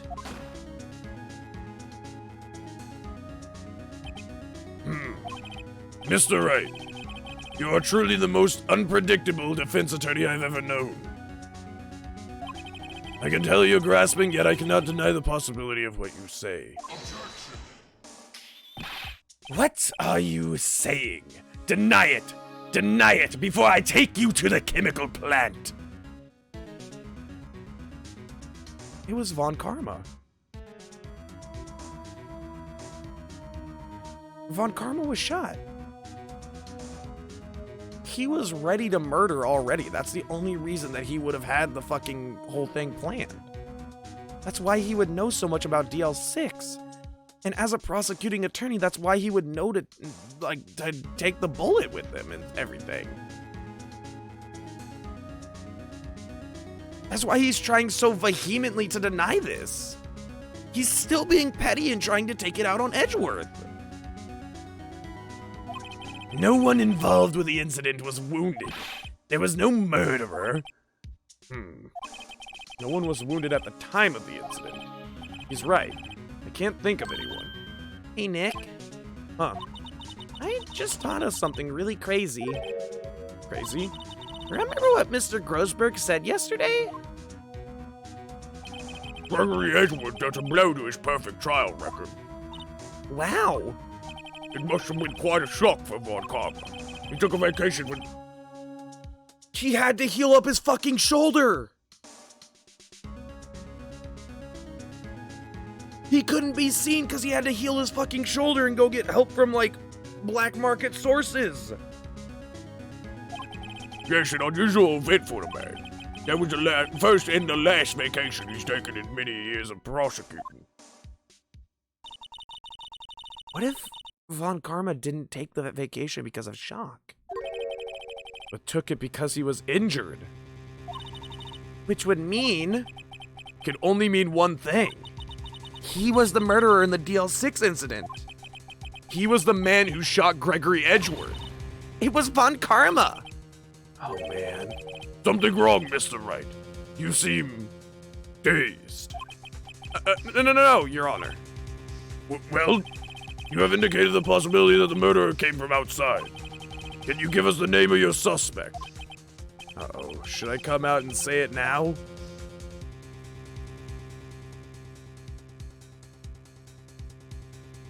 Oh, fuck. Like, if I say it now, Von Karma's gonna easily say there's no evidence to back it up, right? The only thing that I can think of is we tell Von Karma to take his shirt off, and it shows that he has a scar on his shoulder or somewhere that he got shot at. But that being said, it still doesn't prove anything, because he could have that scar from other things.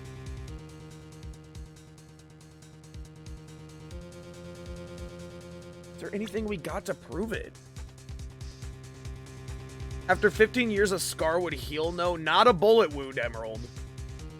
Scars never heal, Emerald. Scar tissue is permanent. If you get a scar, it is permanent. I still have a scar on the back of my head from when I was, like, 6 months old.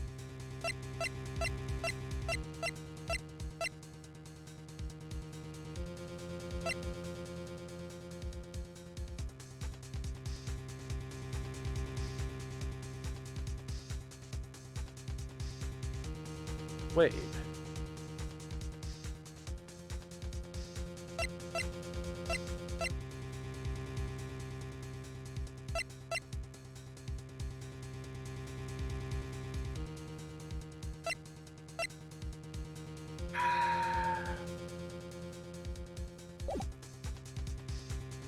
I'm so scared. I feel like this isn't gonna be it. I want to save it. Wait, I don't have enough proof yet. This is my trump card. I better save it for the right time. Mr. Wright, something the matter? I'm fine, Your Honor. Shall we carry on with the trial then? That said, we have no further to go. All that is left is the finish. In other words, the verdict. What? Not yet. Think, Mr. Wright. You have said that someone from the outside was the murderer. Yet you cannot suggest anyone as a possible suspect. Which means your conjecture is worthless. And will be rejected, of course. Nick, now's no time to be holding on to that trump card. The trial's almost over. Alright, I may not know what I'm doing, but here goes. Your Honor, there is a suspect.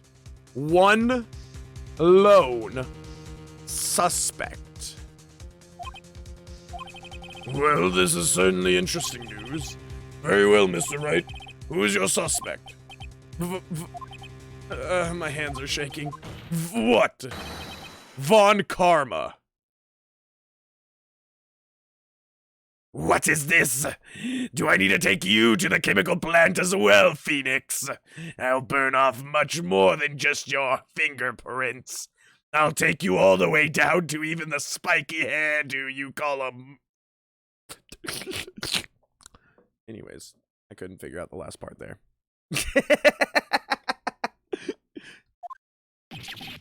Von Karma. That's not it at all.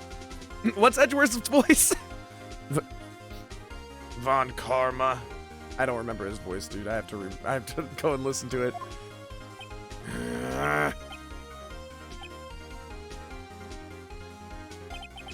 You mean the Von Karma, the prosecutor, the one standing right over there. Bah! You don't object? I see no need why honor this ridiculous outburst with my ejections. Because you took a vacation for several months starting the day after the incident. Yet you pride yourself on a perfect record. Why would you take such a long vacation without any reason? So you're claiming that I took a vacation to heal my injury from the incident? Fascinating. Prove it. I would have needed surgery, no? Where did I go under the knife at, Mr. Wright? Bring the doctor that operated on me. Have him testify. Ugh. Nick, let's find out who his doctor is. It's no use. Von Karma. Edgeworth? I know Von Karma. Perhaps too well. He's perfect. He wouldn't leave clues. He probably didn't undergo surgery. That would leave a doctor as a witness. He yanked that motherfucker out himself. But if he yanked that motherfucker out himself, there's probably either A, shrapnel, or B, a scar. So what, Nick? Did Von Karma pull the bullet out by himself? That's insane! No, he couldn't have. You can't just pull bullets out of yourself. Get the fucking metal detector. Wait. What does that mean? Is the bullet still lodged in there? That bullet has to be somewhere, but where? Well, Mr. Wright, can you produce evidence to provide that I was shot?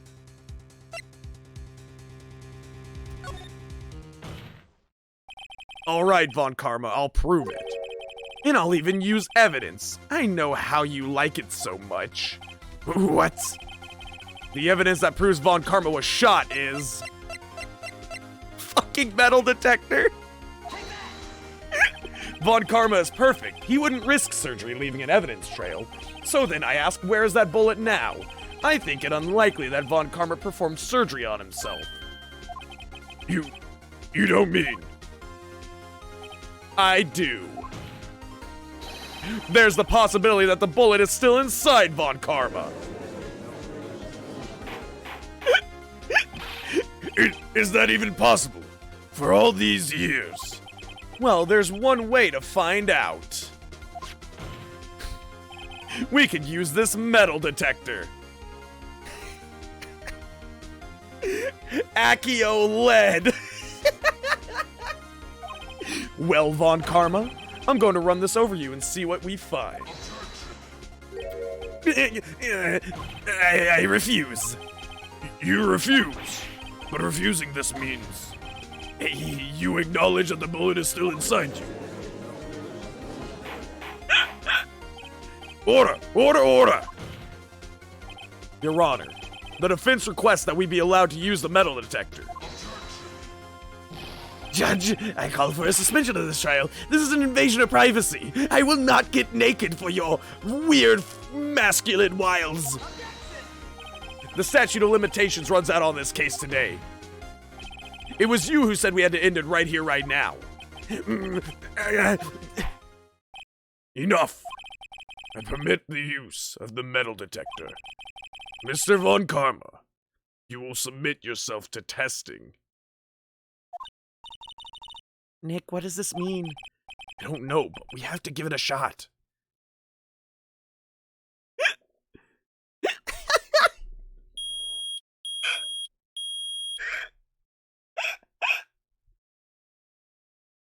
I like the idea. We just put Von Karma on the ground and we just wave it over him. Just this fucking 65-year-old decrepit fucking attorney on the ground just waving a metal detector over him for a fucking case that happened 15 years ago.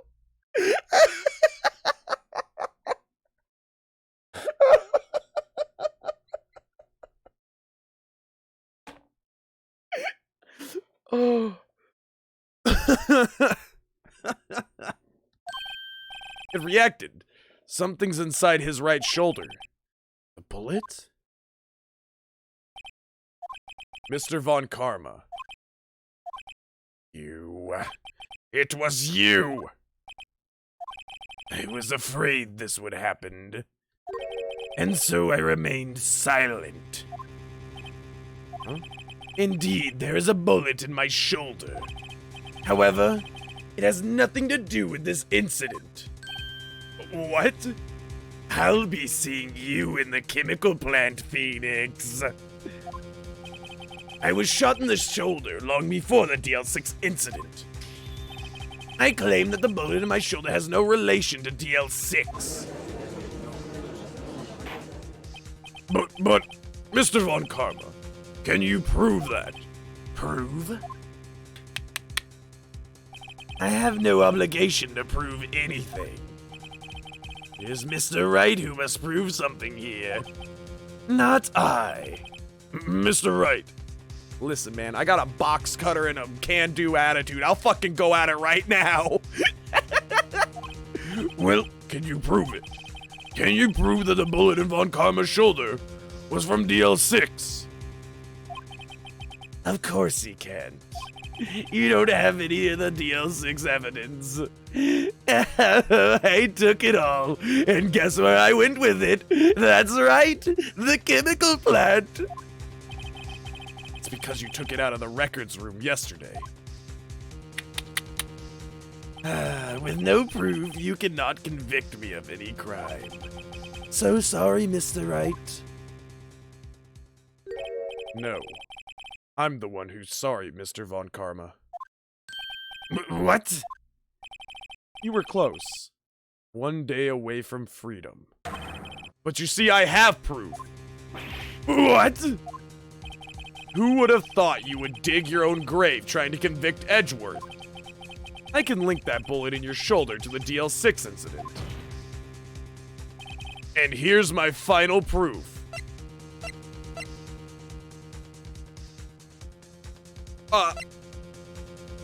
I can totally link it.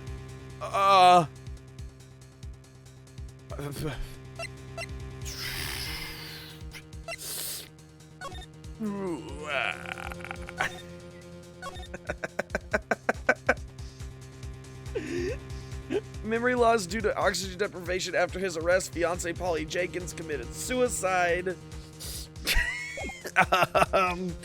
Yo, Judge, where's the phone a friend option? Can I get a 50-50 on this?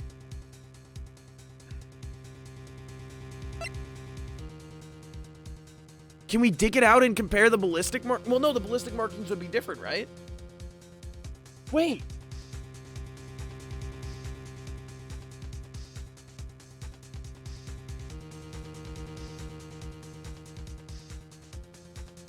Didn't?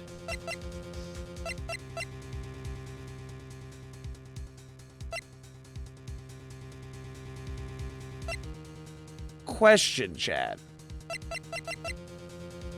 Didn't they say, didn't Yanni say that he got a letter saying that a letter and a gun at the same time?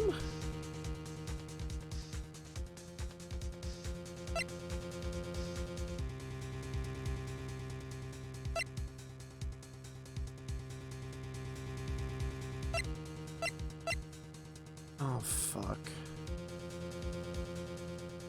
The murder weapon, 22 caliber, fired 3 times. We already showed that it was fired 3 times there.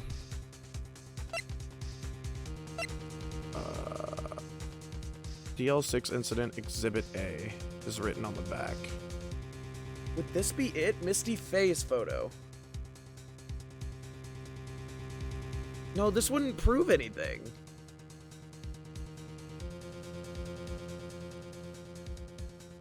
Okay.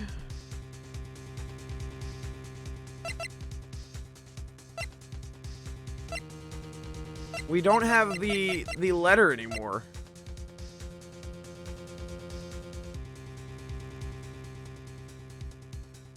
Oh, if this matches the ballistic markings from this, then that means that this is the same weapon, therefore the ballistic markings... This. That's a bullet? Where did you get that? This is the bullet used in the DL6 incident. This was taken from the heart of the victim, Mr. Gregory Edgeworth. The bullet is preserved quite nicely with all the ballistic markings intact. Ballistic markings. You may recall the term. Came up in the first trial 2 days ago. Ballistic markings are the fingerprints of a weapon. And if we can trace this to the fucking gun that was sent to him, then bada bing bada boom. All bullets fired from a gun are marked with the weapon's unique pattern. By examining the markings, you can tell which weapon fired the bullet. It's quite accurate. We have 2 bullets in our possession. One, the bullet removed from Gregory Edgeworth's heart. The other one, Mr. Von Karma, is the bullet buried in your shoulder. We could analyze both bullets. Then if the markings matched, oh, we are gonna cut it out. All right, come here, box cutter, chop chop time.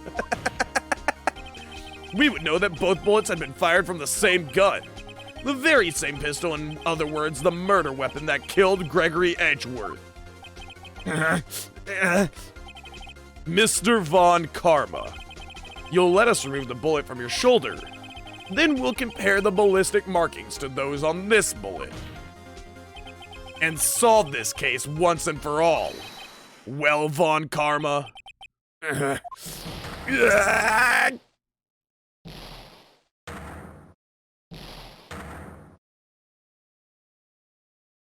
Did you die of lead poisoning? That scream. I've heard that scream before. Wait. I know!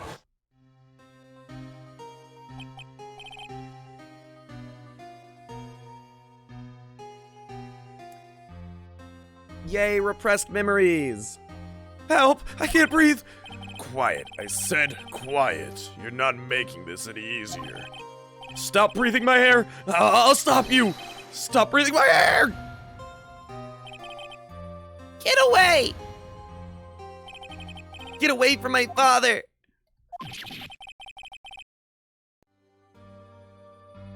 Ooh. It's that scream I heard in the elevator. 15 years ago. Von Karma. It was you who screamed. Mr. Von Karma. Edgeworth! Only you would dare defy me. So, it was you. You and your father are my curse, along with this concussion. Your father shamed me with a penalty on my record. And you left a scar on my shoulder that would never fade. I'll bury you. I'll bury you with my bare hands. Death, death. I don't think you're gonna get the chance to bury him if you keep bashing your head like that. Jesus fuck. What the hell?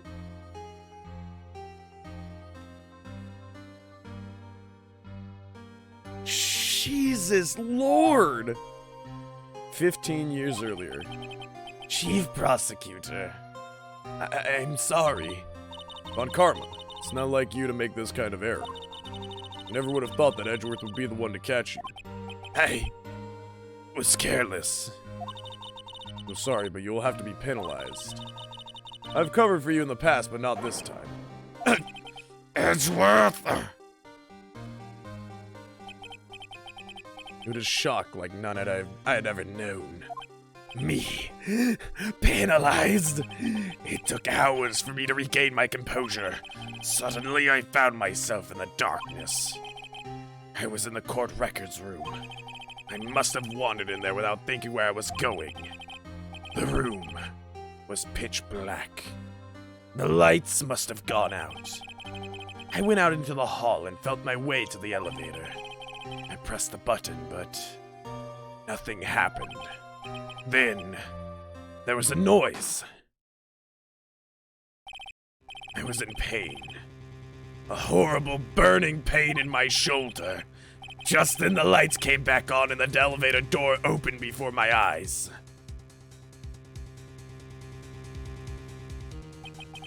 I saw 3 people inside, all lying unconscious from oxygen deprivation. Much to my surprise, a pistol lay at my feet. I knew then it was destiny.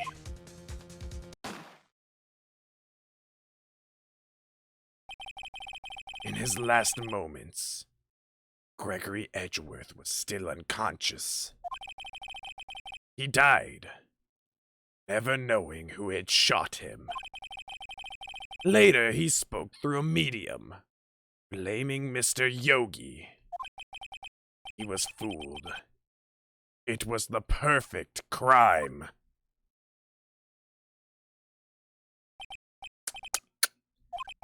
Who would have thought another man would have come to open that elevator door? Judge, what are you doing?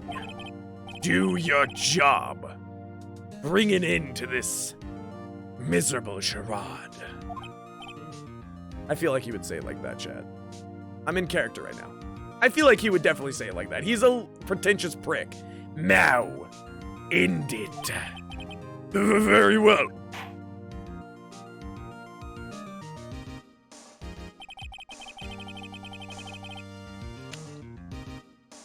It appears we've come a very long way to the end of this maze. 15 years later, Mr. Miles Edgeworth. Yes, Your Honor. You were innocent. You are innocent. As you said, it was all a nightmare. Yes, Your Honor. This court finds the defendant, Mr. Miles Edgeworth, not guilty. Oh my fucking lord. Holy shit, it's finally over. That is all. This court is adjourned. Someone yells objection, I'm a nut.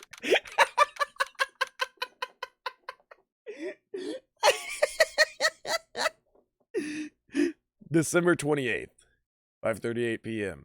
District Court Defendant Lobby number 2. Nick, we did it. Did you see his face? Von Kermit looked even paler than usual. Hey, just because he doesn't go outside and he's about the same complexion as me, doesn't mean that we can make fun of him, okay? He's pretending to be all cool, but inside you crushed him, Nick. Crushed! I gotta say, I'm impressed. It was pretty close, though. I was sure we'd had it. I know I was on the verge of tears the whole time myself, but now it's all just a good memory. That's what you consider a good memory, Maya? So it's finally over, Edgeworth. Right. Yeah? I'm not sure how to say this. I know. Try thank you. I see. Thank you. Right. You're welcome. I think you could have done better than that. Sorry. I'm not good at this sort of thing. You gotta learn, Edgeworth. She's got you there. Whoop! Amazing, pal. You pulled through just like I thought you would. I'll never forget this. I owe you one, pal. And tonight, let's party. Dinner's on me. Oh, I just spit everywhere. That was disgusting. I'm sorry, you just make my mouth so wet, Dick. Fuck.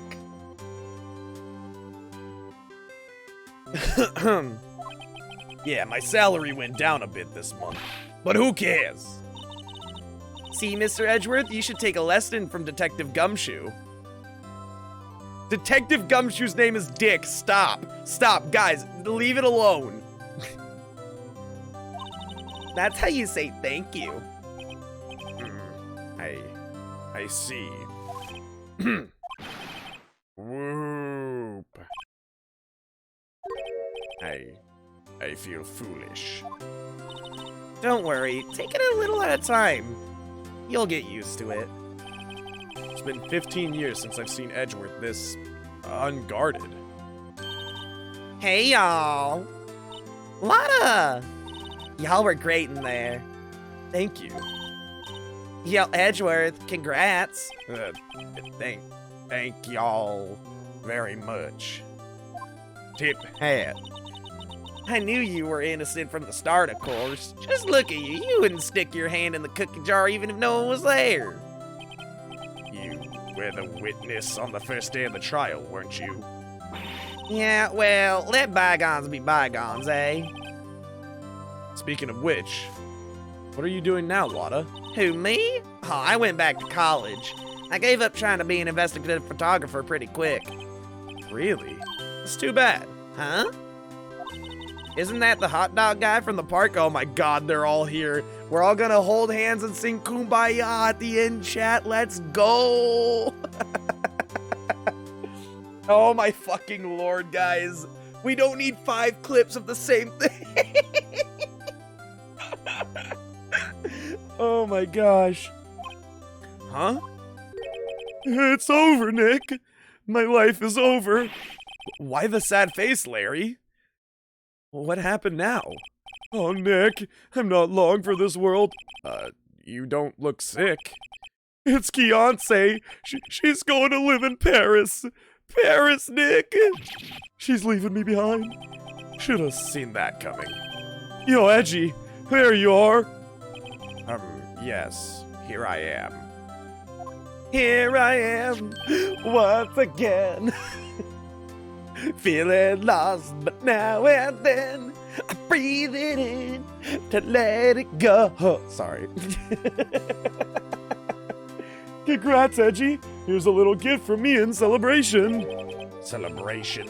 That's unusual for you. Hairy Butts, you come along tonight too. My treat, pal. Thanks. Looking forward to it. Yo, Nick. That's the suit that questioned me. When he says treat, that's not police talk for prison food, right? I think you'll be fine, Larry. Right. Yeah? What's up? That envelope that Larry gave me. It's got money in it.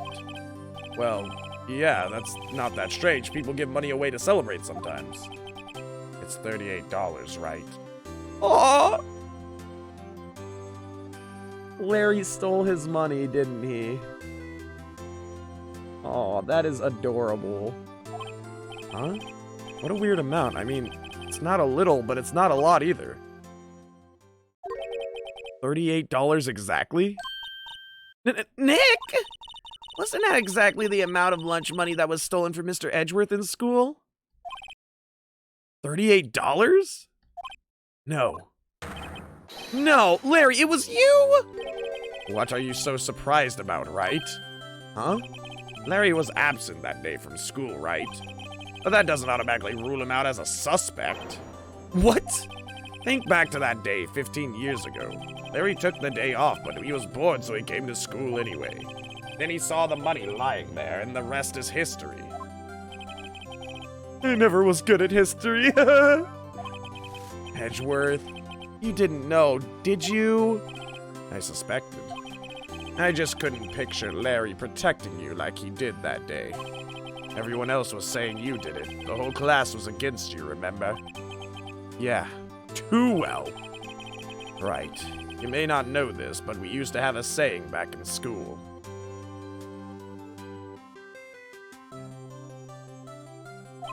When something smells, it's usually the butts.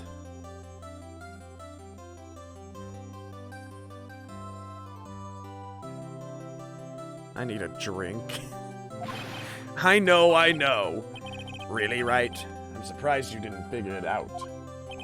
Well, this sure is an unexpected turn of events, eh? Edgeworth. You should have told me. Now, Nick, it was 15 years ago. Yeah, so was a murder that we just saw. Don't you think the statutes of limitations has run out on Mr. Edgeworth? Shut the fuck up, Maya. I'd say so, yes. There you have it. Where does that leave me? I became a defense attorney because of what you two did. Well, you have always been something of an insufferable emotionalist. Yeah, and you get worked up too easily, too. I hate you. Death. The death sentence for both of you. Man, if only I had known, I'd become a prosecutor. The same goes for me, only the other way around. For the longest time, I thought that I might have killed my own father. I thought I might be a criminal. I became a prosecutor and fought to punish myself. If I had known the truth, I might have become a defense attorney after all. Edgeworth, want to switch, right? Wait, do I actually become a prosecutor? Hey, y'all, line up. I'll take a photo. Hey, photo time, let's go. And after that, dinner on me. Detective Gumshoe took us out onto the town that night. We celebrated Edgeworth's newfound freedom, even though Edgeworth himself was still in detention.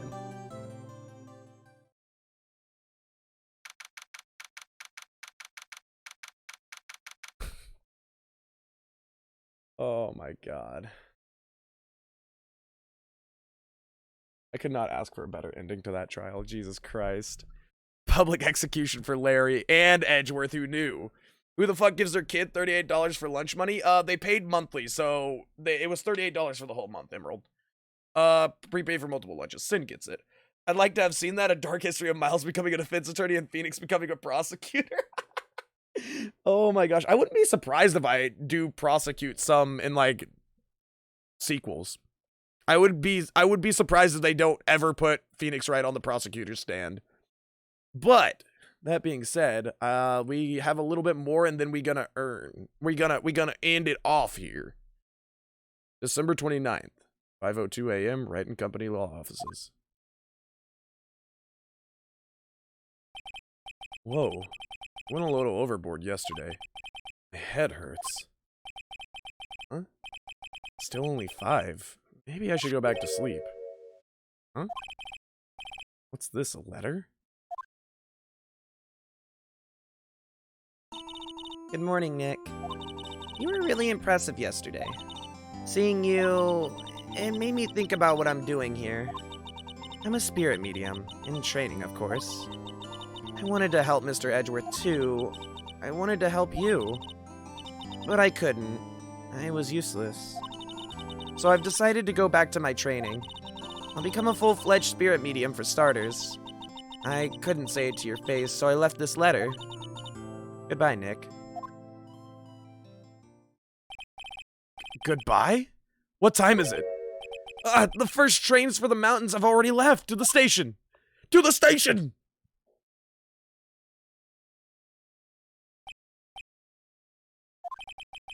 Guess I'm too late. Hey! Nick! Maya! So, you're leaving? Yeah, it's hard being a spirit medium who can't talk to spirits.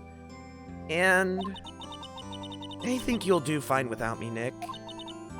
Be good, okay? Objection! Wait! What? I never could have saved Edgeworth without your help. Huh? On the last day of the trial, I heard her. I heard Mia's voice. You heard my sister? Yes, only her voice, but still. It was at the very end when I thought we'd lost everything. Well, that's my sister for you. Detective Gumshoe helped, and Mr. Grossberg, and even Larry. I'm the only one who couldn't help. I was useless, Nick. You were the one who stopped Von Karma, Maya. Huh? I didn't do anything. All I did was wander around in a daze. Sorry, but I have evidence that you helped. Evidence? Show Maya some evidence to cheer her up. Have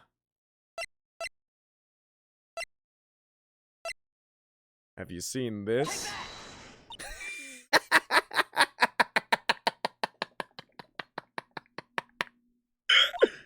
Huh? Sorry, Nick. I guess I don't understand. Uh-oh. Now that I think about it, I don't understand this evidence either. It's okay. You don't have to try and cheer me up. Oh, fuck, wait, no! No! I didn't save! But one day I'll come back and be useful.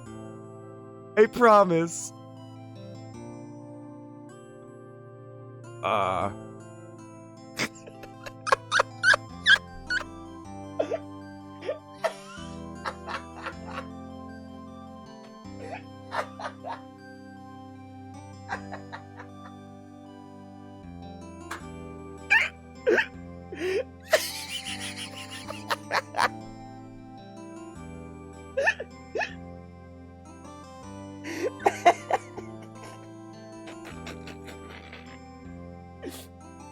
Is this the bad ending? Is this the bad ending? Oh my god. Oh my god. Holy shit. So, this is it. See you soon, Maya.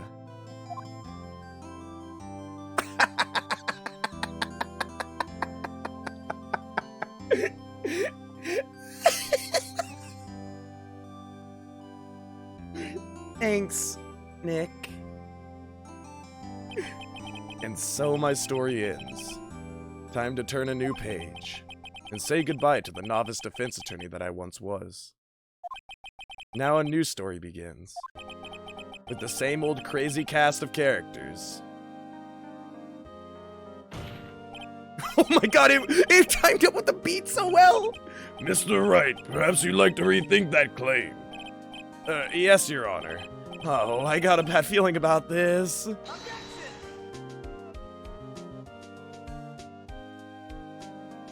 Oh my god. And that, my friends, is the end of Phoneix Wright 1. Hey pal, Mr. Edgeworth came down to the precinct to wish me a happy new year. Think about a pleasant surprise. Whoop, Detective Gumshoe. Then he hung his head low and went right back outside. Kinda like he was embarrassed or something. Strange, huh?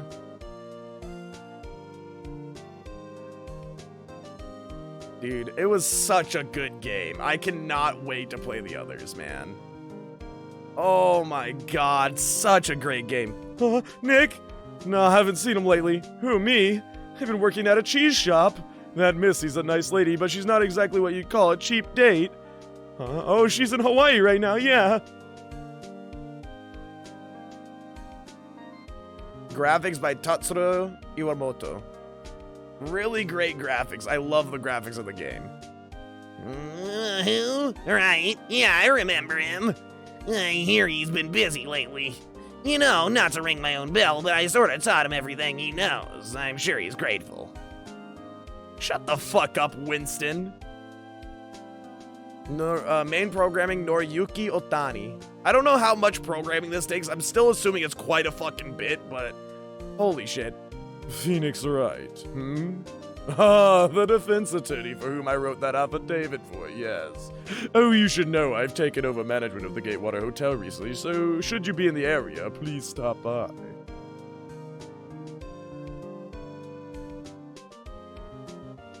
Dude, I'm cheesing so hard right now. Holy hell. Oh, that's you. Phoneix Wright? Yes, me his understudy, was he not? I wonder how he's doing. I haven't seen him of late. The days of my youth. Like the shit of fresh lemon, you see. Oh my god, I love that it just goes through and shows all the characters again. Are we gonna see April May again? Oh my god. Phoneix Wright? Is he an actor? Well, I'm not buying it. You can't be a star with a name like Phoneix. Did you know that all DVD almost things? Not that I know what a DVD is. Everything these days, what?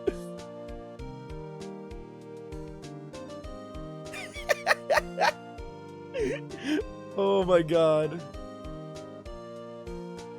I'm pleased to announce the Pink Princess is ahead. I sure owe that Mr. Wright a great deal. Oh, and I'm keeping my face out of the public eye till the show's over. Wouldn't want to ruin any kid's dreams, you know. Oh, bye, Hugh Jackman. Bye-bye. Oh, shit. Oh, I got a letter from Maya the other day. Sounded like she caught a cold standing under a waterfall. I wanted to visit but didn't have time, so I sent her some Pink Princess trading cards.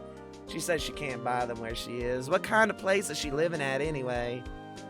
I gave her and Lana the same fucking voice. Whoops. Right? Who's that?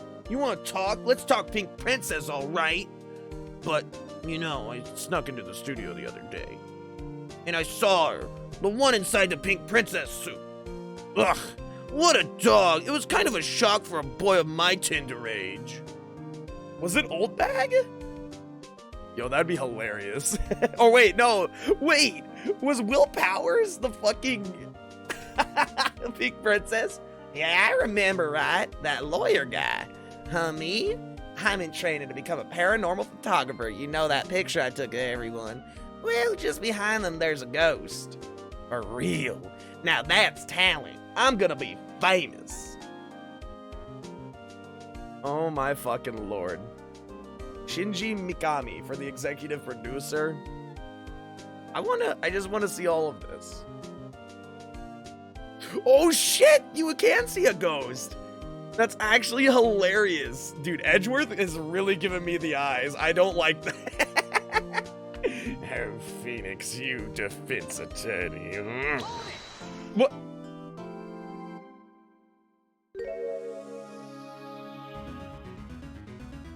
Brand new episode has been added.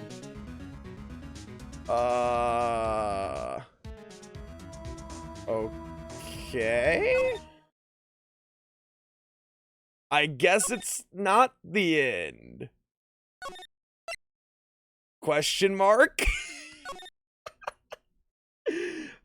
All right then.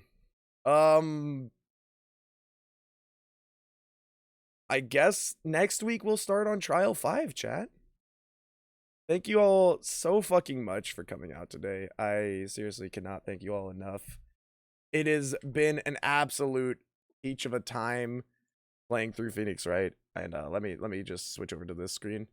And my hair is all over the place because like I am tired as hell, and it's been a lot of voice acting, 5 hours of us voice acting characters. Thank you all so much. Genuinely. I appreciate it, and I hope you guys know that. I've been wanting to play this game for you guys for literally 2 years almost now, and we finally got the chance to play it, and I could not be happier with how it turned out and all of this stuff. So I do appreciate you guys coming out. We're gonna raid out, but just a quick reminder for all of you guys that weren't here at the beginning of stream. We do have pumpkin carving on the 23rd. If you guys want to be here for the pumpkin carving, you're more than welcome. I'm trying to get some friends on board with it. I know that Miranda said that they would be down, and a couple others said that they're a little iffy on it. So if you guys want to watch us carve pumpkins, you're more than welcome. I will be doing a competition for it. So if you guys do carve pumpkins this year, I will be doing probably a Reddit competition where I'm going to make a thread. You guys post your pumpkins in chat. We'll view them some other day, probably on a Tuesday of the week after this. And the winner of the competition will be able to choose a scary alert for the upcoming charity streams that we are going to be doing at the end of the month. Another update, 21st, we won't have stream. I have pre-existing commitments because my mom set up hair appointment for me. So we're going to get our hair re-dyed, and I'm going to get my hair trimmed. I will probably take the day to edit and just take a day off from stream on that day. And we will probably just move everything to the right and phase New World out for this week. And on the 20th, it is a possible stream. It's going to depend. I have to take my mom to her surgery and then bring her back. So that is the thing. We have to make sure that her surgery goes well, and I won't be streaming until obviously my mom is back home and able to rest up. So I will let you guys know in the Discord. If you guys are not in the Discord, make sure to join. Other than that, though, let's go and look for somebody to raid out to, shall we? Let's go look for somebody to raid out to real quick. While we're doing this, I just want to thank you guys again. Art Person, I know that you came in and gifted 5 subs. I appreciate it. I hope that everybody that got those subs appreciates them and enjoys the emotes, because their emotes are fucking phenomenal, and I will stand by that till the day I die. Guys, we're going to go ahead and raid out to Rose because they were in here earlier, and I just want to send some love back their way immediately. If you guys are joining us on the raid, please do. If you're joining us on the raid and have the emotes, please type the emotes into chat when we get in there. I would greatly appreciate it. I'm sure they'll know where the love is coming. Either way, if you guys don't have the emotes, use your own emotes. Other than that, though, guys, new video went up on YouTube earlier today. It's the first Amori video. If you guys want to go and watch that and catch up, that is a very much more condensed version of our streams, and it's edited to make it a little bit more enjoyable for your viewing pleasure. So yeah, if you guys want to go watch that, feel free. Other than that, though, guys, we will be back here tomorrow. I don't know what we're playing tomorrow. Probably some more Amori, but I could be wrong on that. We might do something else. But other than that, I hope you guys have a wonderful rest of your nights. Wonderful start to your day tomorrow. Thank you again for being here, and I hope you have a wonderful, wonderful week.